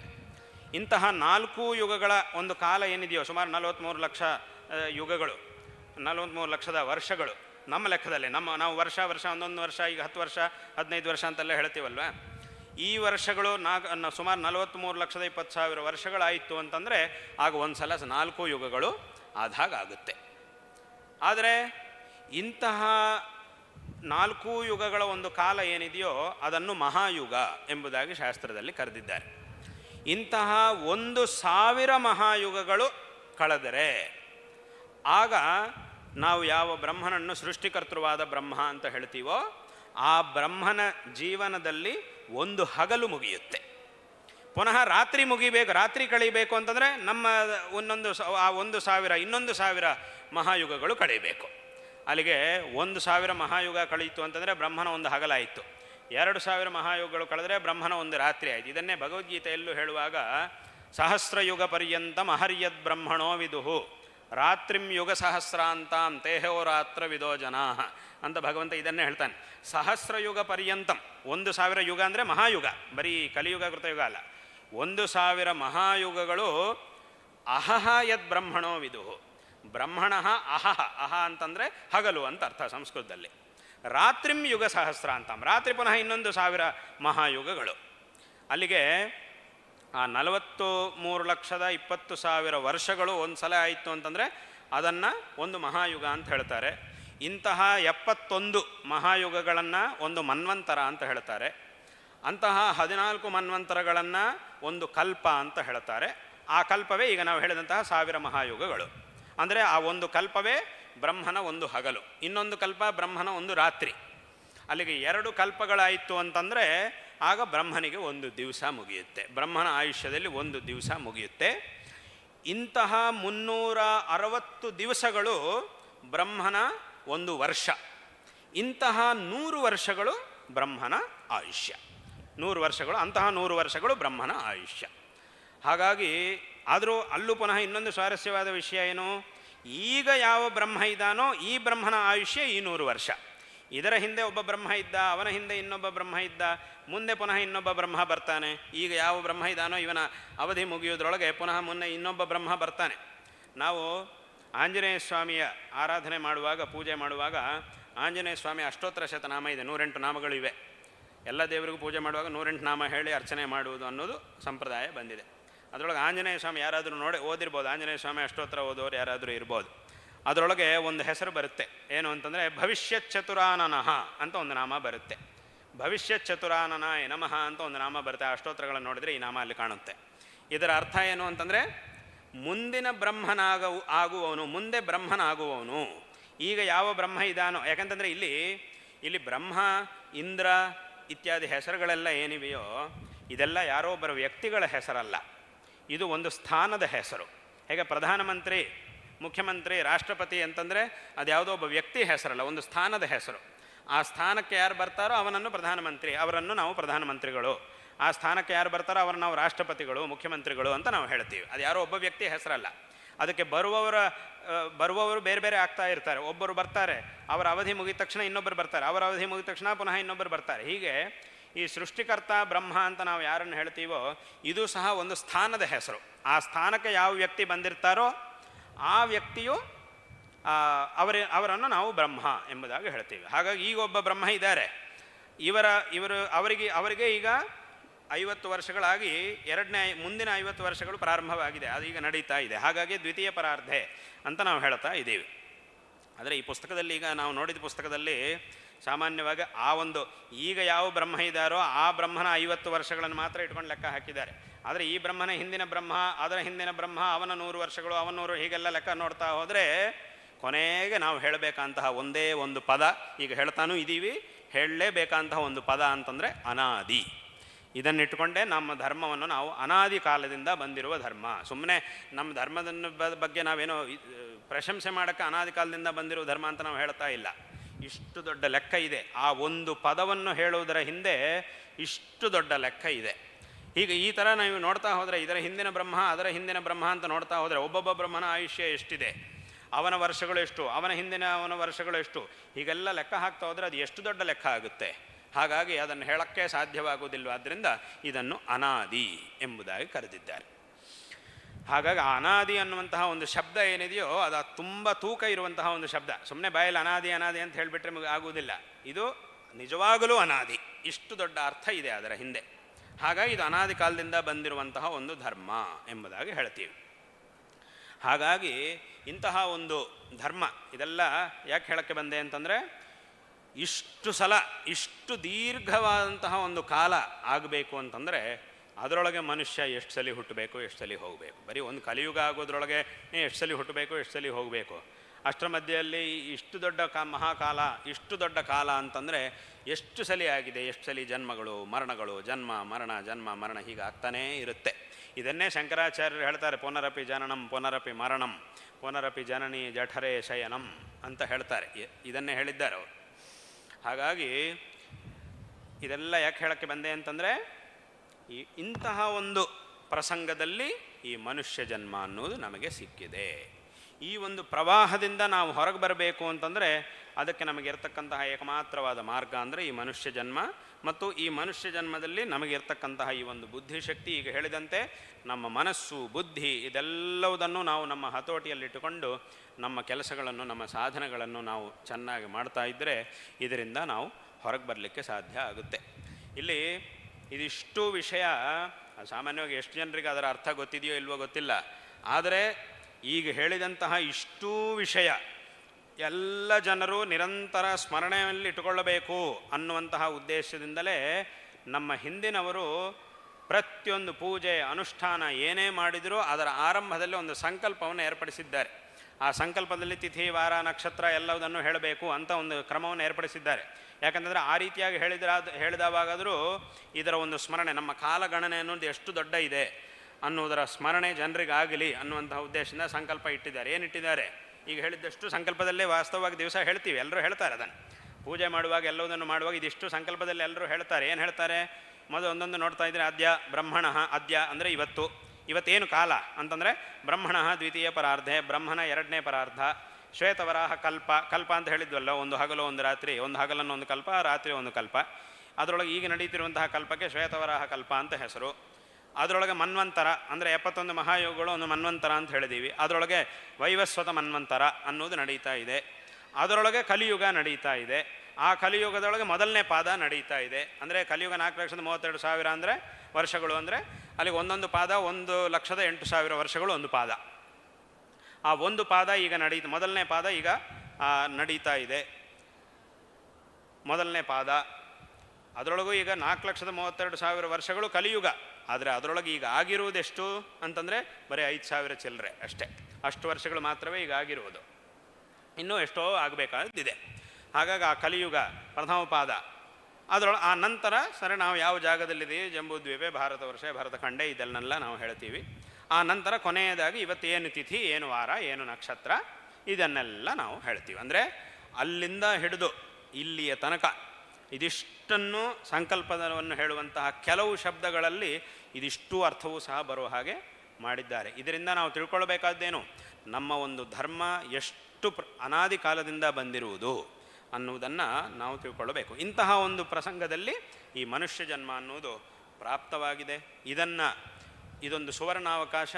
ಇದನ್ನು ನಾವು ಚೆನ್ನಾಗಿ ಉಪಯೋಗ ಮಾಡಿಕೊಂಡು ಜೀವನದಲ್ಲಿ ಈ ಒಂದು ದೇಶ ಮತ್ತು ಧರ್ಮ ಈ ಎರಡಕ್ಕೋಸ್ಕರ ನಮ್ಮ ಜೀವನವನ್ನು ನಾವು ಸಮರ್ಪಣೆ ಮಾಡಬೇಕು. ಒಂದು ದೇಶ, ಎರಡೂ ಸಹ ತುಂಬ ಮುಖ್ಯ. ಎರಡರಲ್ಲಿ ಯಾವುದನ್ನು ಬಿಟ್ಟರೂ ಆಗುವುದಿಲ್ಲ. ಒಂದು ದೇಶ, ನಾವು ಯಾವ ದೇಶದಲ್ಲಿದ್ದೀವೋ ಆ ದೇಶಕ್ಕಾಗಿ, ಮತ್ತು ನಾವು ಯಾವ ಧರ್ಮದ ಆಚರಣೆ ಮಾಡ್ತಾ ಇದ್ದೀವೋ ಅದಕ್ಕಾಗಿ, ಈ ಎರಡಕ್ಕಾಗಿಯೂ ನಮ್ಮ ಜೀವನವನ್ನು ನಾವು ನಡೆಸಬೇಕು. ಆ ರೀತಿಯಾಗಿ ಮಾಡಿದಾಗ ಈ ಒಂದು ಸಂಸಾರದಿಂದ ನಮಗೆ ಮುಕ್ತಿ ಅನ್ನೋದು ಪ್ರಾಪ್ತವಾಗುತ್ತೆ. ನಾವು ಶಾಶ್ವತವಂತಹ ಒಂದು ಶ್ರೇಯಸ್ಸನ್ನು ಪಡೆಯುವುದಕ್ಕೆ ಸಾಧ್ಯ ಆಗುತ್ತೆ. ಎರಡೂ ಸಹ ನಮಗೆ ತುಂಬ ಮುಖ್ಯ. ನಮ್ಮ ಹಿಂದಿನವರೆಲ್ಲರೂ ಸಹ ದೇಶಕ್ಕಾಗಿಯೂ ಒಂದು ಹೋರಾಟವನ್ನು ಮಾಡಿದ್ದಾರೆ, ಧರ್ಮಕ್ಕಾಗಿಯೂ ಒಂದು ಹೋರಾಟವನ್ನು ಮಾಡಿದ್ದಾರೆ. ಯಾಕೆ ಅಂತ ಕೇಳಿದರೆ, ದೇಶವನ್ನು ಬಿಟ್ಟು ಧರ್ಮವನ್ನು ಬಿಟ್ಟು ದೇಶ ಇರುವುದಿಲ್ಲ. ದೇಶ ಚೆನ್ನಾಗಿರಬೇಕು ಅಂತಂದರೆ ಅದಕ್ಕೆ ಧರ್ಮ ಚೆನ್ನಾಗಿರಬೇಕು. ಧರ್ಮವನ್ನು ಆಚರಣೆ ಮಾಡಬೇಕು ಅಂತಂದರೆ ಅದಕ್ಕೆ ಸರಿಯಾದಂತಹ ಒಂದು ದೇಶ ಇರಬೇಕು. ಎರಡೂ ಇದ್ದರೆ ಮಾತ್ರ, ಎರಡನ್ನೂ ಚೆನ್ನಾಗಿ ನಾವು ಕಾಪಾಡಿಕೊಂಡ್ರೆ ಮಾತ್ರ ಜೀವನದಲ್ಲಿ ನಾವು ಶ್ರೇಯಸ್ಸನ್ನು ಪಡೆಯುವುದಕ್ಕೆ ಸಾಧ್ಯ ಆಗುತ್ತೆ. ಹಾಗಾಗಿ ನಮಗೆ ಬೇರೆ ಯಾವುದೂ ಮುಖ್ಯ ಅಲ್ಲ, ಇದು ನಿಜವಾಗಲೂ ನಮಗೆ ತುಂಬ ಮುಖ್ಯ. ದೇಶ ಮತ್ತು ಧರ್ಮ ಈ ಎರಡೂ ಸಹ ನಮಗೆ ತುಂಬ ಮುಖ್ಯ. ಈ ಎರಡಕ್ಕಾಗಿ ನಾವು ಕೆಲಸ ಮಾಡಿದರೆ ಮತ್ತು ಉಳಿದಿದ್ದೆಲ್ಲವುದು ತಾನಾಗಿಯೇ ನಮ್ಮನ್ನೇ ಹುಡ್ಕೊಂಡು ಬರುತ್ತೆ. ನಾವಿನ್ನು ಅದಕ್ಕೋಸ್ಕರ ಪ್ರಯತ್ನ ಮಾಡುವ ಅವಶ್ಯಕತೆ ಇಲ್ಲ. ಇದಕ್ಕಾಗಿ ಪ್ರಯತ್ನ ಮಾಡಿದರೆ ಎಲ್ಲವೂ ನಮಗೆ ಸಿಕ್ಕೇ ಸಿಗುತ್ತೆ. ಅದಕ್ಕೆ ಒಂದು ಕಥೆ ಜ್ಞಾಪಕಕ್ಕೆ ಬರುತ್ತೆ.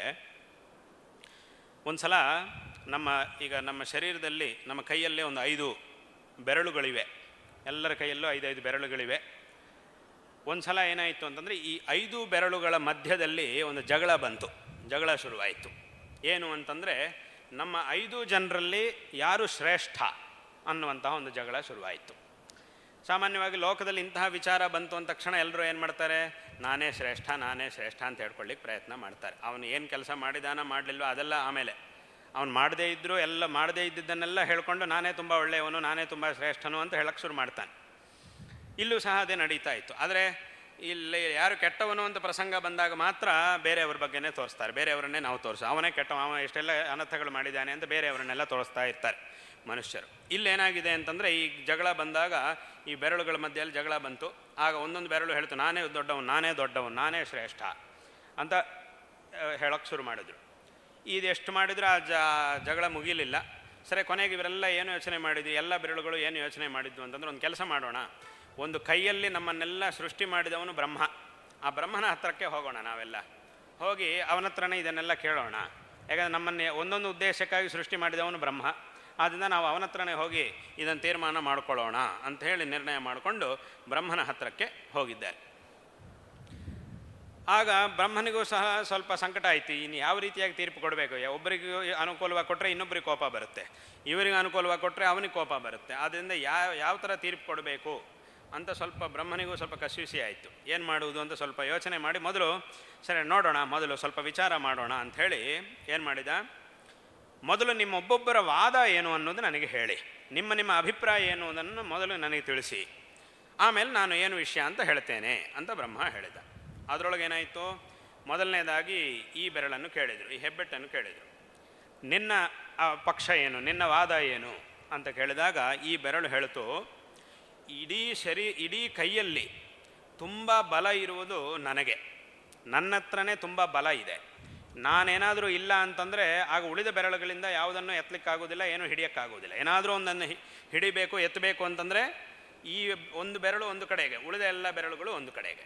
ನಾನಿಲ್ಲ ಅಂತಂದರೆ ಬರೀ ಈ ಬೆರಳುಗಳಲ್ಲಿ ಯಾವುದನ್ನು ಒಂದು ಬಲವಂತಹ ಪದಾರ್ಥವನ್ನು ಯಾವುದನ್ನು ಎತ್ತಕ್ಕಾಗೋದಿಲ್ಲ.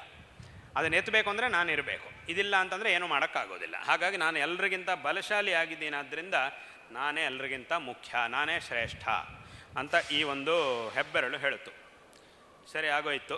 ಈಗ ನಿನ್ನ ವಾದ ಏನು, ಈ ತೋರು ಬೆರಳನ್ನು ಕೇಳಿದರು, ನಿನ್ನ ವಾದ ಏನು ಅಂತ ಕೇಳಿದರು. ಆಗ ಈ ತೋರು ಬೆರಳು ಹೇಳ್ತು, ನನ್ನ ಕೈಯಲ್ಲಿ ಅಧಿಕಾರ ಇದೆ, ಅಧಿಕಾರ ಇರುವುದು ನನ್ನ ಕೈಯಲ್ಲಿ.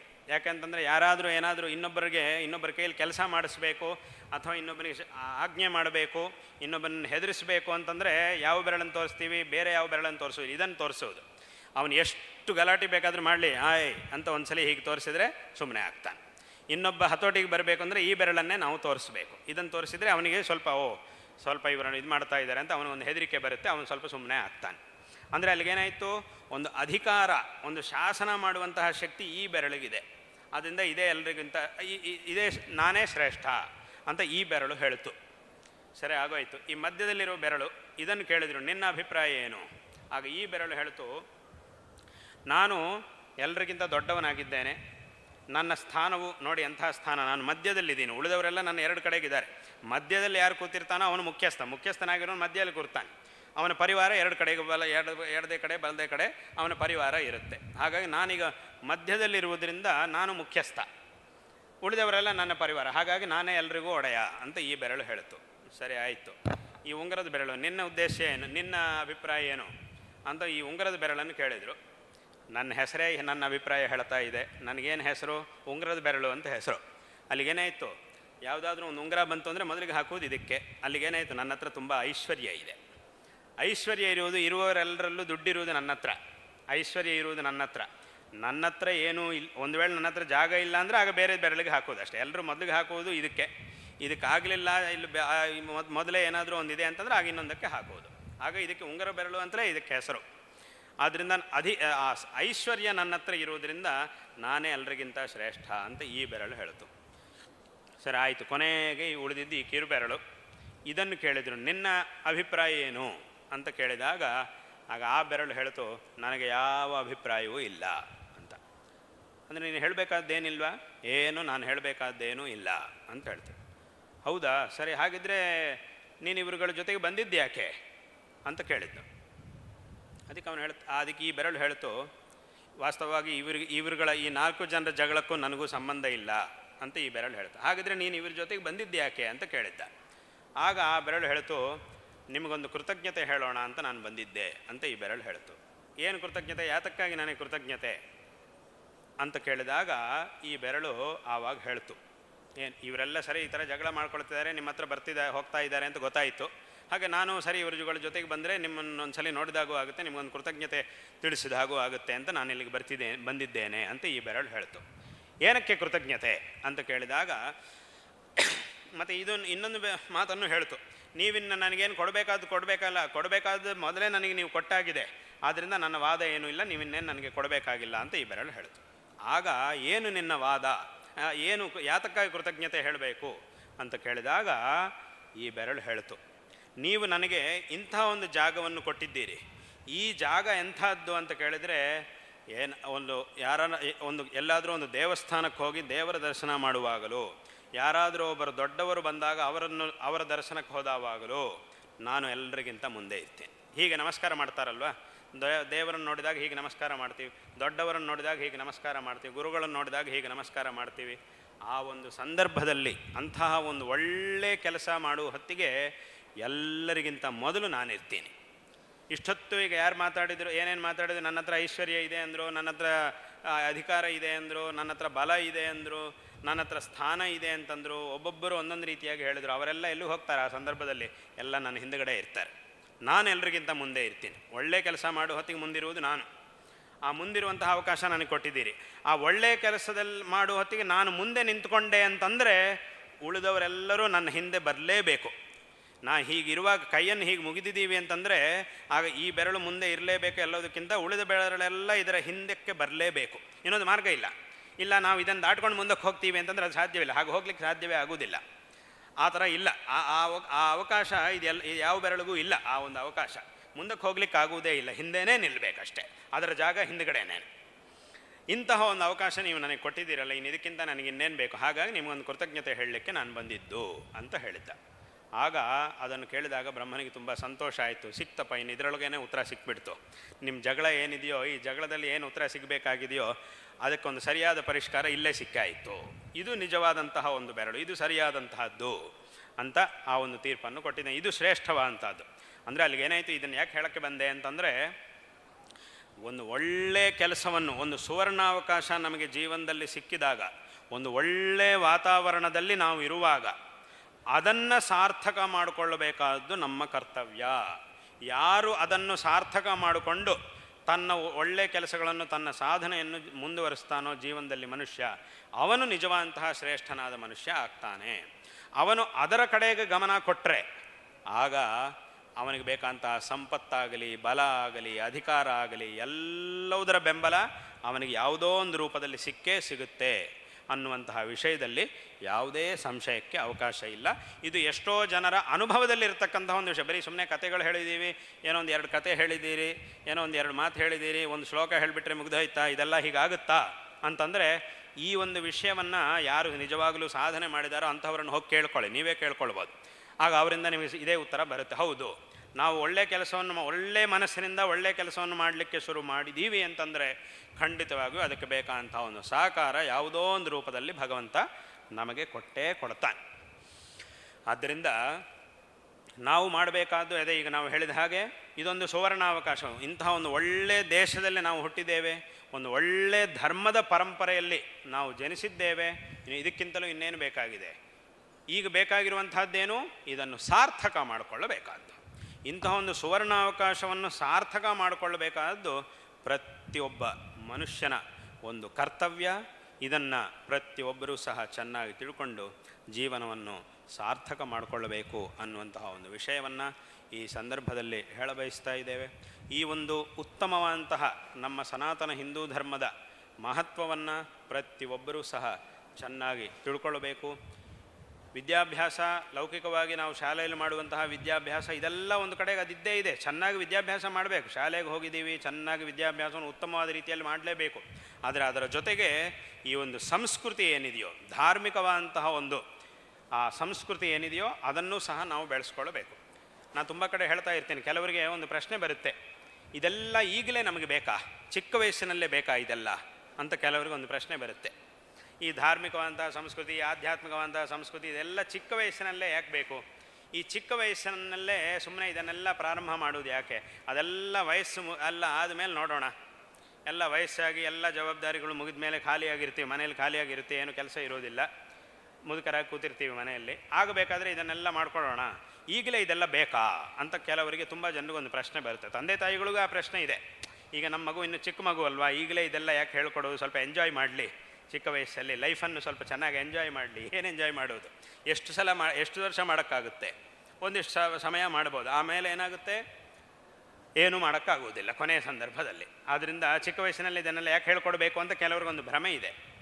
ಆದರೆ ಇಲ್ಲಿ ನಾವು ತಿಳ್ಕೊಳ್ಬೇಕಂತಹ ಒಂದು ವಿಷಯ ಏನು ಅಂತಂದರೆ, ಲೈಫ್ನ ಜೀವನದಲ್ಲಿ ಏನೋ ಒಂದಿಷ್ಟು ಅನುಭವಿಸೋದು, ಭೋಗಗಳನ್ನು ಅನುಭವಿಸೋದು, ಸುಖವಾಗಿ ಜೀವನ ನಡೆಸೋದು, ಅದೆಲ್ಲ ಇರಲಿ, ಅದೆಲ್ಲ ಒಂದು ಕಡೆಗೆ ಇರಲಿ.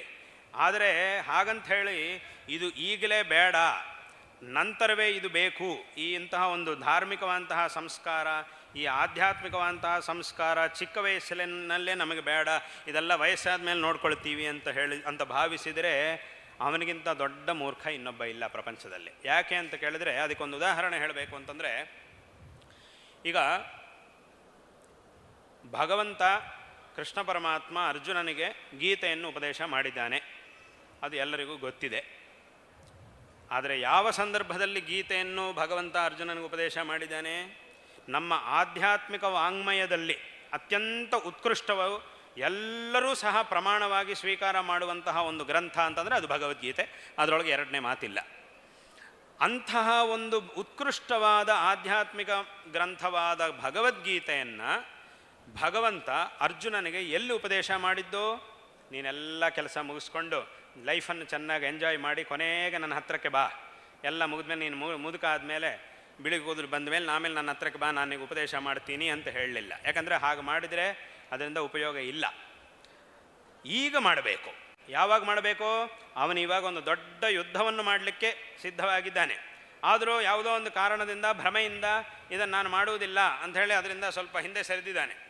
ಈ ಸಂದರ್ಭದಲ್ಲಿ ಪುನಃ ಅವನಿಗೊಂದು ಪ್ರೇರಣೆಯನ್ನು ಕೊಟ್ಟು, ಉತ್ತಮವಾದಂತಹ ಒಂದು ಪ್ರೇರಣೆಯನ್ನು, ತಿಳುವಳಿಕೆಯನ್ನು ಕೊಟ್ಟು ಪುನಃ ಅವನ ಕೆಲಸದಲ್ಲಿ ಅವನು ಪ್ರವರ್ತಿಸುವಂತೆ ಮಾಡಲಿಕ್ಕೆ ಇರುವಂತಹ ಏಕಮಾತ್ರವಾದ ಮಾರ್ಗ ಅಂತಂದರೆ ಅದು ಗೀತೋಪದೇಶ. ಅದು ಎಂಥ ಒಂದು ದೊಡ್ಡ ಜವಾಬ್ದಾರಿ! ಅಷ್ಟು ದೊಡ್ಡ ಯುದ್ಧನ ಮಾಡಲಿಕ್ಕೆ ತಯಾರಾಗಿದ್ದಾನೆ ಅವನು. ಆ ಯುದ್ಧ ಅಂತಂದರೆ ಬರೀ ಕುರುಕ್ಷೇತ್ರ ಯುದ್ಧ ಅಂತಂದರೆ ಅದು ಬರೀ ಯಾವುದೋ ಇಬ್ಬರು ವ್ಯಕ್ತಿಗಳ ಮಧ್ಯದಲ್ಲಿ ನಡೀತಿರುವ ಯುದ್ಧವೋ ಅಥವಾ ಎರಡು ಸೈನ್ಯಗಳ ಮಧ್ಯದಲ್ಲಿ ನಡೀತಿರುವ ಯುದ್ಧವೋ ಅಲ್ಲ. ಅಷ್ಟು ಮಾತ್ರ ಅಲ್ಲ, ಅದು ಧರ್ಮಗಳ ಮಧ್ಯದಲ್ಲಿ ನಡೀತಾ ಇರುವಂತಹ ಒಂದು ಯುದ್ಧ. ಅದರೊಳಗೆ ಧರ್ಮದ ಪಕ್ಷವನ್ನು ಗೆಲ್ಲಿಸಲಿಕ್ಕೆ ಇವನು ಬಂದಿದ್ದಾನೆ, ಸಂಸಿದ್ಧನಾಗಿ ಬಂದಿದ್ದಾನೆ. ಈ ರೀತಿಯಂತಹ ಸಂದರ್ಭದಲ್ಲಿ ಅವನಿಗೆ ಪುನಃ ಅದರೊಳಗೆ ಪ್ರವೃತ್ತಿ ಉಂಟಾಗಬೇಕು ಅಂತಂದರೆ ಅದು ಕೇವಲ ಗೀತೋಪದೇಶದಿಂದ ಮಾತ್ರವೇ ಸಾಧ್ಯ. ಹಾಗಾಗಿಯೇ ಗೀತೆಯನ್ನು ಆ ಸಂದರ್ಭದಲ್ಲಿ ಭಗವಂತ ಅವನಿಗೆ ಉಪದೇಶವನ್ನು ಮಾಡಿದ್ದ. ಇದರಿಂದ ನಾವೇನು ತಿಳ್ಕೊಳ್ಬೇಕು? ನಿಜವಾಗಲೂ ಜೀವನದಲ್ಲಿ ಯಾವಾಗ ನಾವು ವಿಶೇಷವಾದಂತಹ ಸಾಧನೆಯನ್ನು ಮಾಡಲಿಕ್ಕಿದೆಯೋ, ಅಂದರೆ ಇಂತಹ ಒಂದು ಬಾಲ್ಯದ ಅವಸ್ಥೆಯಲ್ಲಿ, ಚಿಕ್ಕ ವಯಸ್ಸಿನಲ್ಲಿ ನಾವು ಶಾಲೆಗೆ ಹೋಗುವಾಗ, ಕಾಲೇಜಿಗೆ ಹೋಗುವಾಗ ಅಥವಾ ನೌಕರಿಗೆ ಹೋಗುವಾಗ, ಇಂತಹ ಸಂದರ್ಭದಲ್ಲೇ ನಿಜವಾಗಲೂ ಈ ಆಧ್ಯಾತ್ಮಿಕವಾದ ಮಾರ್ಗದ ಅವಶ್ಯಕತೆ ನಮಗಿರುವುದು. ಎಲ್ಲ ಮುಗಿದ ಮೇಲೆ ಆವಾಗಲೂ ಬೇಕೇ ಬೇಕು, ಅದು ಬೇರೆ ವಿಷಯ. ಆದರೆ ಈಗ ಅದರ ಅವಶ್ಯಕತೆ ಇನ್ನೂ ಇದೆ, ತುಂಬ ಜಾಸ್ತಿ ಇದೆ.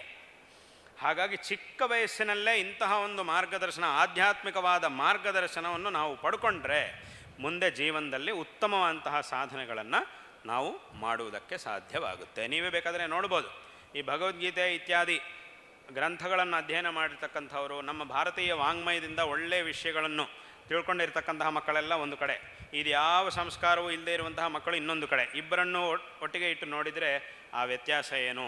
ಅವರು ಮಾಡುವಂತಹ ಮಾತಿನಲ್ಲಿ, ಅವರು ಮಾಡುವಂತಹ ಕೆಲಸಗಳಲ್ಲಿ, ಅವರು ಮಾಡುವಂತಹ ಯೋಚನೆಗಳಲ್ಲೂ ಅಜಗಜಾಂತರ ವ್ಯತ್ಯಾಸ ನಿಮಗೆ ಕಾಣುತ್ತೆ. ಅದನ್ನು ಪ್ರತ್ಯೇಕವಾಗಿ ಬರೀ ಬಾಯಲ್ಲಿ ಹೇಳುವಂತಹ ಮಾತಲ್ಲ.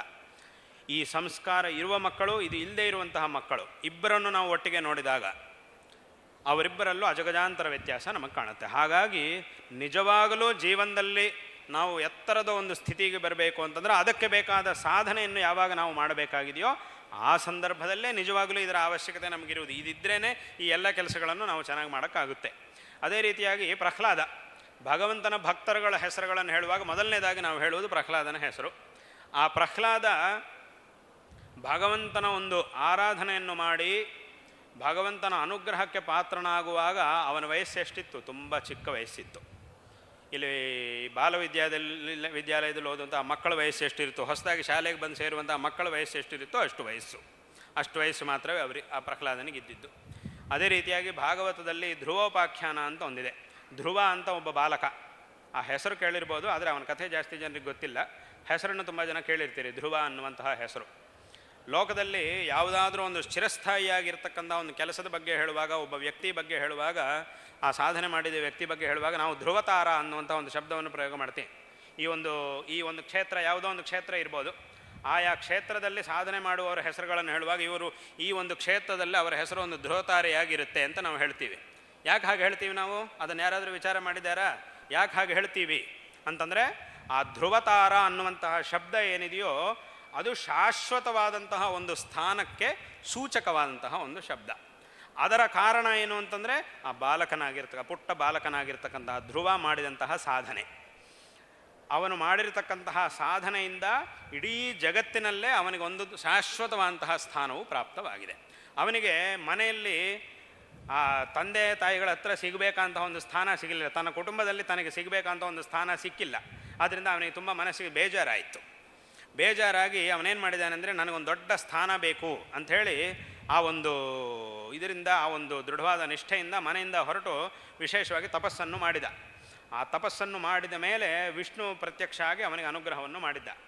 ಆ ಅನುಗ್ರಹವನ್ನು ಮಾಡಿ ಇವತ್ತು ಅವನು ಒಂದು ಶಾಶ್ವತವಾದಂತಹ ಸ್ಥಾನವನ್ನು ಪಡ್ಕೊಂಡಿದ್ದಾನೆ. ಆ ಸಾಧನೆ ಮಾಡುವಾಗ ಅವನ ವಯಸ್ಸು ತುಂಬ ಚಿಕ್ಕದು. ಮತ್ತು ಈಗಷ್ಟೇ ಹೇಳಿದಂತೆ ನಚಿಕೇತ ಅನ್ನುವಂತಹ ಒಬ್ಬ ಬಾಲಕ, ಅವನು ಯಮಧರ್ಮರಾಜನ ಹತ್ತಿರಕ್ಕೆ ಹೋಗಿ ಯಮನಿಂದ ಅವನು ಆ ತತ್ವವನ್ನು ತಿಳ್ಕೊಳ್ತಾನೆ. ಆ ತತ್ವವನ್ನು ತಿಳ್ಕೊಳ್ಳುವಾಗ ಅವನು ಸಹ ಒಬ್ಬ ಚಿಕ್ಕ ಬಾಲಕ. ಈ ಬಾಲಕರೆಲ್ಲರೇ ನಮಗೆ ಆದರ್ಶ. ಇಂತಹ ಬಾಲಕರನ್ನು ನಾವು ಆದರ್ಶವಾಗಿ ಇಟ್ಕೊಳ್ಬೇಕು. ಸುಮ್ಮನೆ ಯಾರ್ಯಾರನ್ನೋ ಹುಚ್ಚುಚ್ಚಾಗಿ ಯಾರ್ಯಾರನ್ನೋ ಅನುಸರಣೆ ಮಾಡುವುದಲ್ಲ. ಯಾವುದೋ ಸಿನಿಮಾದಲ್ಲಿ ಆ್ಯಕ್ಟ್ ಮಾಡುವವನ್ನೋ ಅಂಥವರನ್ನೆಲ್ಲ ನಾವು ಆದರ್ಶವಾಗಿ, ಅವರು ಒಳ್ಳೆಯ ಸಾಧನೆ ಮಾಡಿದರೆ ಇಟ್ಕೊಳ್ಬೇಕು ಅವರನ್ನೂ ಸಹ. ಒಬ್ಬ ಸಿನಿಮಾದಲ್ಲಿ ಮಾಡಲಿ, ಎಲ್ಲಿ ಬೇಕಾದರೂ ಮಾಡಲಿ, ಆ ವ್ಯಕ್ತಿ ನಿಜವಾಗಲೂ ಒಳ್ಳೆ ಕೆಲಸ ಮಾಡಿದ್ದಾನೆ ಅಂತಂದರೆ ಅವರ ಹೆಸರನ್ನು ಖಂಡಿತವಾಗಿ ಜ್ಞಾಪಕ ಇಟ್ಕೊಳ್ಳೇಬೇಕು. ಅಂತಹ ವ್ಯಕ್ತಿಗಳು ಇದ್ದಾರೆ ಲೋಕದಲ್ಲಿ. ಅದರಲ್ಲಿರುವವರು ಎಲ್ಲರೂ ಕೆಟ್ಟವರು ಅಂತ ಹೇಳೋಕ್ಕಾಗೋದಿಲ್ಲ. ಒಳ್ಳೆಯವರು, ತುಂಬ ಸಾಧನೆ ಮಾಡಿದವರು, ನಿಜವಾಗಲೂ ಒಳ್ಳೆಯ ಸಾಧನೆ ಮಾಡಿದವರು ಇದ್ದಾರೆ, ಅವರ ಹೆಸರನ್ನು ಜ್ಞಾಪಕ ಇಟ್ಟುಕೊಳ್ಳೇಬೇಕು. ಆದರೆ ಸುಮ್ಮನೆ ಅದು ಯಾವುದೋ ಇದರಲ್ಲಿ ಅವನು ಯಾವ ಥರ ಬಾಚ್ಕೊಳ್ತಾನೋ ನಾನು ಹಾಗೆ ಬಾಚ್ಕೊಳ್ಬೇಕು, ಅವನು ಯಾವ ಥರ ಶರ್ಟ್ ಹಾಕ್ಕೊಳ್ತಾನೋ ನಾನು ಅದೇ ಹಾಕ್ಕೊಳ್ಬೇಕು, ಅವನು ಯಾವ ಥರ ಕೈಗೇನು ಹಾಕ್ಕೊಳ್ತಾನೋ ನಾನು ಅದು ಹಾಕ್ಕೊಳ್ಬೇಕು. ಇದರಿಂದ ಏನೂ ಉಪಯೋಗ ಇಲ್ಲ. ಅವನೇನು ಹೇಗೆ ಬಾಚ್ಕೊಳ್ತಾನೋ ನಾನು ತಲೆ ಹಾಗೆ ಬಾಚ್ಕೊಳ್ಬೇಕು ಅಂತಂದರೆ ಈ ತಲೆ ಬಾಚ್ಕೊಳ್ಳೋದ್ರಿಂದ ಏನು ಉಪಯೋಗ ಇದೆ? ಅದರಿಂದ ಏನೂ ಉಪಯೋಗ ಇಲ್ಲ. ಒಳ್ಳೆಯ ಕೆಲಸ, ಇಂಥ ಸಾಧನೆಗಳನ್ನು ಮಾಡಿದವರು ಯಾರಿರ್ತಾರೋ ಅವರನ್ನು ನಾವು ಆದರ್ಶವಾಗಿ ಇಟ್ಕೊಂಡ್ರೆ ನಾವು ಜೀವನದಲ್ಲಿ ಏನಾದರೂ ಉದ್ಧಾರವಾಗಲಿಕ್ಕೆ ಸಾಧ್ಯ ಆಗುತ್ತೆ. ಆದ್ದರಿಂದ ಇದಿಷ್ಟನ್ನು, ಇಂತಹ ಒಂದು ಅನೇಕ ವಿಧವಾದಂತಹ ವಿಚಾರಗಳನ್ನು ನಮ್ಮ ಒಂದು ಸನಾತನ ಧರ್ಮವು ನಮಗೆ ಉಪದೇಶ ಮಾಡ್ತಾ ಇದೆ. ಹಾಗಾಗಿ ಇದನ್ನು ಪ್ರತಿಯೊಬ್ಬ ಮಗು ಮತ್ತು ಪ್ರತಿಯೊಬ್ಬರೂ ಸಹ ಇದನ್ನು ಚೆನ್ನಾಗಿ ತಿಳ್ಕೊಂಡು ನಮ್ಮ ಒಂದು ಸನಾತನ ಧರ್ಮದ ವೈಶಿಷ್ಟ್ಯವನ್ನು ಪ್ರತಿಯೊಬ್ಬರೂ ಸಹ ಚೆನ್ನಾಗಿ ತಿಳ್ಕೊಳ್ಬೇಕು. ಯಾರ್ಯಾರು ಏನೇನು ಮಾತಾಡ್ತಾರೋ ಅದು ಎಲ್ಲವುದರಿಂದ ನಾವು ಭ್ರಮೆಗೆ ಒಳಗಾಗಬಾರ್ದು. ನಾನೆಲ್ಲ ಕಡೆ ಇದನ್ನೇ ಹೇಳು, ತುಂಬ ಕಡೆ ಈ ಮಾತನ್ನು ನಾನು ಹೇಳ್ತಾ ಇರ್ತೀನಿ. ಎಲ್ಲರಿಗೂ ಸಾಮಾನ್ಯವಾಗಿ ನಮ್ಮ ಧರ್ಮದ ಬಗ್ಗೆ ಒಂದು ಗೌರವ ಇದೆ, ತಿಳುವಳಿಕೆ ಇದೆ, ಎಲ್ಲ ಇದೆ. ಆದರೆ ಏನಾಗ್ತಿದೆ ಅಂತಂದರೆ ಆ ತಿಳುವಳಿಕೆ, ಆ ಗೌರವ ಅದೆಲ್ಲ ಸ್ವಲ್ಪ ದುರ್ಬಲವಾಗಿದೆ. ಹಾಗಾಗಿ ಏನಾಗ್ತಿದೆ ಅಂತಂದರೆ ಯಾವನಾದರೂ ಏನಾದರೂ ಬಾಯಿಗೆ ಬಂದಂಗೆ ಮಾತಾಡಿಬಿಟ್ಟ ಅಂತಂದರೆ ಒಂದೆರಡು ಸಲ ಮಾತಾಡಿದರೆ ಸಾಕು, ಇವರುಗಳಿಗೆ ಸ್ವಲ್ಪ ಭ್ರಮೆ ಶುರುವಾಗುತ್ತೆ. ಇದು ಹೌದಾ, ಬಹುಶಃ ಅವನು ಹೇಳ್ತಿರುವುದೇ ಸರಿಯೇನೋ, ನಮ್ಮದೇ ಸರಿ ಇಲ್ವೇನೋ ಅಂತ ಅನಿಸ್ಲಿಕ್ಕೆ ಶುರುವಾಗ್ತಿದೆ. ಯಾಕೆ ಹೀಗಾಗ್ತಿದೆ? ಇಷ್ಟು ಪ್ರಾಚೀನ ಕಾಲದಿಂದ ನಮಗೆ ಹೇಳಿದರೂ ಇದರ ಮೇಲೆ ನಮಗೆ ಇದೇ ಸರಿ ಇಲ್ವೇನೋ ಅನ್ನೋ ಭಾವನೆ ಬರ್ತಿದೆ. ಇವತ್ತು ಯಾವನೊಬ್ಬ ಬಂದುಬಿಟ್ಟು ಒಂದು 4 ಮಾತು ಹೇಳಿದ ತಕ್ಷಣ, ಒಂದು 2 ಸಲ ಹೇಳಿದ ತಕ್ಷಣ ಅದೇ ಸರಿ ಏನೋ ಅಂತ ಸಂದೇಹ ಬರ್ತಾ ಇದೆ, ಅಥವಾ ಸ್ವಲ್ಪ ಗೊಂದಲ ಆಗ್ತಾ ಇದೆ. ಇದೆಲ್ಲದಕ್ಕೂ ಏನು ಕಾರಣ ಅಂತಂದರೆ ಆ ದೃಢವಾದಂತಹ ತಿಳುವಳಿಕೆ ನಮಗಿಲ್ಲದೆ ಇರುವುದರಿಂದ. ಹಾಗಾಗಿ ನಾನು ಎಲ್ರಿಗೂ ಹೇಳುವುದೇನು ಅಂತಂದರೆ, ಈ ಒಂದು ಧರ್ಮದ ಬಗ್ಗೆ ಒಂದು ಆಳವಾದಂತಹ ಅಧ್ಯಯನ ಮಾಡಬೇಕು. ಆಳವಾದಂತಹ ಅಧ್ಯಯನವನ್ನು ಮಾಡಿದರೆ ಆಗ ಇದರ ಬಗ್ಗೆ ಒಂದು ಆಳವಾದಂತಹ ಒಂದು ಜ್ಞಾನ ನಮಗೆ ಬರುತ್ತೆ. ಆದ್ದರಿಂದ ನಾವು ಎಷ್ಟು ಜನ 1000 ಜನ ಬಂದು 1000 ಸಲ ಬೇಕಾದರೂ ಬಾಯಿಗೆ ಬಂದ ಹಾಗೆ ಮಾತಾಡಲಿ, ನಾವು ವಿಚಲಿತರಾಗುವುದಿಲ್ಲ. ಅದಾಗಬೇಕು ಅಂತಂದರೆ ನಾವು ದೃಢವಾಗಿರಬೇಕು. ಅಷ್ಟು ದೃಢವಾದಂತಹ ತಿಳುವಳಿಕೆಯನ್ನು ನಾವು ಪಡ್ಕೊಳ್ಬೇಕು. ತಂದೆ ತಾಯಿಗಳು ಸಹ ಮೊದಲು ಇದನ್ನು ತಿಳ್ಕೊಳ್ಬೇಕು ಮತ್ತು ಮಕ್ಕಳಿಗೂ ಸಹ ಇದನ್ನು ಹೇಳ್ಕೊಳ್ಬೇಕು. ಒಂದು ಸ್ತಂಭ ಇದೆ, ಆ ಸ್ತಂಭವನ್ನು ಎಷ್ಟು ಆಳವಾಗಿ ನಾವು ನೆಡ್ತೀವೋ ಅಷ್ಟು ಗಟ್ಟಿಯಾಗಿ ಅದು ನಿಂತಿರುತ್ತೆ. ಅದರ ಮೇಲೆ ಎಷ್ಟು ಭಾರವನ್ನು ಬೇಕಾದರೂ ನಾವು ಹಾಕ್ಬೋದು, ಅದನ್ನು ತಡ್ಕೊಳ್ಳುವಂತಹ ಒಂದು ಶಕ್ತಿ ಆ ಸ್ತಂಭಕ್ಕೆ ಇರುತ್ತೆ. ನಾವು ಸುಮ್ಮನೆ ಮೇಲ್ನೋಟಕ್ಕೆ ನೆಟ್ಟಿದರೆ ಏನಾಗುತ್ತೆ, ನೋಡಿದವರಿಗೆ ಅನಿಸುತ್ತೆ ಏನೋ ನೆಟ್ಟಿದ್ದಾರೆ ಕಂಬ ಅಂತ. ಆದರೆ ಒಂದು ಸಣ್ಣ ಗಾಳಿ ಬಂತು ಅಂದರೆ ತಕ್ಷಣ ಬಿದ್ದು ಹೋಗುತ್ತೆ. ಏನು ದುರ್ಬಲವಾದಂತಹ ಒಬ್ಬ ವ್ಯಕ್ತಿ ಬಂದು ಒಂದು ಸಲ ತಳ್ಳಿದರೆ ತಕ್ಷಣ ಕೆಳಗೆ ಬೀಳುತ್ತೆ. ಈಗ ಯಾರು ಮಾಡಿದ್ರು, ಯಾರು ಬೇಕಾದರೂ ಬಂದು ಅದನ್ನು ಕೆಳಗೆ ಬೀಳಿಸ್ಬೋದು ಅಂತ ಆಗುತ್ತೆ. ಆದರೆ ಹಾಗಾಗಬಾರ್ದು. ದೃಢವಾಗಿ ನೆಟ್ಟಿದ್ದೀವಿ ಅಂತಂದರೆ ಮಾತ್ರ ಎಷ್ಟು ದೊಡ್ಡ ಗಾಳಿ ಬರಲಿ, ಎಷ್ಟು ದೊಡ್ಡ ಬಲಿಷ್ಠನಾದ ವ್ಯಕ್ತಿ ಬೇಕಾದರೂ ಬಂದು ಬೀಳಿಸ್ಲಿಕ್ಕೆ ಪ್ರಯತ್ನ ಮಾಡಲಿ, ಅದು ಬೀಳುವುದಿಲ್ಲ. ಹಾಗಾಗಬೇಕು. ಆ ರೀತಿಯಾಗಿ ಆಗಬೇಕು ಅಂತಂದರೆ ಈ ಒಂದು ಧರ್ಮದ ಬಗ್ಗೆ ದೃಢವಾದಂತಹ ಒಂದು ತಿಳುವಳಿಕೆಯನ್ನು ನಾವು ಹೊಂದಿರಬೇಕು. ನಮ್ಮ ಸನಾತನ ಧರ್ಮ ಈ ಪ್ರಪಂಚದಲ್ಲಿರ್ತಕ್ಕಂತಹ ಪ್ರತಿಯೊಬ್ಬ ಮನುಷ್ಯನನ್ನು ಗೌರವಿಸಬೇಕು ಅಂತ ಹೇಳ್ತಾ ಇದೆ. ಅವನ ಜಾತಿ ಇದು ಅದೆಲ್ಲ ನೋಡುವ ಅವಶ್ಯಕತೆ ಇಲ್ಲ. ಗೌರವ ಪ್ರತಿಯೊಬ್ಬ ಮನುಷ್ಯನಿಗೂ ನಾವು ಕೊಡಲೇಬೇಕು. ಅವರವರ ಕರ್ತವ್ಯಗಳು ಅದೆಲ್ಲ ಬೇರೆ ಬೇರೆ ಇರ್ಬೋದು, ಹಾಗೆ ಹೇಳಿರ್ಬೋದು ಧರ್ಮದಲ್ಲಿ, ಇವನ ಕರ್ತವ್ಯ ಇದು, ಅವರ ಕರ್ತವ್ಯ ಇದು ಅಂತ ಕರ್ತವ್ಯಗಳ ಇತ್ಯಾದಿಗಳ ವಿಚಾರದಲ್ಲಿ ಯಾರೇ ಇವನು ಮಾಡಬೇಕಾದದ್ದು ಅವನು ಮಾಡಬೇಕಾದದ್ದು ಅಂತ ಏನೋ ಹೇಳಿರಬಹುದು. ಆದರೆ ಇದನ್ನಿಟ್ಟುಕೊಂಡು ಯಾರಾದರೂ ಅಂದರೆ ಇಲ್ಲಿರ್ತಕ್ಕಂತಹ ವಿಭಾಗಗಳನ್ನಿಟ್ಟುಕೊಂಡು ಯಾವನಾದರೂ ವಿಶೃಂಖಲವಾಗಿ ವರ್ತಿಸಿದರೆ ಅದನ್ನು ನಮ್ಮ ಧರ್ಮವೂ ಸಹ ಅದನ್ನು ಒಪ್ಪುವುದಿಲ್ಲ. ಉದಾಹರಣೆ ಹೇಳಬೇಕು ಅಂತಂದರೆ, ಲೋಕದಲ್ಲಿ ಒಬ್ಬರು ರಾಷ್ಟ್ರಪತಿಗಳಿದ್ದಾರೆ.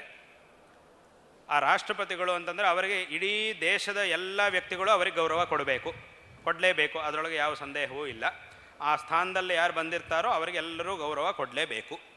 ಆದರೆ ಯಾರಾದರೂ ಒಬ್ಬ ವ್ಯಕ್ತಿ, ವಾಸ್ತವವಾಗಿ ಹಾಗಾಗುವುದಿಲ್ಲ, ಯಾಕಂತಂದರೆ ಅದರಲ್ಲಿರುವವರೆಲ್ಲರೂ ಯೋಗ್ಯರಾದ ವ್ಯಕ್ತಿಗಳೇ ಅಲ್ಲಿಗೆ ಬರಲಿಕ್ಕೆ ಸಾಧ್ಯ. ಆದರೂ ಎಲ್ಲಾದರೂ ಒಬ್ಬ ವ್ಯಕ್ತಿ ರಾಷ್ಟ್ರಪತಿ ಸ್ಥಾನದಲ್ಲಿ ಕೂತ್ಕೊಂಡು ಉಳಿದವರೆಲ್ಲರೂ ತನಗೆ ಗೌರವವನ್ನು ಕೊಡ್ತಿರುವುದನ್ನು ನೋಡಿ, ಇವರೆಲ್ಲ ನನಗೆ ಗೌರವ ಕೊಡ್ತಾ ಇದ್ದಾರೆ ಅಂತಂದರೆ ಹಾಗಿದ್ರೆ ಇವರೆಲ್ಲ ನನ್ನ ಕೆಳಗಿರುವವರು, ನಾನು ಇವರನ್ನು ಏನು ಬೇಕಾದರೂ ಹೇಳ್ಬೋದು, ಇವರ ಜೊತೆಗೆ ನಾನು ಯಾವ ರೀತಿಯಾಗಿ ಬೇಕಾದರೂ ನಡ್ಕೊಳ್ಬೋದು ಅಂತ ಭಾವಿಸಿದರೆ, ಯಾರೂ ಹಾಗೆ ಭಾವಿಸುವುದಿಲ್ಲ, ಆ ಸ್ಥಾನದಲ್ಲಿ ಕೂತವರು ಯಾರೂ ಭಾವಿಸುವುದಿಲ್ಲ, ಹಾಗೆ ಭಾವಿಸುವವರು ಆ ಸ್ಥಾನಕ್ಕೆ ಹೋಗುವುದೂ ಇಲ್ಲ. ಆದರೆ ಒಂದು ವೇಳೆ ಏನಾದರೂ ಇವನು ಆ ರೀತಿಯಾಗಿ ಭಾವಿಸಿದರೆ, ಒಬ್ಬ ರಾಷ್ಟ್ರಪತಿಯ ಸ್ಥಾನದಲ್ಲಿ ಕೂತಿರುವವನನ್ನು ಉಳಿದವರೆಲ್ಲ ಗೌರವಿಸಬೇಕು ಅನ್ನೋದು ವ್ಯವಸ್ಥೆ. ಇದೊಂದು ವ್ಯವಸ್ಥೆ. ಆ ವ್ಯವಸ್ಥೆಗೆ ತಕ್ಕಂತೆ ಈ ರೀತಿಯಾಗಿ ಮಾಡಬೇಕು ಎಲ್ಲರೂ. ಆದರೆ ಅಲ್ಲಿ ಕೂತಿರುವವನು ಇವರೆಲ್ಲರೂ ನನ್ನ ಕೆಳಗಿದ್ದಾರೆ, ಆದ್ದರಿಂದ ನನ್ನ ನೋಡಿದರೆ ನಮಸ್ಕಾರ ಮಾಡ್ತಾರಾದ್ದರಿಂದ ಇವರನ್ನು ನಾನು ಏನು ಬೇಕಾದರೂ ಹೇಳ್ಬೋದು, ಬಾಯಿಗೆ ಬಂದ ಹಾಗೆ ಇವರ ಬಗ್ಗೆ ಇವ್ರ ಹತ್ರ ನಾನು ಮಾತಾಡ್ಬೋದು, ತುಚ್ಛವಾಗಿ ಇವರನ್ನು ನೋಡ್ಬೋದು ಅಂತ ಅವನು ತಿಳ್ಕೊಂಡ್ರೆ ಅದು ಯಾರು ತಪ್ಪಾಗುತ್ತೆ? ಆ ವ್ಯಕ್ತಿದು ತಪ್ಪಾಗುತ್ತೆ, ವ್ಯವಸ್ಥೆಯಲ್ಲಿ ತಪ್ಪಾಗುವುದಿಲ್ಲ. ಅದೊಂದು ವ್ಯವಸ್ಥೆಯನ್ನು ಮಾಡಿದ್ದಾರೆ, ಹೌದು.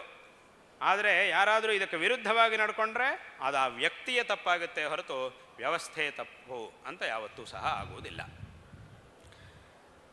ಅಂದರೆ ಇಲ್ಲೂ ಸಹ ಅದೇ ರೀತಿಯಾಗಿ ಏನೇನು ವಿಭಾಗಗಳಿವೆಯೋ ಇದನ್ನಿಟ್ಟುಕೊಂಡು ಎಲ್ಲರೂ ಅವರವರು ಇಷ್ಟ ಬಂದ ಹಾಗೆ ಇನ್ನೊಬ್ಬ ವ್ಯಕ್ತಿಯ ಜೊತೆಗೆ ತುಚ್ಛವಾಗಿ ವರ್ತಿಸುವುದು, ಇನ್ನೊಬ್ಬನನ್ನು ತುಚ್ಛವಾಗಿ ನೋಡುವುದು, ಹೀಗೆ ಕೆಟ್ಟದಾಗಿ ಮಾತಾಡುವುದು, ಹೀಗೆಲ್ಲ ಮಾಡಿದರೆ, ಯಾಕಂದರೆ ಹಾಗೆ ಮಾಡಿದವರು ಇದ್ದಾರೆ, ಹೀಗೆಲ್ಲ ಮಾಡಿದರೆ ಅದು ವ್ಯವಸ್ಥೆಯ ದೋಷವಾಗುವುದಿಲ್ಲ, ವ್ಯಕ್ತಿಯಲ್ಲಿರ್ತಕ್ಕಂತಹ ದೋಷ ಮಾತ್ರವೇ ಆಗುತ್ತೆ. ಆದ್ದರಿಂದ ಇದನ್ನು ಈ ಒಂದು ವ್ಯವಸ್ಥೆ, ಯಾವೊಂದು ವ್ಯವಸ್ಥೆಯನ್ನು ಈ ಧರ್ಮವು ನಮಗೆ ಹೇಳ್ತಾ ಇದೆಯೋ, ಯಾವೊಂದು ವಿಷಯಗಳನ್ನು ಈ ಧರ್ಮವು ನಮಗೆ ಉಪದೇಶ ಮಾಡ್ತಾ ಇದೆಯೋ, ಇದನ್ನು ಆಳವಾಗಿ ಅಧ್ಯಯನ ಮಾಡಿ ಇದರ ಒಂದು ಮಹತ್ವವನ್ನು ಪ್ರತಿಯೊಬ್ಬರೂ ಸಹ ಚೆನ್ನಾಗಿ ತಿಳ್ಕೊಳ್ಬೇಕು ಅನ್ನುವಂತಹ ಒಂದು ವಿಷಯವನ್ನು ಈ ಸಂದರ್ಭದಲ್ಲಿ ಹೇಳಬಯಸ್ತಾ ಇದ್ದೇವೆ. ಇದನ್ನು ಹೇಳಲಿಕ್ಕಾಗಿಯೇ ಇಷ್ಟು ವಿಸ್ತಾರವಾಗಿ ಈ ಸಂದರ್ಭದಲ್ಲಿ ಇದನ್ನು ಹೇಳಬೇಕಾಗಿ ಬಂದಿದೆ. ಹಾಗಾಗಿ ಇದನ್ನು ಪ್ರತಿಯೊಬ್ಬರೂ ಸಹ ಚೆನ್ನಾಗಿ ತಿಳ್ಕೊಳ್ಬೇಕು. ಈ ಒಂದು ದೇಶ ಮತ್ತು ಈ ಧರ್ಮ, ಈ ಎರಡನ್ನೂ ಸಹ ದೃಷ್ಟಿಯಲ್ಲಿಟ್ಟುಕೊಂಡು ಪ್ರತಿಯೊಬ್ಬರೂ ಸಹ ಇದಕ್ಕಾಗಿ ಶ್ರಮಿಸಬೇಕು. ಅಲ್ಲ, ಈ ಎರಡಕ್ಕೋಸ್ಕರ ನಾವು ಶ್ರಮಿಸಿಬಿಟ್ರೆ ನಮಗೆ ನಾವೇನು ಮಾಡ್ಕೊಂಡಾಗುತ್ತೆ ಅಂತ ಕೆಲವರಿಗೆ ಪ್ರಶ್ನೆ ಬರುತ್ತೆ. ನಾವು ಎಷ್ಟೊತ್ತಿಗೂ ದೇಶಕ್ಕೂ ಧರ್ಮಕ್ಕೋಸ್ಕರ ಅಂತ ಕೆಲಸ ಮಾಡ್ತಾ ಇದ್ದರೆ ಆಗ ನಮಗೇನು ಸಿಗುತ್ತೆ, ನಮಗೇನು ಮಾಡ್ಕೊಂಡಂಗೆ ಆಗುತ್ತೆ ಅಂತಂದರೆ ಇದಕ್ಕಿಂತ ಮೂರ್ಖವಾದ ಪ್ರಶ್ನೆ ಇನ್ನೊಂದಿಲ್ಲ. ಯಾಕಂದರೆ ದೇಶಕ್ಕೂ ಧರ್ಮಕ್ಕೂ ಮಾಡಿ ಆಯಿತು ಅಂತಂದರೆ ನಾವಿರೋದು ಅದೇ ದೇಶದಲ್ಲಿ ಅದೇ ಧರ್ಮದಲ್ಲಿ ತಾನೆ. ಮತ್ತೆ ಪುನಃ ನಮಗೆ ಪ್ರತ್ಯೇಕವಾಗಿ ನಾವು ಮಾಡಿಕೊಳ್ಳೋ ಅವಶ್ಯಕತೆಯೇ ಇಲ್ಲ. ಒಂದು ಸಮಾಜಕ್ಕಾಗಿ ನಾವು ಒಳ್ಳೆಯದನ್ನು ಮಾಡಿ ಆಯಿತು ಅಂತಂದರೆ ಆಗ ನಮಗೆ ನಾವು ಒಳ್ಳೆಯದನ್ನು ಮಾಡ್ಕೊಂಡು ಹಾಗೆ ಆಗುತ್ತೆ. ಅಲ್ಲಿ ಪುನಃ ನಾನೇನು ಮಾಡ್ಕೊಳ್ಳಿಲ್ಲಲ್ವಾ ಅನ್ನೋ ಮಾತಿಗೆ ಅವಕಾಶವೇ ಇಲ್ಲ. ನಾವಿರುವುದು ಅದೇ ಸಮಾಜದಲ್ಲಿ ಅದೇ ದೇಶದಲ್ಲಿ, ಅದರಿಂದ ಹೊರಗೇನೂ ಇಲ್ಲ. ನಾವು ಅದೇ ಸಮಾಜಕ್ಕೆ ನಾವು ಒಳ್ಳೆಯದು ಮಾಡಿದ್ದೀವಿ ಅಂತಂದರೆ ಅದರಿಂದ ನಮಗೆ ಒಳ್ಳೆಯದಾಗುತ್ತೆ. ಒಂದು ಕಡೆ ಒಂದು ಮರ ನೆಟ್ಟಿದ್ದೀವಿ, ಒಂದು ಮಾವಿನ ಮರ ನೆಟ್ಟಿದ್ದೀವಿ ಅಂತಂದರೆ ಅದರಿಂದ ಬೇರೆಯವರಿಗೂ ಫಲ ಸಿಗ್ತಾ ಇದೆ, ನಮಗೂ ಸಿಗುತ್ತೆ, ನೆಟ್ಟವನಿಗೂ ಫಲ ಸಿಗುತ್ತೆ ಎಲ್ಲರಿಗೂ. ಹಾಗಂತ ಹೇಳಿ ಅದರೊಳಗೆ ಏನೇನು ಫಲ ಬರುತ್ತೋ ಅದೆಲ್ಲದನ್ನು ಇವನೇ ಕೂತ್ಕೊಂಡು ತಿನ್ನೋಕ್ಕಾಗುತ್ತಾ? ಹಾಗಾಗುವುದಿಲ್ಲ. ಆದರೆ ಇವನಿಗೆ ಬೇಕಾದಷ್ಟು ಅದರಿಂದ ಇವನಿಗೆ ಸಿಗುತ್ತೆ. ಅದರ ಜೊತೆಗೆ ಎಲ್ಲರಿಗೂ ಸಹ ಅದರಿಂದ ಫಲ ಅನ್ನೋದು ಸಿಗುತ್ತೆ. ಅದರಿಂದ ದೇಶಕ್ಕೂ ಧರ್ಮಕ್ಕೂ ನಾವು ಒಳ್ಳೆಯದನ್ನು ಮಾಡಿದ್ದೀವಿ ಅಂತಂದರೆ ಆಗ ನಮಗೂ ಸಹ ನಾವು ಒಳ್ಳೆಯದನ್ನು ಮಾಡ್ಕೊಂಡು ಹಾಗೇ ಆಗುತ್ತೆ. ಇದರೊಳಗೆ ಯಾವ ಸಂದೇಹಕ್ಕೂ ಅವಕಾಶ ಇಲ್ಲ. ಹಾಗಾಗಿ ಇದನ್ನು ಎಲ್ಲರೂ ಸಹ ತಿಳ್ಕೊಳ್ಬೇಕು ಅನ್ನುವಂತಹ ವಿಷಯವನ್ನು ಹೇಳ್ತಾ, ಜೀವನದಲ್ಲಿ ಉತ್ತಮವಾದಂತಹ ಜೀವನವನ್ನು ನಡೆಸಬೇಕು ಅನ್ನುವಂತಹ ವಿಷಯವನ್ನು ಸಹ ಈ ಸಂದರ್ಭದಲ್ಲಿ ಹೇಳ್ತಾ, ಉತ್ತಮವಾದಂತಹ ರೀತಿಯಲ್ಲಿ ವಿದ್ಯಾಭ್ಯಾಸವನ್ನು ಮಾಡುವಂಥ ಈ ಕಾಲದಲ್ಲಿ ಉತ್ತಮವಾದಂತಹ ರೀತಿಯಲ್ಲಿ ವಿದ್ಯಾಭ್ಯಾಸವನ್ನು ಮಾಡಬೇಕು ಎಂಬುದಾಗಿ ಹೇಳ್ತಾ ಇದ್ದೇವೆ. ವಿಶೇಷವಾಗಿ ಈ ವಿದ್ಯಾರ್ಥಿ ದಶೆಯಲ್ಲಿರುವಾಗ ಯಾವುದೇ ವಿಧವಾದಂತಹ ದುರಭ್ಯಾಸಗಳನ್ನು ಮಾಡಿಕೊಳ್ಳಬಾರದು. ದುರಭ್ಯಾಸಗಳು ಅನ್ನೋದು ನಮಗೆ ಇರಬಾರದು. ದುರಭ್ಯಾಸಗಳಿಂದ ನಮ್ಮ ಜೀವನ ಹಾಳಾಗುತ್ತೆ. ದುರಭ್ಯಾಸಗಳು ಅಂತಂದರೆ ನಾನು ಎಲ್ಲ ಕಡೆ ಹೇಳ್ತಿರ್ತೀನಿ, ದುರಭ್ಯಾಸಗಳು ಅಂತ ಹೇಳಿದ ತಕ್ಷಣ ಒಂದಿಷ್ಟು ಅಭ್ಯಾಸಗಳು ನಮಗೆ ಜ್ಞಾಪಕಕ್ಕೆ ಬರುತ್ತೆ. ಆ ದುರಭ್ಯಾಸ ಅನ್ನೋ ಪದ ಕೇಳಿದ ತಕ್ಷಣ ಒಂದಿಷ್ಟು ಅಭ್ಯಾಸಗಳು ನಮಗೆ ಜ್ಞಾಪಕಕ್ಕೆ ಬರುತ್ತೆ. ಆದರೆ ಅಷ್ಟು ಮಾತ್ರ ಅಲ್ಲ, ಈಗಿನ ಕಾಲದಲ್ಲಿ ಆ ದುರಭ್ಯಾಸಗಳು ಅನ್ನುವಂತಹ ಪಟ್ಟಿಯಲ್ಲಿ ಇನ್ನೂ ಒಂದಿಷ್ಟನ್ನು ಸೇರಿಸಬೇಕಾಗಿದೆ. ಅದು ಹಿಂದಿನ ಕಾಲದಲ್ಲಿ ಸೇರಿಸುವ ಅವಶ್ಯಕತೆ ಇರಲಿಲ್ಲ, ಈಗ ಅದನ್ನು ಸೇರಿಸಬೇಕಾಗಿದೆ. ಏನು ಅಂತಂದರೆ ಕೆಲವರಿಗೆಲ್ಲ ಮಕ್ಕಳಿಗೆ ಆ ಚಿಕ್ಕ ಮಕ್ಕಳಿಂದಲೂ ಚಿಕ್ಕ ವಯಸ್ಸಿನಿಂದಲೂ ಕೆಲವರಿಗೆಲ್ಲ ಒಂದು ಅಭ್ಯಾಸ, ಎಷ್ಟೊತ್ತಿಗೂ ಮೊಬೈಲ್ ನೋಡ್ತಾ ಇರಬೇಕು. ಅದಿಲ್ಲ ಅಂತಂದರೆ ಒಂಥರ ಇವನಿಗೆ ಆ ಉಸಿರೇ ನಿಂತೋದಂಗೆ ಆಗಿಬಿಡುತ್ತೆ. ಸ್ವಲ್ಪ ಹೊತ್ತು ಆ ಮೊಬೈಲ್ ಕೆಲಸ ಮಾಡಲಿಲ್ಲ, ಅದರೊಳಗೆ ಅದೇನೋ ಯಾವುದೋ ಒಂದು ನಿಂತೋಯ್ತು, ಕೆಲಸ ಮಾಡಿಲ್ಲ ಅಂತಂದರೆ ಒಂಥರ ಉಸಿರು ಕಟ್ಟಿದಂಗೆ ಆಗಿಬಿಡುತ್ತೆ ಕೆಲವ್ರ ಮಕ್ಕಳಿಗೆಲ್ಲ. ಎಷ್ಟೊತ್ತಿಗೂ ಅದನ್ನು ನೋಡ್ತಾ ಇರಬೇಕು, ಎದ್ದ ತಕ್ಷಣ ಅದನ್ನು ನೋಡಬೇಕು, ಮಲಗೋಕ್ಕಿಂತ ಮೊದಲು ಅದನ್ನು ನೋಡಬೇಕು. ಏನಾದರೂ ತಂದೆ ತಾಯಿಗಳು ಅಥವಾ ಯಾರಾದರೂ ಬೈತಾರೆ ಅಂತ ಗೊತ್ತಾಯಿತು ಅಂದ ತಕ್ಷಣ ಅವ್ರಿಗೆ ಗೊತ್ತಿಲ್ಲದೆ ಇರುವಂಥ ಜಾಗಕ್ಕೆ ಹೋಗಿ ನೋಡಬೇಕು. ಮಾಮೂಲಿಯಾಗಿ ಎಲ್ಲರೂ ನೋಡ್ತಾರೆ, ನೋಡಿದ ತಕ್ಷಣ ಬೈತಾರೆ, ಹೀಗೆಲ್ಲ ಏನಪ್ಪ ಅದನ್ನು ನೋಡ್ತಾ ಇದ್ದೀವಿ, ಅದಕ್ಕೆ ಇಂಥ ಪುಸ್ತಕ ಇಟ್ಕೊಂಡು ಓದು ಅಂತ ಹೇಳ್ತಾರೆ ಅಂತ ಗೊತ್ತಿದೆ. ಹಾಗೆ ಗೊತ್ತಾಯಿತು ಅಂದ ತಕ್ಷಣ ಅವ್ರಿಗೆ ಸಿಗದೇ ಇರುವಂಥ ಜಾಗಕ್ಕೆಲ್ಲೋ ಒಂದು ಕಡೆ ಹೋಗಿ ನೋಡುವುದು, ಹೀಗೆಲ್ಲ ನಾವು ಮಾಡಬೇಕು. ಅವ್ರು ನಮಗೆ ಬೈದಿದ್ದಾರೆ, ಏನಪ್ಪ ಯಾವಾಗಲೂ ಎಷ್ಟೊತ್ತಿಗೂ ಇದನ್ನು ನೋಡ್ತಾ ಇತ್ತಿ ಅಂತ ಬೈದರು ಅಂತಂದರೆ ಅದರ ಅರ್ಥ ಏನು, ಅದು ನಮಗೆ ಒಳ್ಳೆಯದಲ್ಲ. ಹಾಗಾಗಿ ನಾವು ಅದನ್ನು ನೋಡುವುದನ್ನು ಕಡಿಮೆ ಮಾಡಬೇಕು ಅಂತ ಅದರ ಅರ್ಥ. ಅಷ್ಟೇ ಹೊರತು ಅವರ ಕಣ್ಣು ತಪ್ಪಿಸಿ ಇನ್ನೆಲ್ಲಿಗೋ ಹೋಗಿ ನೋಡಿದ್ದೀವಿ ಅಂತಂದರೆ ಆಗ ಅದರಿಂದ ಉಪಯೋಗ ಇಲ್ಲ. ಆದ್ದರಿಂದ ಇನ್ನೂ ನಮಗೆ ಅನರ್ಥವೇ ಇನ್ನೂ ಜಾಸ್ತಿ ಆಗುತ್ತೆ. ಹಾಗಾಗಬಾರದು. ಈ ರೀತಿಯಾದಂಥ ಒಂದು ದುರಭ್ಯಾಸ, ಇದು ಸಹ ಒಂದು ದುರಭ್ಯಾಸವೇ ಆಗಿದೆ ಮತ್ತು ತುಂಬ ಅನರ್ಥವನ್ನುಂಟು ಮಾಡುವಂತಹ ಒಂದು ದುರಭ್ಯಾಸ. ಅದರ ಬಗ್ಗೆನೂ ಯಾವುದೋ ಒಂದು ಲೇಖನ ನೋಡಿದ್ದೆ ಈ ಪುಸ್ತಕದಲ್ಲಿ, ಯಾರೊಬ್ಬರು ವೈದ್ಯರು ಅಂತ ಕಾಣುತ್ತೆ, ಅವರು ಅದರ ಬಗ್ಗೆನೂ ಒಂದು ಲೇಖನ ಬರೆದರೆ ಎಲ್ಲ ವಿದ್ಯಾರ್ಥಿಗಳು ಓದಬೇಕು ಅದನ್ನು. ಆದ್ದರಿಂದ ಇದನ್ನು ಸಹ, ಈ ದುರಭ್ಯಾಸಗಳನ್ನು ಸಹ ಬಿಟ್ಟು ಒಳ್ಳೆಯ ಅಭ್ಯಾಸಗಳನ್ನು ಮಾಡಿಕೊಂಡು ಜೀವನವನ್ನು ನಡೆಸಬೇಕು. ಮತ್ತು ವಿಶೇಷವಾಗಿ ನಮ್ಮ ತಂದೆ ತಾಯಿಗಳು ಯಾರು ನಮಗೆ ಜನ್ಮವನ್ನು ನೀಡಿರ್ತಾರೋ, ಯಾರು ನಮ್ಮನ್ನು ಚೆನ್ನಾಗಿ ಪೋಷಣೆ ಮಾಡಿರ್ತಾರೋ, ಆ ತಂದೆ ತಾಯಿಗಳ ವಿಷಯದಲ್ಲಿ ಉತ್ತಮವಾದಂತಹ ಗೌರವವನ್ನು ಹೊಂದಿರಬೇಕು. ಈಗಾಗಲೇ ಆ ಕಾರ್ಯಕ್ರಮವನ್ನೆಲ್ಲ ತೋರಿಸುವಾಗ ಅದರೊಳಗೆ ಒಂದನ್ನು ತೋರಿಸಿದ್ರು, ಅದು ನಮಗೆ ತುಂಬ ಸಂತೋಷವಾಯಿತು. ಅದನ್ನು ನೋಡಿ ತಂದೆ ತಾಯಿಗಳ ಪಾದಪೂಜೆಯನ್ನು ಮಾಡಿಸಿದರು ಮಕ್ಕಳ ಕೈಯಲ್ಲಿ. ಇದು ತುಂಬ ಒಂದು ವಿಶೇಷವಾದಂತಹ ಒಂದು ಸಂದರ್ಭ. ಆ ಒಂದು ಕಾರ್ಯವನ್ನು ನೋಡಿದಾಗ ನಮ್ಮ ಮನಸ್ಸಿಗೆ ತುಂಬ ಸಂತೋಷವಾಯಿತು. ಪ್ರಾಯ ಬೇರೆ ಯಾವ ಶಾಲೆಗಳಲ್ಲೂ ಆ ರೀತಿಯಾಗಿ ಮಾಡಿಸುವುದಿಲ್ಲ, ಅದು ಬಹುಶಃ ಇಲ್ಲಿ ಮಾತ್ರ ಮಾಡಿಸ್ತಾ ಇದ್ದಾರೆ. ಇದೊಂದು ಉತ್ತಮವಾದಂತಹ ಒಂದು ಕೆಲಸ, ತುಂಬ ಸಂತೋಷ ಪಡಬೇಕಂತಹ ಒಂದು ಕೆಲಸ. ಆದರೆ ಜೀವನ ಪೂರ್ತಿ ಹಾಗೇ ಇರಬೇಕು. ಇಲ್ಲೇನೋ ಶಾಲೆಯಲ್ಲಿ ಹೇಳಿದ್ದಾರೆ ನೀವು ಮಾಡಬೇಕು ಅಂತ ಹೇಳಿದ್ದಾರೆ, ಒತ್ತಾಯಕ್ಕೆ ಮಾತ್ರ ಮಾಡುವುದಲ್ಲ, ಅದು ಮನಸ್ಸಿನಿಂದ ಮಾಡಬೇಕು. ಮನಸ್ಸಿನೊಳಗೆ ಆ ಒಂದು ಗೌರವವನ್ನು ತಂದೆ ತಾಯಿಗಳ ಮೇಲೆ ನಮಗಿರಬೇಕು. ಏನಾದರೂ ಏನು ಮಾಡಿದರೂ ಆ ತಂದೆ ತಾಯಿಗಳ ಆಶೀರ್ವಾದಗಳನ್ನು ನಾವು ಪಡ್ಕೊಳ್ಬೇಕು. ಯಾವತ್ತೂ ಸಹ ಅದನ್ನು ನಾವು ಬಿಡಬಾರದು. ತಂದೆ ತಾಯಿಗಳು ಮತ್ತು ಗುರುಗಳು ಅವರ ವಿಷಯದಲ್ಲಿ ನಾವು ತುಂಬ ಶ್ರದ್ಧಾಭಕ್ತಿಗಳಿಂದ ಇರಬೇಕು. ಅದೇನಾಗಿದೆ ಅಂತಂದರೆ ಇತ್ತೀಚಿನ ಕಾಲದಲ್ಲಿ, ಅಂದರೆ ಎಲ್ಲರೂ ಹಾಗಿರ್ತಾರೆ ಅಂತ ಹೇಳ್ತಾ ಇಲ್ಲ, ಕೆಲವು ಮಕ್ಕಳ ಒಂದು ಸ್ಥಿತಿ ಹೇಗಾಗಿದೆ ಅಂತಂದರೆ, ಕೆಲವು ತಂದೆ ತಾಯಿಗಳು ನಮ್ಮ ಹತ್ರ ಬಂದು ಹೇಳ್ತಾ ಇರ್ತಾರೆ, ನಮ್ಮ ಮಗನಿಗೆ ಮಗೋ ಅಥವಾ ಮಗಳು ಅವರಿಗೆ ನಮ್ಮನ್ನು ಕಂಡ್ರೆ ಆಗ್ತಾ ಇಲ್ಲ ಅಂತ ಹೇಳ್ತಾರೆ. ಯಾಕೆ ಹೀಗೆ? ಇಲ್ಲ, ನಮ್ಮ ಜೊತೆಗೆ ಸರಿಯಾಗಿ ಬೇರೆ ಎಲ್ಲರ ಜೊತೆಗೂ ಸರಿಯಾಗಿ ಮಾತಾಡ್ತಾರೆ, ನಮ್ಮ ಜೊತೆಗೆ ಮಾತ್ರ ಸರಿಯಾಗಿ ಮಾತಾಡುವುದಿಲ್ಲ. ಅದೇ ನಮ್ಮ ತಂದೆ ತಾಯಿಗಳ ಜೊತೆಗೆ ಸರಿಯಾಗಿ ಮಾತಾಡುವುದಿಲ್ಲ ಅಂತಂದರೆ ಇದೇನಿದು ಅಂತ. ಇಲ್ಲ, ಹೌದು, ಬೇರೆಯವರೆಲ್ಲರ ಜೊತೆಗೂ ಚೆನ್ನಾಗಿರುತ್ತಾರೆ, ಆದರೆ ನಮ್ಮ ಜೊತೆಗೆ ಮಾತ್ರ ಸರಿಯಾಗಿ ಮಾತಾಡುವುದಿಲ್ಲ, ನಮ್ಮನ್ನು ಕಂಡ್ರೆ ಆಗುವುದಿಲ್ಲ. ಯಾಕೆ ಆಗುವುದಿಲ್ಲ? ಇಷ್ಟೆಲ್ಲ ಮಾಡಿದವ್ರನ್ನ ಕಂಡ್ರೆ ಆಗುವುದಿಲ್ಲ ಅಂತಂದರೆ ಇನ್ನು ಇದೇನಿದು ಅಂತ ಕೇಳಿದರೆ, ಅದಕ್ಕೆ ಅವ್ರು ಹೇಳುವುದು, ಆ ಮಕ್ಕಳು ತಂದೆ ತಾಯಿಗಳಿಗೆ ಹೇಳ್ತಾರಂತೆ. ಏನು ಅಂತಂದರೆ, ನಾನು ಚಿಕ್ಕವನಾಗಿದ್ದಾಗ ನೀನೊಂದ್ಸಲ ನನಗೆ ಹೊಡೆದಿದ್ದಿ, ಚಿಕ್ಕ ವಯಸ್ಸಲ್ಲಿ ಒಂದು ಎರಡೇಟು ಹೊಡೆದಿದ್ದಿ, ಯಾವತ್ತೋ ಒಂದು ದಿವಸ ನೀನು ನನಗೆ ಬೈದಿದ್ದು, ಅದು ಯಾವುದೋ ಒಂದು ದಿವಸ ನೀನು ನನಗೆ ಹೀಗೆ ಮಾಡಬಾರ್ದು, ಹಾಗೆ ಮಾಡಬೇಕು ಅಂತೆಲ್ಲ ಒಂದಿಷ್ಟೆಲ್ಲ ಬೈದಿದ್ದಿ ನನಗೆ ಅಂತ ಅದನ್ನೆಲ್ಲ ಜ್ಞಾಪಕ ಇಟ್ಕೊಂಡಿರ್ತಾರಂತೆ ಈ ಮಕ್ಕಳು ಕೆಲವರು. ಅಂದರೆ ಏನು, ವಾಸ್ತವವಾಗಿ ಆ ಸಂದರ್ಭದಲ್ಲಿ ಒಂದು ಎರಡೇಟು ಹೊಡೆದಿರ್ಬೋದು ಅಥವಾ ಒಂದು ಎರಡು ಸಲ ಬೈದಿರಬಹುದು. ಇದನ್ನೆಲ್ಲ ಮಾಡಿದ್ದು ಯಾತಕ್ಕೋಸ್ಕರ? ಅವರು ಆವತ್ತು ಆ ಥರ ಮಾಡಿದ್ರಿಂದಲೇ ಇವತ್ತು ಇಷ್ಟಾದರೂ ಒಳ್ಳೆಯ ಮಾರ್ಗದಲ್ಲಿ ಇವರಿದ್ದಾರೆ ಮಕ್ಕಳು. ಅಥವಾ ಯಾವತ್ತೋ ನಾನು ಒಂದು ಕೇಳಿದ್ದೆ, ಅದನ್ನು ನೀನು ನನಗೆ ಕೊಡಿಸಲಿಲ್ಲ, ಇದನ್ನೆಲ್ಲ ಹೇಳಿಕೊಂಡು ತಂದೆ ತಾಯಿಗಳನ್ನು ದ್ವೇಷ ಮಾಡ್ತಿರ್ತಾರೆ ಅಂತ ಕೆಲವರು ಮಕ್ಕಳು. ಆ ಥರದ ಮಕ್ಕಳು ಇದ್ದಾರೆ. ಕೆಲವರಿಗೆ ಆಶ್ಚರ್ಯ ಆಗುತ್ತೋ, ಇದೇನು ಈ ಥರ ಇರುತ್ತಾ ಲೋಕದಲ್ಲಿ ಅಂತ ಕೆಲವರಿಗೆ ಅನಿಸ್ಬೋದು. ಆದರೆ ಇದ್ದಾರೆ, ಅಂಥವರು ಸಹ ಲೋಕದಲ್ಲಿ ಇದ್ದಾರೆ. ಆದರೆ ತಂದೆ ತಾಯಿಗಳು ಇದನ್ನೆಲ್ಲ ಮಕ್ಕಳಿಗೋಸ್ಕರ ಮಾಡುವುದು ಯಾಕೆ? ಯಾವತ್ತೂ ಸಹ ತಂದೆ ತಾಯಿಗಳು ನಮ್ಮ ಮಕ್ಕಳು ಕೆಟ್ಟು ಹೋಗಲಿ, ನಮ್ಮ ಮಕ್ಕಳು ಹಾಳಾಗಿ ಹೋಗಲಿ ಅಂತ ಬಯಸುವುದಿಲ್ಲ. ಅದು ಯಾವತ್ತೂ ಸಹ ಆ ರೀತಿಯಾಗಿ ತಂದೆ ತಾಯಿಗಳು ಯಾವತ್ತೂ ನಮ್ಮ ಮಕ್ಕಳು ಕೆಟ್ಟು ಹೋಗಲಿ ಅಂತ ಬಯಸುವುದಿಲ್ಲ. ಏನೇ ಒಂದು ಕೆಲಸವನ್ನು ಮಾಡಿದರೂ ಅವರಿಗೆ ಒಳ್ಳೆಯದಾಗಬೇಕು, ಅನ್ನುವಂತಹ ಭಾವನೆಯಲ್ಲೇ ಮಾಡ್ತಾರೆ. ಅಂದರೆ ಮಕ್ಕಳು ಕೇಳಿದ್ದನ್ನೆಲ್ಲ ತಂದೆ ತಾಯಿಗಳು ಕೊಡದೇ ಇರಬಹುದು. ಮಕ್ಕಳು ತುಂಬ ಕೇಳ್ತಿರ್ತಾರೆ, ಅದನ್ನೆಲ್ಲ ತಂದೆ ತಾಯಿಗಳು ಕೊಡಿಸದೇ ಇರಬಹುದು, ಅದು ಒಪ್ಕೊಳ್ಳೇಬೇಕು ಎಲ್ಲದನ್ನು. ಯಾಕೆ ಕೆಲವೊಂದು ಅವರು ಕೊಡಿಸದೇ ಇರಬಹುದು, ಆದರೆ ಇವರು ಆದಷ್ಟು ಪರಿಶ್ರಮ ಮಾಡಿ ಮಕ್ಕಳಿಗೆ ಏನು ಕೊಡಿಸ್ಲಿಕ್ಕೆ ಸಾಧ್ಯವಾಗುತ್ತೋ ಅದಷ್ಟನ್ನು ಖಂಡಿತವಾಗಿಯೂ ತಂದೆ ತಾಯಿಗಳು ಮಕ್ಕಳಿಗೆ ಕೊಡಿಸ್ತಾರೆ.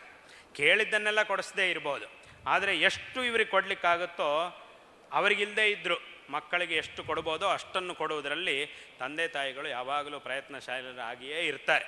ಆದ್ದರಿಂದ ತಂದೆ ತಾಯಿಗಳು ನಿಮಗೆ ಏನೇನು ಕೊಟ್ಟಿದ್ದಾರೋ ಇದಿಷ್ಟು ಸಹ ಅವರ ಒಂದು ವಿಶೇಷವಾದ ಪರಿಶ್ರಮದ ಫಲ ಅನ್ನೋದನ್ನು ಪ್ರತಿಯೊಬ್ಬರೂ ಸಹ ತಿಳ್ಕೊಳ್ಬೇಕು. ತಂದೆ ತಾಯಿಗಳ ವಿಷಯದಲ್ಲಿ ಇದೇ ರೀತಿಯಂತಹ ಒಂದು ಗೌರವವನ್ನು ಜೀವನ ಪೂರ್ತಿ ಇಟ್ಕೊಳ್ಬೇಕು. ಮತ್ತು ಯಾವತ್ತೂ ಸಹ ತಂದೆ ತಾಯಿಗಳನ್ನು ವೃದ್ಧಾಶ್ರಮಗಳಿಗೆ ಯಾರೂ ಸಹ ಕಳಿಸಬಾರದು. ಯಾವ ಮಕ್ಕಳು ಸಹ ತಂದೆ ತಾಯಿಗಳನ್ನು ವೃದ್ಧಾಶ್ರಮಕ್ಕೆ ಕಳಿಸುವಂತಹ ಒಂದು ಕೆಲಸವನ್ನು ಮಾತ್ರ ಮಾಡಬೇಡಿ. ಯಾಕೆಂದರೆ ಇರಬೇಕಾದ ವ್ಯಕ್ತಿಗಳು ಬೇರೆ, ಮಕ್ಕಳಿಲ್ಲ, ಮಕ್ಕಳನ್ನು ಕಳ್ಕೊಂಡವರು ಅಥವಾ ನೋಡ್ಕೊಳ್ಳಿಕ್ಕೆ ಯಾರೂ ಇಲ್ಲವೇ ಇಲ್ಲ, ನಿಜವಾಗಲೂ ಇಲ್ಲ, ಇಲ್ಲಿಲ್ಲ ಅಲ್ಲಿಲ್ಲ ಅಂತ ಎಲ್ಲೂ ಇಲ್ಲ, ಅವರು ನನ್ನವರು ಅಂತ ಹೇಳಲಿಕ್ಕೆ ಯಾರೂ ಇಲ್ಲ ಅಂತ ಅಂಥವರು ಮಾತ್ರ ವೃದ್ಧಾಶ್ರಮಗಳಲ್ಲಿ ಇರಬೇಕು.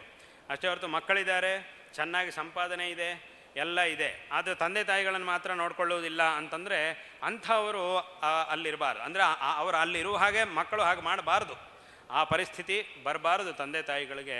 ತಂದೆ ತಾಯಿಗಳ ವಿಷಯದಲ್ಲೂ ಸಹ ಅಪಾರವಂತಹ ಶ್ರದ್ಧಾಭಕ್ತಿಗಳನ್ನು ಇಟ್ಟುಕೊಂಡಿರಬೇಕು ಅನ್ನುವಂಥ ಒಂದು ವಿಷಯವನ್ನು ಸಹ ಹೇಳ್ತಾ, ಈ ರೀತಿಯಂತಹ ಒಂದು ಉತ್ತಮವಾದ ಜೀವನವನ್ನು ಎಲ್ಲರೂ ಸಹ ಮಾಡಿ ಕೃತಾರ್ಥರಾಗಬೇಕು. ಎಷ್ಟೋ ಜನರು ಪಟ್ಟಂತಹ ಒಂದು ಪರಿಶ್ರಮದಿಂದ ಇವತ್ತಿನ ದಿವಸ ಇಂತಹ ಒಂದು ಉತ್ತಮವಾದ ದೇಶದಲ್ಲಿ ಉತ್ತಮವಾದಂತಹ ಧರ್ಮದ ಅನುಯಾಯಿಗಳಾಗಿ ನಾವಿದ್ದೇವೆ. ಇದರ ಹಿಂದೆ ಎಷ್ಟೋ ಜನರ ಪರಿಶ್ರಮ ಇದೆ. ಅವರೆಲ್ಲರ ಬಗ್ಗೆಯೂ ಸಹ ಪ್ರತಿಯೊಬ್ಬರು ತಿಳ್ಕೊಳ್ಳಬೇಕು. ಶಾಲೆಯಲ್ಲಿ ಓದುವಂತಹ ಎಲ್ಲ ಮಕ್ಕಳು ಸಹ ಹಿಂದಿನವರು ಎಷ್ಟೆಲ್ಲ ಕಷ್ಟಪಟ್ಟಿದ್ರು, ಅದರೊಳಗೆ ಕೆಲವರ ಬಗ್ಗೆ ಮಾತ್ರವೇ ಜನರಿಗೆ ಗೊತ್ತಿದೆ. ಇನ್ನೂ ನಮಗೆ ಗೊತ್ತಿಲ್ಲದೆ ಇರುವಷ್ಟು ವಿಚಾರಗಳು ಅನೇಕ ಇವೆ. ಅದನ್ನೆಲ್ಲ ಸಾಮಾನ್ಯವಾಗಿ ಕೆಲವು ಈ ಪಾಠ್ಯಕ್ರಮದಲ್ಲಿ ಅದನ್ನೆಲ್ಲ ಹೇಳ್ಕೊಡುವುದಿಲ್ಲ. ಅದಕ್ಕೆ ಹಿಂದೆ ಒಬ್ಬರು ನಮ್ಮ ಹತ್ರ ಮಾತಾಡ್ತಾ ಒಂದು ಮಾತು ಹೇಳಿದರು. ಅವರು ಚಿಕ್ಕ ವಯಸ್ಸಲ್ಲಿ ಶಾಲೆಯಲ್ಲಿ ಓದ್ತಾ ಇರುವಾಗ ಅವರಿಗೆ ಇತಿಹಾಸದ ಪಾಠವನ್ನು ಮಾಡತಕ್ಕಂಥ ಶಿಕ್ಷಕರೊಬ್ಬರಿದ್ದರು. ಅವರು ಮೊದಲ ಪಾಠದ ಕಾಲದಲ್ಲಿ ಆ ಪುಸ್ತಕದ ಒಂದು ಅರ್ಧ ಗಂಟೆ, ಒಂದು 40 ನಿಮಿಷ ಅವರ ಪಾಠದ ಕಾಲ ಅಂತಿದ್ದರೆ ಅವರೇನು ಮಾಡ್ತಿದ್ರು ಅಂತಂದರೆ ಸುಮಾರು ಒಂದು 20-25 ನಿಮಿಷ ಹೊತ್ತಿಗೆ 25ರಿಂದ 30 ನಿಮಿಷದೊಳಗೆ ಆ ಪುಸ್ತಕದಲ್ಲಿರುವುದಷ್ಟನ್ನು ಪಾಠ ಮಾಡ್ತಿದ್ರಂತೆ. ಪಾಠ ಮಾಡಿಬಿಟ್ಟು ಆಮೇಲೆ ಅವರು ಹೇಳ್ತಿದ್ರಂತೆ, ನೋಡಿ ಇಲ್ಲಿ ತನಕ ಪುಸ್ತಕದಲ್ಲಿರುವುದನ್ನು ನಿಮಗೆ ಹೇಳಿದ್ದೀನಿ, ಈಗ ಇನ್ನೂ ಅನೇಕ ವಿಷಯಗಳು ಇವೆ, ವಾಸ್ತವಗಳು ಅನೇಕ ಇವೆ, ಅವುಗಳನ್ನೆಲ್ಲ ನಿಮಗೆ ಹೇಳ್ಕೊಡ್ತೀನಿ ಅಂಥೇಳಿ ಉಳಿದ 10-15 ನಿಮಿಷಗಳನ್ನು ಇನ್ನೂ ಅನೇಕ ವಿಧವಾದಂತಹ ನಿಜವಾದಂತಹ ಇತಿಹಾಸ ಏನಿದೆಯೋ ಅದನ್ನೆಲ್ಲ ಅವರಿಗೆ ಹೇಳಲಿಕ್ಕೆ, ಅಂದರೆ ಅಥವಾ ಇದರೊಳಗೆ ಏನೇನು ಬಿಟ್ಟು ಹೋಗಿದೆಯೋ ಅಥವಾ ಯಾವುದು ವಾಸ್ತವವಂತಹ ಇತಿಹಾಸ ಇದೆಯೋ ಅಂತಹ ವ್ಯಕ್ತಿಗಳ ಬಗ್ಗೆ ಅವರು ಹೇಳ್ಕೊಡ್ತಾ ಇದ್ದರು ಅಂತ ಅವರು ನನ್ನ ಹತ್ರ ಹೇಳ್ತಿದ್ರು. ಇಷ್ಟೊತ್ತು ಈಗ 25-30ರಿಂದ 30 ನಿಮಿಷ ಪುಸ್ತಕದಲ್ಲಿರುವುದು ಹೇಳಿಕೊಟ್ಟಾಗಿದೆ. ಇನ್ನೂ ಅನೇಕ ಪುಸ್ತಕದಲ್ಲಿ ಇಲ್ಲದೇ ಇರುವುದು, ವಾಸ್ತವವಾಗಿ ಹೇಳಲೇಬೇಕಾದದ್ದು, ಅಥವಾ ಪುಸ್ತಕದಲ್ಲಿ ಬಿಟ್ಟು ಹೋಗಿದ್ದು, ಅಥವಾ ಪುಸ್ತಕದಲ್ಲಿ ಕೆಲವು ಅತಿಶಯಗಳು ಇಲ್ಲದೇ ಇರುವಂತಹ ಅತಿಶಯಗಳು ಅದೆಲ್ಲ ಇವೆ. ಆದರೆ ಈಗ ವಾಸ್ತವವಾದಂತಹ ನಿಜವಾಗಿರ್ತಕ್ಕಂತಹ ಇತಿಹಾಸವನ್ನು ಹೇಳ್ಕೊಡ್ತೀನಿ ಅಂತೇಳಿ ಅದಕ್ಕಾಗಿ ಒಂದು 10 ನಿಮಿಷ ಇಟ್ಕೊಂಡು ಅವರು ಪಾಪ ಆ ರೀತಿಯ ಯಾರು ಸಾಮಾನ್ಯವಾಗಿ ಆ ಥರ ಮಾಡುವುದಿಲ್ಲ, ಅವರು ಆ ಥರ ಮಾಡ್ತಾಯಿದ್ರು ನಿಜವಾದಂತಹ ಇತಿಹಾಸ. ಯಾಕಂದರೆ ಆ ನಿಜವಾದಂತಹ ಇತಿಹಾಸ ಬೇಕಾದಷ್ಟಿದೆ, ಅದರಿಂದ ಎಷ್ಟೋ ಒಂದು ಪ್ರೇರಣೆಯನ್ನು ನಾವು ಪಡ್ಕೊಳ್ಬೇಕಾಗಿದೆ. ಆದರೆ ಅಂತಹ ಒಂದು ತಿಳುವಳಿಕೆ ಸಿಗುವುದು ತುಂಬ ದುರ್ಲಭವಾಗಿದೆ. ಅದನ್ನು ನಾವು ತಿಳ್ಕೊಳ್ಬೇಕು. ಎಷ್ಟು ಜನರ ಒಂದು ಪರಿಶ್ರಮದಿಂದ ಇವತ್ತಿನ ದಿವಸ ಈ ಒಂದು ದೇಶವು ಇಷ್ಟು ಚೆನ್ನಾಗಿದೆ, ನಾವೆಲ್ಲರೂ ಸಹ ಇಷ್ಟಾದರೂ ಸುಖಿಗಳಾಗಿದ್ದೇವೆ ಅನ್ನೋದನ್ನು ನಾವು ಚೆನ್ನಾಗಿ ತಿಳ್ಕೊಳ್ಳಬೇಕು. ನಾವು ಸಹ ಅದೇ ರೀತಿಯಾಗಿ ಒಳ್ಳೆಯ ಮಾರ್ಗದಲ್ಲಿ ಹೋಗುವಂತಹ ಪ್ರಯತ್ನವನ್ನು ಮಾಡಬೇಕು ಎಂಬುದಾಗಿ ಈ ಸಂದರ್ಭದಲ್ಲಿ ಎಲ್ಲರಿಗೂ ಹೇಳಬಯಸ್ತಾ ಇದ್ದೇವೆ. ನಮ್ಮ ಗುರುಗಳು ಈ ದಕ್ಷಿಣಾಮ್ನಾಯ ಶೃಂಗೇರಿ ಶಾರದಾ ಪೀಠದ 36ನೇ ಅಧಿಪತಿಗಳಾದ ಜಗದ್ಗುರು ಶ್ರೀ ಶ್ರೀ ಭಾರತೀ ತೀರ್ಥ ಮಹಾಸ್ವಾಮಿಗಳವರ ಒಂದು ವಿಶೇಷವಾದಂತಹ ಅನುಗ್ರಹದಿಂದ ಪ್ರಾರಂಭವಾಗಿರ್ತಕ್ಕಂತಹ ಈ ಅಂಬಿಕಾ ವಿದ್ಯಾಲಯವು 10 ವರ್ಷಗಳಲ್ಲಿ ಇಲ್ಲೇ ವಿಶೇಷವಾದಂತಹ ಒಂದು ಅಭಿವೃದ್ಧಿಯನ್ನು ಪಡೆದಿದ್ದಲ್ಲದೆ ಸಾವಿರಾರು ಜನ ಮಕ್ಕಳಿಗೆ ವಿದ್ಯಾದಾನವನ್ನು ಮಾಡಿರ್ತಕ್ಕಂತಹ ಒಂದು ಉತ್ತಮವಾದಂತಹ ವಿದ್ಯಾಸಂಸ್ಥೆಯಾಗಿ ಒಂದು ಉತ್ತಮವಾದಂತಹ ಪ್ರಸಿದ್ಧಿಯನ್ನು ಗಳಿಸಿರುವುದು ಇದು ಅತ್ಯಂತ ಸಂತೋಷಕರವಾದಂತಹ ಒಂದು ವಿಷಯವಾಗಿದೆ. ಮತ್ತು ಈಗಾಗಲೇ ನಾವು ಹೇಳಿದ ಹಾಗೆ ಎಲ್ಲ ಮಕ್ಕಳಿಗೂ ಸಹ ವಿದ್ಯಾಭ್ಯಾಸದ ಜೊತೆಗೆ ಒಂದು ಉತ್ತಮವಾದಂತಹ ಸಂಸ್ಕಾರವನ್ನು ಹೇಳಿಕೊಡುವಂತಹ ಒಂದು ಸಂಸ್ಥೆಯೂ ಸಹ ಆಗಿ ಎಲ್ಲರ ಒಂದು ಆದರಕ್ಕೂ ಸಹ ಇದು ಪಾತ್ರವಾಗಿರುವುದು ಅತ್ಯಂತ ಸಂತೋಷಕರವಾದಂತಹ ಒಂದು ವಿಷಯವಾಗಿದೆ. ಈಗ ಇದರ ದಶಮಾನೋತ್ಸವ ಈ ಸಂದರ್ಭದಲ್ಲಿ ನಡೀತಾ ಇದೆ. ನಾವು ಈ ಪ್ರಾಂತ್ಯದಲ್ಲಿ ಯಾತ್ರೆಯನ್ನು ಮಾಡ್ತಿರುವಂತಹ ಈ ಸಂದರ್ಭದಲ್ಲಿ ಈ ದಶಮಾನೋತ್ಸವಕ್ಕೆ ಬರಬೇಕು ಎಂಬುದಾಗಿ ನಮ್ಮ ಪ್ರೀತಿಪಾತ್ರ ಆಗಿರ್ತಕ್ಕಂಥ ಸುಬ್ರಹ್ಮಣ್ಯ ನಟ್ಟೋಜ ಅವರು ಆಹ್ವಾನ ಮಾಡಿದರು, ಪ್ರಾರ್ಥನೆ ಮಾಡಿದರು. ಅದರಂತೆ ಇವತ್ತಿನ ದಿವಸ ಇಲ್ಲಿಗೆ ಬಂದಿದ್ದೇವೆ. ನಮ್ಮ ಸನ್ಯಾಸವಾದ ಮೇಲೆ ನಮ್ಮ ಗುರುಗಳ ಜೊತೆಗೆ ನಾವು ಇಲ್ಲಿ ಈ ಶಾಲೆಗೆ ಬಂದಿದ್ವಿ. ಆವಾಗ ವಿಶೇಷವಾಗಿ ಇಲ್ಲಿ ಅನೇಕ ವಿಧವಾದಂತಹ ಕೆಲಸಗಳಿಗೆ ನಮ್ಮ ಗುರುಗಳು ಆಶೀರ್ವಾದವನ್ನು ಮಾಡಿದರು. ಇಲ್ಲಿರ್ತಕ್ಕಂತಹ PU ಕಾಲೇಜ್ ಏನಿದೆಯೋ ಅದನ್ನು ಆ ಸಂದರ್ಭದಲ್ಲಿ ನಮ್ಮ ಗುರುಗಳು ಆಶೀರ್ವಾದ ಮಾಡಿ ಉದ್ಘಾಟನೆ ಮಾಡಿದರು. ತದನಂತರ ವಿಶೇಷವಾಗಿ ಇಲ್ಲಿ ಅನೇಕ ವಿದ್ಯಾರ್ಥಿಗಳು ವಿದ್ಯಾಭ್ಯಾಸವನ್ನು ಸಹ ಮಾಡ್ತಾ ಇದ್ದಾರೆ. ಆ ನಂತರ ಡಿಗ್ರಿ ಕಾಲೇಜಿನ ಒಂದು ಉದ್ಘಾಟನೆಯೂ ಸಹ ವಿಶೇಷವಾಗಿ ಆಯಿತು. ಹೀಗೆ ಪ್ರತಿಯೊಂದು ಅನೇಕ ವಿಧವಾದಂತಹ ಕೆಲಸಗಳು, ಪ್ರಾಯಃ ಇದೇ ಕೆಲಸಗಳು ಈ 10 ವರ್ಷಗಳಲ್ಲಿ ಇಷ್ಟು ಕೆಲಸಗಳು ಏನೇನು ನಡೆದಿವೆಯೋ ಇದೇ ಕೆಲಸಗಳು ಬೇರೆ ಎಲ್ಲಾದರೂ ನಡೀಬೇಕು ಅಂತಂದರೆ ಅದಕ್ಕೆ ಎಷ್ಟೋ ಕಾಲ ಬೇಕಾಗಿರುತ್ತೆ. ಆದರೆ ಇಲ್ಲಿ ಈ 10 ವರ್ಷಗಳಲ್ಲಿ ಆ ಜಗನ್ಮಾತೆಯ ಒಂದು ಅನುಗ್ರಹದಿಂದ, ನಮ್ಮ ಗುರುಗಳ ಅನುಗ್ರಹದಿಂದ ಮತ್ತು ನಿಮ್ಮೆಲ್ಲರ ಒಂದು ವಿಶೇಷವಾದ ಸುಬ್ರಹ್ಮಣ್ಯ ನಟ್ಟೋಜ ಅವರ ಒಂದು ನೇತೃತ್ವದಲ್ಲಿ ಅವರ ಜೊತೆಗಿರ್ತಕ್ಕಂತಹ ಎಲ್ಲ ಸಜ್ಜನರ ಸಹೃದಯಿಗಳ ಒಂದು ವಿಶೇಷವಾದಂತಹ ನೇತೃತ್ವದ ಒಂದು ಪರಿಶ್ರಮದಿಂದ ಈ ಒಂದು ಅಭಿವೃದ್ಧಿ ವಿಶೇಷವಾಗಿ ಆಗಿದೆ. ಇದು ಅತ್ಯಂತ ಸಂತೋಷಕರವಾದಂತಹ ಒಂದು ವಿಷಯವಾಗಿದೆ. ಈ ಒಂದು ಸಂದರ್ಭದಲ್ಲಿ ನಿಮಗೆಲ್ಲರಿಗೂ ಸಹ ನಾರಾಯಣ ಸ್ಮರಣಪೂರ್ವಕವಾಗಿ ಆಶೀರ್ವಾದಗಳನ್ನು ಮಾಡ್ತಾ ಇದ್ದೇವೆ. ಎಲ್ಲ ವಿದ್ಯಾರ್ಥಿಗಳಿಗೂ, ಇಲ್ಲಿ ಪಾಠವನ್ನು ಹೇಳಿಕೊಡ್ತಕ್ಕಂತಹ ಎಲ್ಲ ಶಿಕ್ಷಕರಿಗೂ ಮತ್ತು ಇದರ ನಿರ್ವಹಣೆ ಮತ್ತು ಇಲ್ಲಿ ಕೆಲಸವನ್ನು ಮಾಡ್ತಾ ಇರತಕ್ಕಂತಹ ಎಲ್ಲ ಸಿಬ್ಬಂದಿ ವರ್ಗದವರು, ಅದೇ ರೀತಿಯಾಗಿ ಇದರ ಆಡಳಿತ, ಇದರ ನಿರ್ವಹಣೆಯನ್ನು ಮಾಡತಕ್ಕಂತಹ ಎಲ್ಲ ವ್ಯಕ್ತಿಗಳಿಗೂ ಸಹ ಈ ಸಂದರ್ಭದಲ್ಲಿ ನಾವು ನಾರಾಯಣ ಸ್ಮರಣಪೂರ್ವಕವಾಗಿ ಆಶೀರ್ವಾದಗಳನ್ನು ಮಾಡ್ತಾ ಇದ್ದೇವೆ. ನಿರಂತರವಾಗಿ ಇದೇ ರೀತಿಯಾಗಿ ಇಲ್ಲಿ ಇನ್ನೂ ಹೆಚ್ಚಿನ ಸಂಖ್ಯೆಯಲ್ಲಿ ವಿಶೇಷವಾಗಿ ವಿದ್ಯಾರ್ಥಿಗಳ ವಿದ್ಯಾಭ್ಯಾಸವು ವಿಶೇಷವಾಗಿ ನಡೀತಾ ಇರಲಿ. ಉತ್ತಮರಾದಂತಹ ವಿದ್ಯಾರ್ಥಿಗಳು ಉತ್ತಮರಾದಂತಹ ಪ್ರಜೆಗಳಾಗಿ ಇಲ್ಲಿಂದ ಹೊರಗೆ ಬರಲಿ. ಈಗ ಹೇಳಿದಂತೆ ಆ ದೇಶನಿಷ್ಠೆ ಮತ್ತು ಧರ್ಮನಿಷ್ಠೆ ಈ ಎರಡೂ ಇರತಕ್ಕಂತಹ ವ್ಯಕ್ತಿಗಳಾಗಿ ಜಗದ್ಗುರು ಶಂಕರ ಭಗವತ್ಪಾದಾಚಾರ್ಯರು ನಮ್ಮ ಧರ್ಮದ ಒಂದು ಉದ್ಧಾರವನ್ನು ಮಾಡಿ ಈ ಒಂದು ದೇಶ ಮತ್ತು ಧರ್ಮ ಈ ಎರಡಕ್ಕೂ ಸಹ ಒಂದು ವಿಶೇಷವಾದಂತಹ ಕಾರ್ಯವನ್ನು ಮಾಡಿದ್ದಾರೆ. ಚತುರಾಮ್ನಾಯ ಪೀಠಗಳನ್ನು ಸ್ಥಾಪನೆ ಮಾಡಿದ್ದಾರೆ. 4 ದಿಕ್ಕುಗಳಲ್ಲಿ 4 ಆಮ್ನಾಯ ಪೀಠಗಳನ್ನು ಸ್ಥಾಪನೆ ಮಾಡಿದ್ದಾರೆ. ಎಷ್ಟೋ ಕ್ಷೇತ್ರಗಳ ಉದ್ಧಾರವನ್ನು ಮಾಡಿದ್ದಾರೆ. ಆ ಕ್ಷೇತ್ರಗಳಲ್ಲಿ ಬರೀ ಇದು ನಮ್ಮ ಊರಿನ ಕ್ಷೇತ್ರ, ಇದು ನಮ್ಮದು ಮಾತ್ರ, ಬೇರೆಯವರಿಗೂ ಇದಕ್ಕೂ ಸಂಬಂಧ ಇಲ್ಲ ಅನ್ನುವಂತಹ ಆ ಸಂಕುಚಿತ ಭಾವ ಇರಬಾರದು ಅನ್ನುವಂತಹ ಉದ್ದೇಶದಿಂದ ಏನೇನು ಮಾಡಿದ್ದಾರೆ ಶಂಕರಾಚಾರ್ಯರು ಅಂತಂದರೆ, ಎಲ್ಲೋ ನೇಪಾಳದಲ್ಲಿರ್ತಕ್ಕಂತಹ ಪಶುಪತಿನಾಥ ದೇವಸ್ಥಾನದಲ್ಲಿ ನಮ್ಮ ಕರ್ನಾಟಕದಿಂದ ವಿಪ್ರರನ್ನು ಅರ್ಚಕರನ್ನಾಗಿ ನೇಮಿಸಿದ್ದಾರೆ. ಅಲ್ಲಿ ಪೂಜೆ ನಡೀಬೇಕು ಅಂತಂದರೆ ಇಲ್ಲಿಂದ ಹೋಗಿ ಅಲ್ಲಿ ಪೂಜೆಯನ್ನು ನಡೀಬೇಕು. ಇವತ್ತಿಗೂ ಸಹ ಆ ಒಂದು ಕ್ರಮವು ನಡೀತಾ ಇದೆ. ಅಂದರೆ ಈ ದಕ್ಷಿಣ ಭಾರತದಿಂದ ಹೋಗಿರ್ತಕ್ಕಂತಹ ಅರ್ಚಕರು ನೇಪಾಳದಲ್ಲಿ ಪೂಜೆಯನ್ನು ಮಾಡಬೇಕು. ಅದೇ ರೀತಿಯಾಗಿ ಉತ್ತರ ಭಾರತದಲ್ಲಿರ್ತಕ್ಕಂತಹ ಒಂದು ಬದರಿನಾಥ ಕ್ಷೇತ್ರದಲ್ಲಿ ಅಲ್ಲಿ ಪೂಜೆ ಮಾಡುವವರು ಕೇರಳದಲ್ಲಿರ್ತಕ್ಕಂಥ ನಂಬೂದ್ರಿಗಳನ್ನು ಅಲ್ಲಿ ಪೂಜೆಗಾಗಿ ನೇಮಿಸಿದ್ದಾರೆ. ಇವತ್ತಿಗೂ ಸಹ ಅದು ಹಾಗೇ ನಡೀತಾ ಇದೆ. ಎಲ್ಲೋ ದಕ್ಷಿಣ ಭಾರತದ ತುದಿಯಲ್ಲಿರ್ತಕ್ಕಂತಹ ರಾಮೇಶ್ವರ ಕ್ಷೇತ್ರದಲ್ಲಿ ಅಲ್ಲಿ ದೇವರ ನಿತ್ಯ ಆರಾಧನೆಯನ್ನು ಮಾಡಲಿಕ್ಕೆ ಮಹಾರಾಷ್ಟ್ರದವರನ್ನು ಶಂಕರ ಭಗವತ್ಪಾದಾಚಾರ್ಯರು ನೇಮಿಸಿದ್ದಾರೆ. ಈ ರೀತಿಯಾಗಿ ಅಂದರೆ ಏನು, ಎಲ್ಲರೂ ಸಂಪೂರ್ಣವಾದಂತಹ ಒಂದು ಭಾರತ ಇದರೊಳಗೆ ಪುನಃ ಪ್ರಾಂತ ಭೇದಗಳನ್ನು ಇಟ್ಟುಕೊಂಡು ಒಬ್ಬೊಬ್ಬರು ಜಗಳ ಮಾಡಿಕೊಳ್ಳಬಾರದು ಅನ್ನುವಂತಹ ಉದ್ದೇಶದಿಂದ ಈ ರೀತಿಯಾದಂತಹ ಕೆಲಸಗಳನ್ನು ಅವರು ಮಾಡಿದ್ದಾರೆ. ಅದೇ ರೀತಿಯಾಗಿ ದಕ್ಷಿಣ ದಿಕ್ಕಿನಲ್ಲಿ ಶೃಂಗೇರಿ ಪೀಠವನ್ನು ಸ್ಥಾಪನೆ ಮಾಡಿ ಆ ಪೀಠದಲ್ಲಿ ಉತ್ತರದವರಾಗಿರ್ತಕ್ಕಂಥ ಸುರೇಶ್ವರಾಚಾರ್ಯರನ್ನು ಅಧಿಪತಿಗಳನ್ನಾಗಿ ನೇಮಿಸಿದ್ದಾರೆ. ದ್ವಾರಕೆಯಲ್ಲಿ ಕಾಳಿಕಾ ಪೀಠವನ್ನು ಸ್ಥಾಪನೆ ಮಾಡಿ ಅಲ್ಲಿ ದ್ರವಿಡ ದೇಶದವರು ತಮಿಳುನಾಡಿನವರಾಗಿರ್ತಕ್ಕಂಥ ಪದ್ಮಪಾದಾಚಾರ್ಯರನ್ನು ಅಧಿಪತಿಗಳನ್ನಾಗಿ ಮಾಡಿದ್ದಾರೆ. ಹಾಗೆ ಅಲ್ಲಿ ಬೇರೆ ಕಡೆ ಅಂದರೆ ಏನು ಪೂರ್ವ ದಿಕ್ಕಿನಲ್ಲಿರ್ತಕ್ಕಂತಹ ಆ ಪೂರ್ವಾಮ್ನಾಯ ಗೋವರ್ಧನ ಪೀಠದಲ್ಲಿ ಹಸ್ತಾಮಲಕಾಚಾರ್ಯರು ಅವರನ್ನು ಅಧಿಪತಿಗಳನ್ನಾಗಿ ನೇಮಿಸಿದ್ದಾರೆ. ಈ ಪ್ರಾಂತ್ಯದವರಾಗಿರ್ತಕ್ಕಂಥ ಕರ್ನಾಟಕ ಪ್ರಾಂತ್ಯದವರಾಗಿರ್ತಕ್ಕಂತಹ ಹಸ್ತಾಮಲಕಾಚಾರ್ಯರನ್ನು ಅಲ್ಲಿ ಅಧಿಪತಿಗಳನ್ನಾಗಿ ನೇಮಿಸಿದ್ದಾರೆ. ಈ ರೀತಿಯಾಗಿ ಎಲ್ಲರೂ ಸಹ ಸಮಗ್ರವಾಗಿ ಇದು ನಮ್ಮ ಭಾರತ ದೇಶ, ಇದು ನಮ್ಮ ದೇಶ ಅನ್ನುವಂತಹ ಒಂದು ಭಾವನೆಯಿಂದ ಇದು ನನ್ನ ದೇಶ, ನಾನು ಇದರ ಅಭಿವೃದ್ಧಿಗಾಗಿ ಶ್ರಮಿಸಬೇಕು, ಇದು ಯಾವಾಗಲೂ ಉತ್ತಮವಂತಹ ಸ್ಥಿತಿಯಲ್ಲಿರುವಂತೆ ನಾನು ಕೆಲಸವನ್ನು ಮಾಡಬೇಕು, ಇದು ನನ್ನ ದೇಶ, ನನ್ನ ದೇಶವು ಯಾವಾಗಲೂ ಚೆನ್ನಾಗಿರಬೇಕು ಅನ್ನುವಂತಹ ಭಾವನೆ ಪ್ರತಿಯೊಬ್ಬರಿಗೂ ಇರಬೇಕು ಅನ್ನೋದಕ್ಕೋಸ್ಕರ ಈ ರೀತಿಯಾದಂತಹ ಕೆಲಸಗಳನ್ನು ಶಂಕರರು ಮಾಡಿದ್ದಾರೆ. ಮತ್ತು ಧರ್ಮೋದ್ಧಾರ, ದೇಶದ ಉದ್ಧಾರವನ್ನು ಈ ರೀತಿಯಾಗಿ ಮಾಡಿದ್ದಾರೆ. ಮತ್ತು ಧರ್ಮೋದ್ಧಾರ ಅದನ್ನಂತೂ ಅವ್ರು ಹೇಗೆ ಮಾಡಿದ್ದಾರೆ ಅಂತ ಪ್ರತ್ಯೇಕವಾಗಿ ಹೇಳುವ ಅವಶ್ಯಕತೆ ಇಲ್ಲ, ತುಂಬ ಜನರಿಗೆ ಗೊತ್ತಿರುವಂತಹ ವಿಷಯ. ಈ ರೀತಿಯಾಗಿ ಇದನ್ನೇ ಎಲ್ಲರೂ ಸಹ ಆದರ್ಶವಾಗಿಟ್ಟುಕೊಂಡು ಇದರಂತೆ ಜೀವನ ನಡೆಸಿ ಕೃತಾರ್ಥರಾಗಬೇಕು. ಅಂತಹ ಉತ್ತಮರಾದಂತಹ ವಿದ್ಯಾರ್ಥಿಗಳು, ಎಂತಹ ವಿದ್ಯಾರ್ಥಿಗಳು ಬರಬೇಕು ಇಲ್ಲಿಂದ ಹೊರಗೆ ಅಂತಂದರೆ ಬರೀ ವಿದ್ಯಾರ್ಥಿ ಇದ್ದಾರೆ, ನಮ್ಮ ಶಾಲೆಯಲ್ಲಿ ಓದಿದ್ದಾರೆ, ಹೋಗಿದ್ದಾರೆ ಅಂತ ಮಾತ್ರ ಆಗಬಾರ್ದು.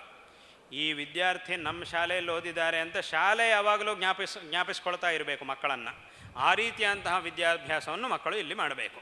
ಅಂದರೆ ಒಳ್ಳೆಯ ಸಾಧನೆ ಮಾಡಿದರೆ ಆಗ ಶಾಲೆ ಯಾವಾಗಲೂ ಮಕ್ಕಳನ್ನು ಜ್ಞಾಪಕ ಇಟ್ಕೊಳ್ತೋ, ಇಂತಹ ದೊಡ್ಡ ಸಾಧನೆ ಮಾಡಿದ ವಿದ್ಯಾರ್ಥಿ ನಮ್ಮ ಶಾಲೆ ವಿದ್ಯಾರ್ಥಿ ಆಗಿದ್ದಾನೆ ಅಂತ ಶಾಲೆಯು ಯಾವಾಗಲೂ ನಿಮ್ಮನ್ನು ಜ್ಞಾಪಕ ಇಟ್ಕೊಂಡಿರಬೇಕು. ನೀವು ಶಾಲೆಯನ್ನು ಜ್ಞಾಪಕ ಇಟ್ಕೊಳ್ಳೇಬೇಕು ಅದಾದಮೇಲೆ.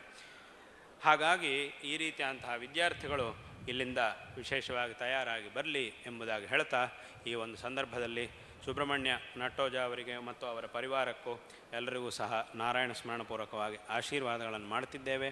ಮತ್ತು ಈ ಒಂದು ಶಾಲೆಯ ಈ ಸಮಿತಿಯಲ್ಲಿರ್ತಕ್ಕಂಥವರೆಲ್ಲರಿಗೂ, ಇದರ ನಿರ್ವಹಣೆ ಮಾಡ್ತಕ್ಕಂಥವರೆಲ್ಲರಿಗೂ ಸಹ ನಾವು ಆಶೀರ್ವಾದಗಳನ್ನು ಮಾಡ್ತಾ ಇದ್ದೇವೆ.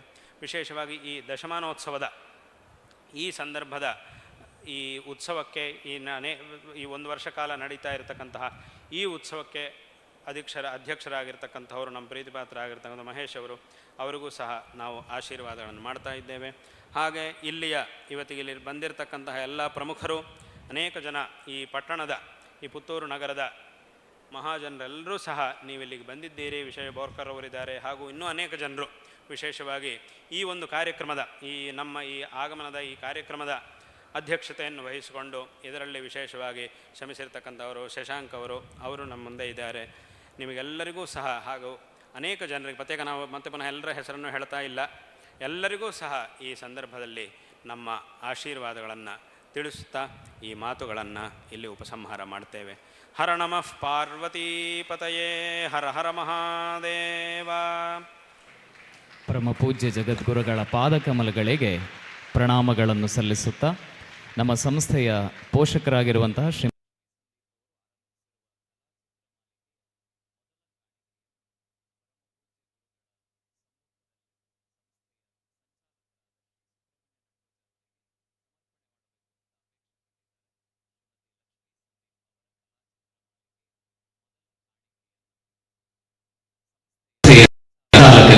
ಗುರುಗಳ ಸಮ್ಮುಖದಲ್ಲಿ ಸಮರ್ಪಿಸಿದ್ದಾರೆ.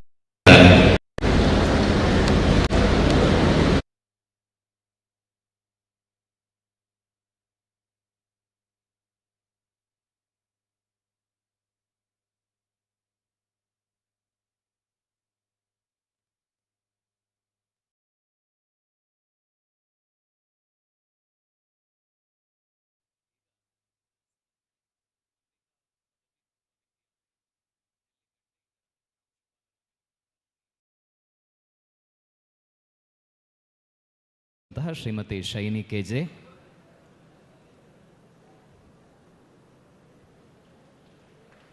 ಅಂಬಿಕಾ ಪದವಿ ಪೂರ್ವ ವಿದ್ಯಾಲಯ ನೆಲ್ಲಿಕಟ್ಟೆ, ಇದರ ಪ್ರಾಚಾರ್ಯರಾದ ಶ್ರೀಮತಿ ಸುಚಿತ್ರಾ ಪ್ರಭು ಹಾಗೂ ಬಪ್ಪಳಿಗೆ ಇದರ ಉಪಪ್ರಾಂಶುಪಾಲರಾಗಿರುವಂತಹ ಶ್ರೀ ಗಣೇಶ್ ಪ್ರಸಾದ್ ಅವರು,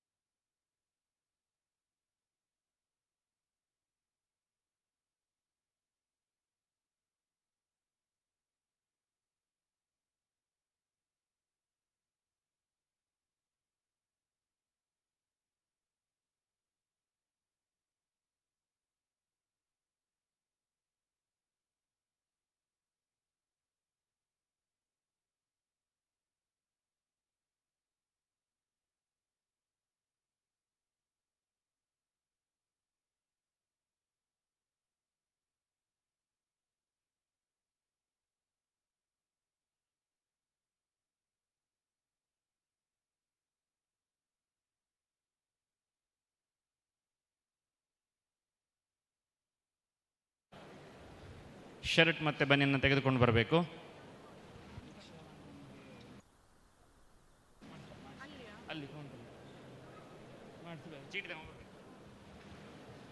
ಭಿಕ್ಷಾವಂದನೆ ಮತ್ತು ಪಾದಪೂಜೆಯನ್ನು ಮಾಡಿಸಿದವರು ಆ ಚೀಟಿಯನ್ನು ಗುರುಗಳೆದುರೆಲ್ಲ ಇರುವವರಿಗೆ ತೋರಿಸಿ ಪ್ರಸಾದವನ್ನು ಸ್ವೀಕಾರ ಮಾಡಬೇಕು. ಗುರುಗಳೆದುರುಗಡೆ ಹೋಗುವಂಥವರು ಶರ್ಟ್ ಮತ್ತು ಬನಿಯನ್ನು ತೆಗೆದುಕೊಂಡು ಹೋಗಬೇಕು. ದಯಮಾಡಿ ಎಲ್ಲರೂ ಕೂಡ ಈ ಶಿಸ್ತನ್ನು ಪಾಲಿಸಬೇಕಾಗಿ ಕೇಳ್ಕೊಳ್ತಾ ಇದ್ದೇನೆ.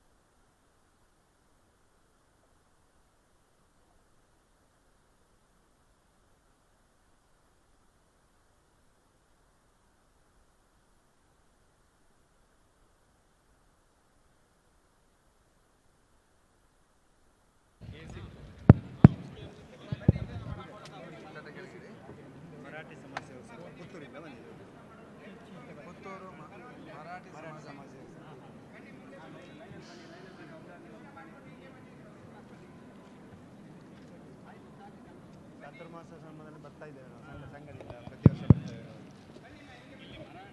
ಇಲ್ಲಿ ಮರಾಠ ಸಂಘ ಇದೆ, ಮಂಜುನಾಥ್ ನಮ್ಮ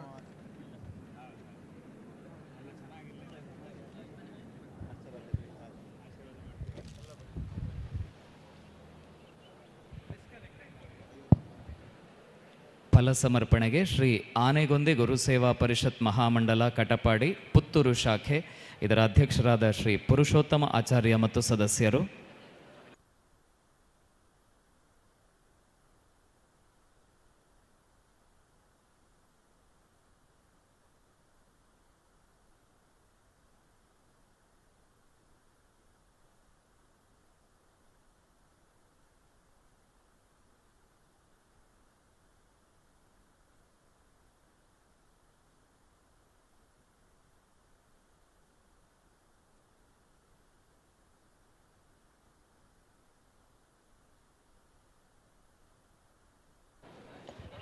ಕರಾಡ ಬ್ರಾಹ್ಮಣ ಸೇವಾ ಸಮಿತಿ ಪುತ್ತೂರು ಅಧ್ಯಕ್ಷರಾದ ಶ್ರೀ ಪಿ ಕೃಷ್ಣ ಭಟ್ ಹಾಗೂ ಸದಸ್ಯರು.